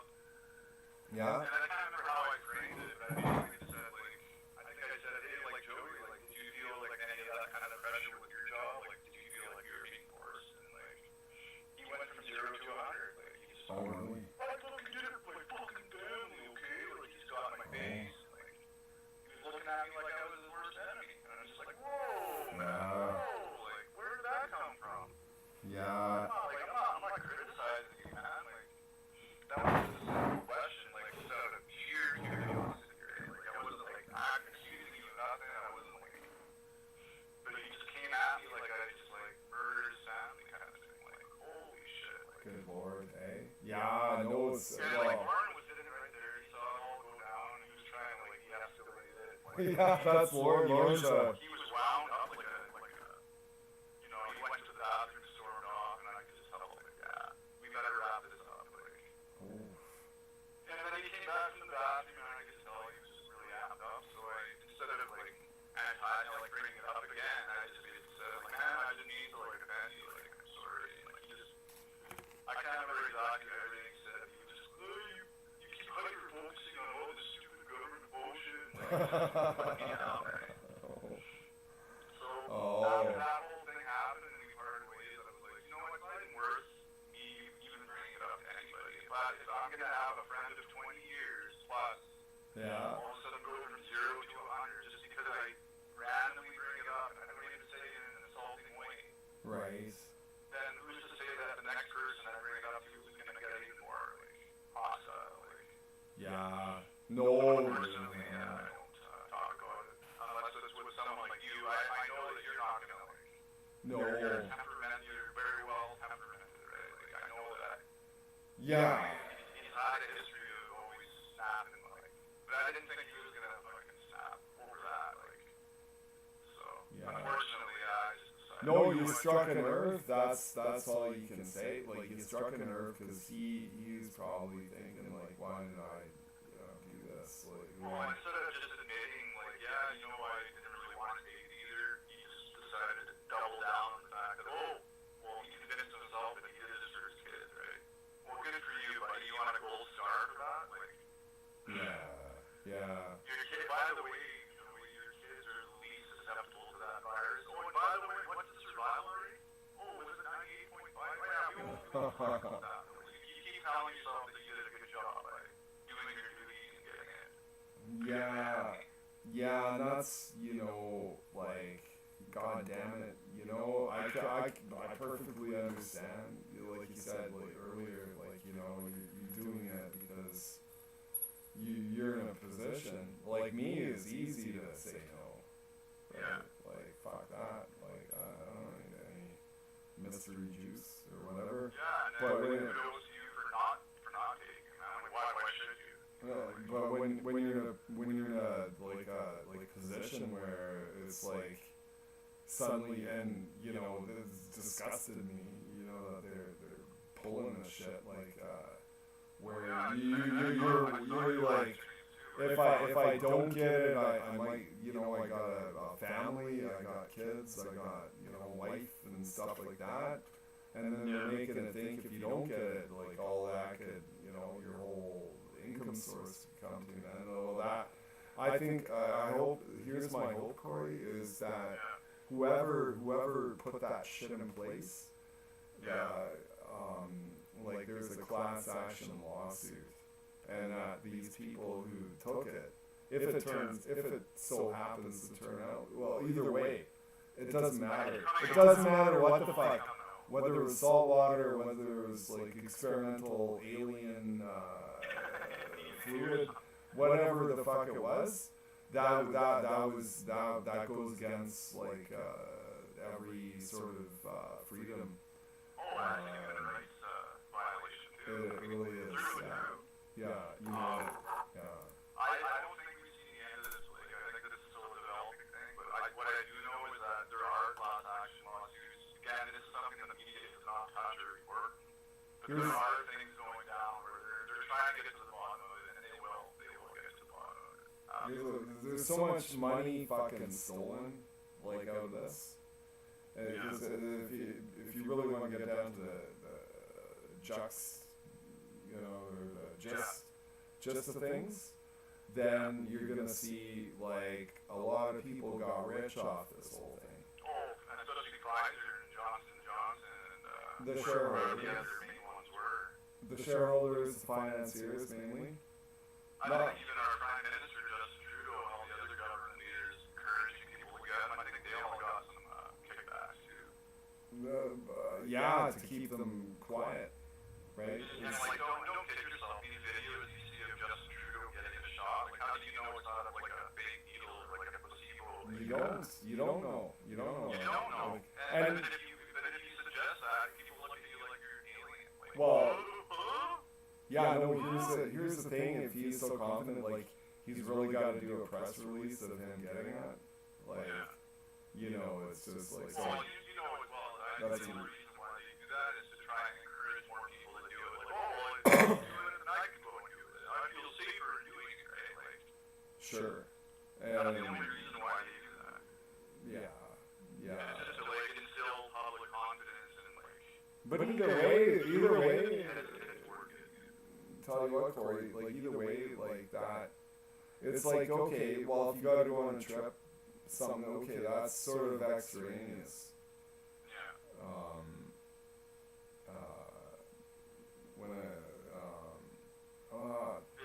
It was borderline. I mean, originally we were supposed to go to Mexico in October of 2020, and then all of a sudden all the airports got shut down. If you remember, and like, so obviously I had to get it rescheduled. And so I thought in my mind at the time, well, if I bump it all the way up to November of the following year, it should be all passed over and done with.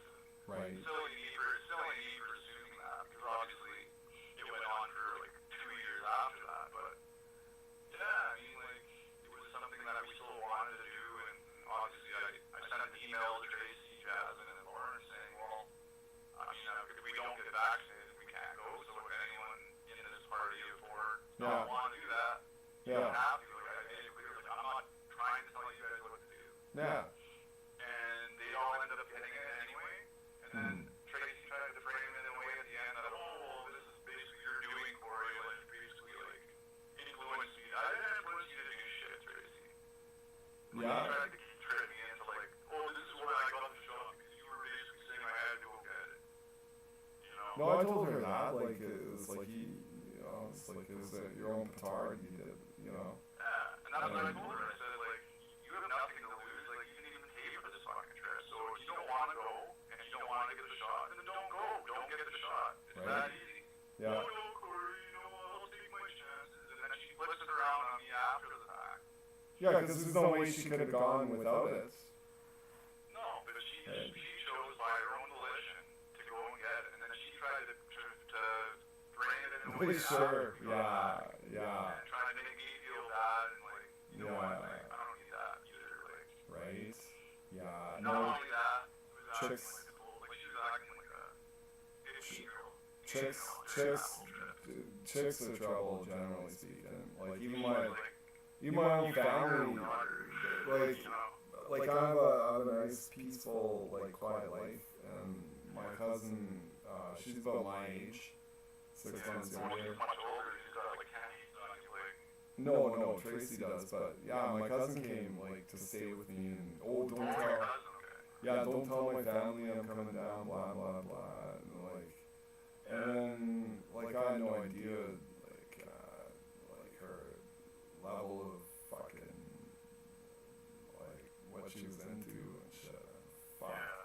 When I saw her, she looked skinny and like I was like, holy shit. You know, I tried to hide my surprise, you know, but Right. because I hadn't seen her in like a number of years. Yeah. And boy, you know, it was like fucking like shit show central, eh? Like chicks, man, they're always full of drama. Yeah, well, I expected more out of Tracy just because, like, prior to that trip, I had known her for at least a good 10 years. Right. And I had never seen her act so stupid. Like, she was like, it was all inclusive, right? So you could drink Yeah. to your heart's content. So she was filling up water bottles full of vodka and getting so drunk to the point that she was smoking inside her room, even though it was non-smoking. And she was, like, ashing all her cigarettes all over the room and into these cans. And, like, all this stuff was under my name, under my credit card. So I immediately had a problem with that. And what does she do? She flat out denies it, and then it just blames it all on Jasmine and her daughter, who doesn't smoke. Oh. And she ended up biting into a fight with her and started yanking her hair out of her head. Like, this is, I'm talking Tracy, like, doing this to her daughter. Oh boy. Denied all that the next day. Like, I confronted her about it in a pretty stern way, because I was pretty pissed off. And she just downplayed it all, and to this day, she won't fess up to it or admit to any of it. So I was pretty let down by that. And on top of it, she tries to, like I said, she tries to flip it around on me. And, oh, you made me take a shot, and Yes. And so I kind of just wrote her off. Like, I saw her just not too long ago at that Alberta beach, and I'm civil with her. I don't hold it against her, but it's certainly not something I'm going to Never. Girls are girls, Corey. Like, they're always mental children. Like, you just gotta accept that. Fuck you. The thing is, though, her daughter, at the time 24, 23 years old, she leaps and bounds with her more than her own mother, who was like 65 at the time. That's not uncommon. That's not uncommon. That's not too uncommon, I don't think, Corey. Well, you'd like to think it would be yours, right? Like, Yeah. 23, 24-year-old chick, they're gonna be lashing out, acting out. But this was like completely the opposite, right? Like, Jasmine is leaps and bounds beyond her mom in many different ways, and I'll just leave it at that. 'Cause, like, I don't want to shit on these. I know you guys are friends and all that. And, I'm not trying to like put her down, but like, she really let me down during that trip. And on top of the fact that it was all paid for, and we told her you don't need to pay us back, it's a gift essentially. And she basically wasted that trip by just being a little fucking cunt. So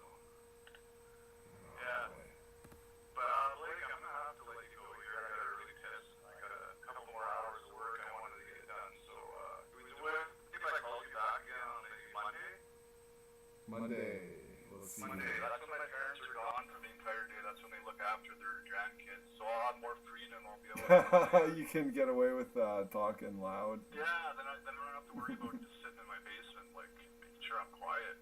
So. Well, I'm thinking if you're living here, you have to be super quiet after 10:30, maybe. No, not really. That's fine. Nah. Yeah, we'll set shit up, I think.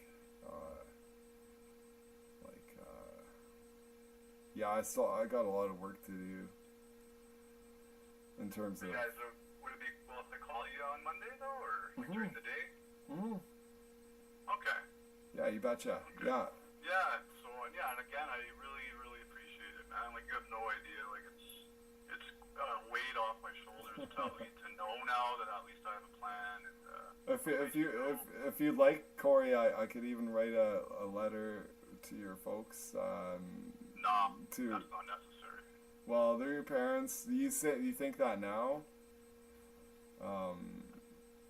But Nah, there's no need for that. It's we're talking about. I'm a grown adult man. I'm a 41-year-old man. Like I don't need any kind of written letter to them whatsoever from anybody. Well, you know what? You're still a kid until you have kids. Like we're a couple. Yeah, I know. But you have to understand that. Like I'm really wanting to. I am voluntarily wanting to leave, and like I need my next chapter, and like. Yeah. As soon as you mentioned the whole, playing musical instruments, I completely neglected that whole idea. I think it'd be a great idea, man. I actually look forward to going there and like getting settled in, and then getting a drum set or a bass guitar. And you know, of all places, like throughout Canada or even any civilized world, Yeah. Cold Lake is I'm gonna say like. A place of opportunity. Yeah. There's no shortage of jobs and whatever. Like, and you can work from home, so it doesn't matter. But well, I mean, even though I'm gonna have the work from home job, I might even still on top of that look for like even if it's like a second part time or. You betcha. We'll just have to see. I mean, I might wait a while before doing that. Like I'll want to maybe spend a month or two just getting settled in, but. Sure. Yeah. I mean, especially if we're going to be doing the music thing, like that might end up being my second job, for example. I mean, not immediately, but like you never know, right? So, there's a potential here, and I got a friend who's a music producer and stuff, like so. And I'm thinking we could even do some random like just live streams where we just sit there and smoke a chonger and just precisely reminisce or just just riff on whatever. Just shoot the shit kind of thing, right? It could happen. We might not make a mint off it, but it'd be fun. It'd be fun. It's all good, man. It's just something to pass the time, and if anyone wants to check it out or whatever, right? Like yeah. So, but yeah, I'm gonna have to let you go because I'm about to piss my pants here. So yeah, likewise. Okay, Corey. It was great talking, and I'll definitely call you on sometime on Monday, like during the day for sure. You betcha, bro. All right, man.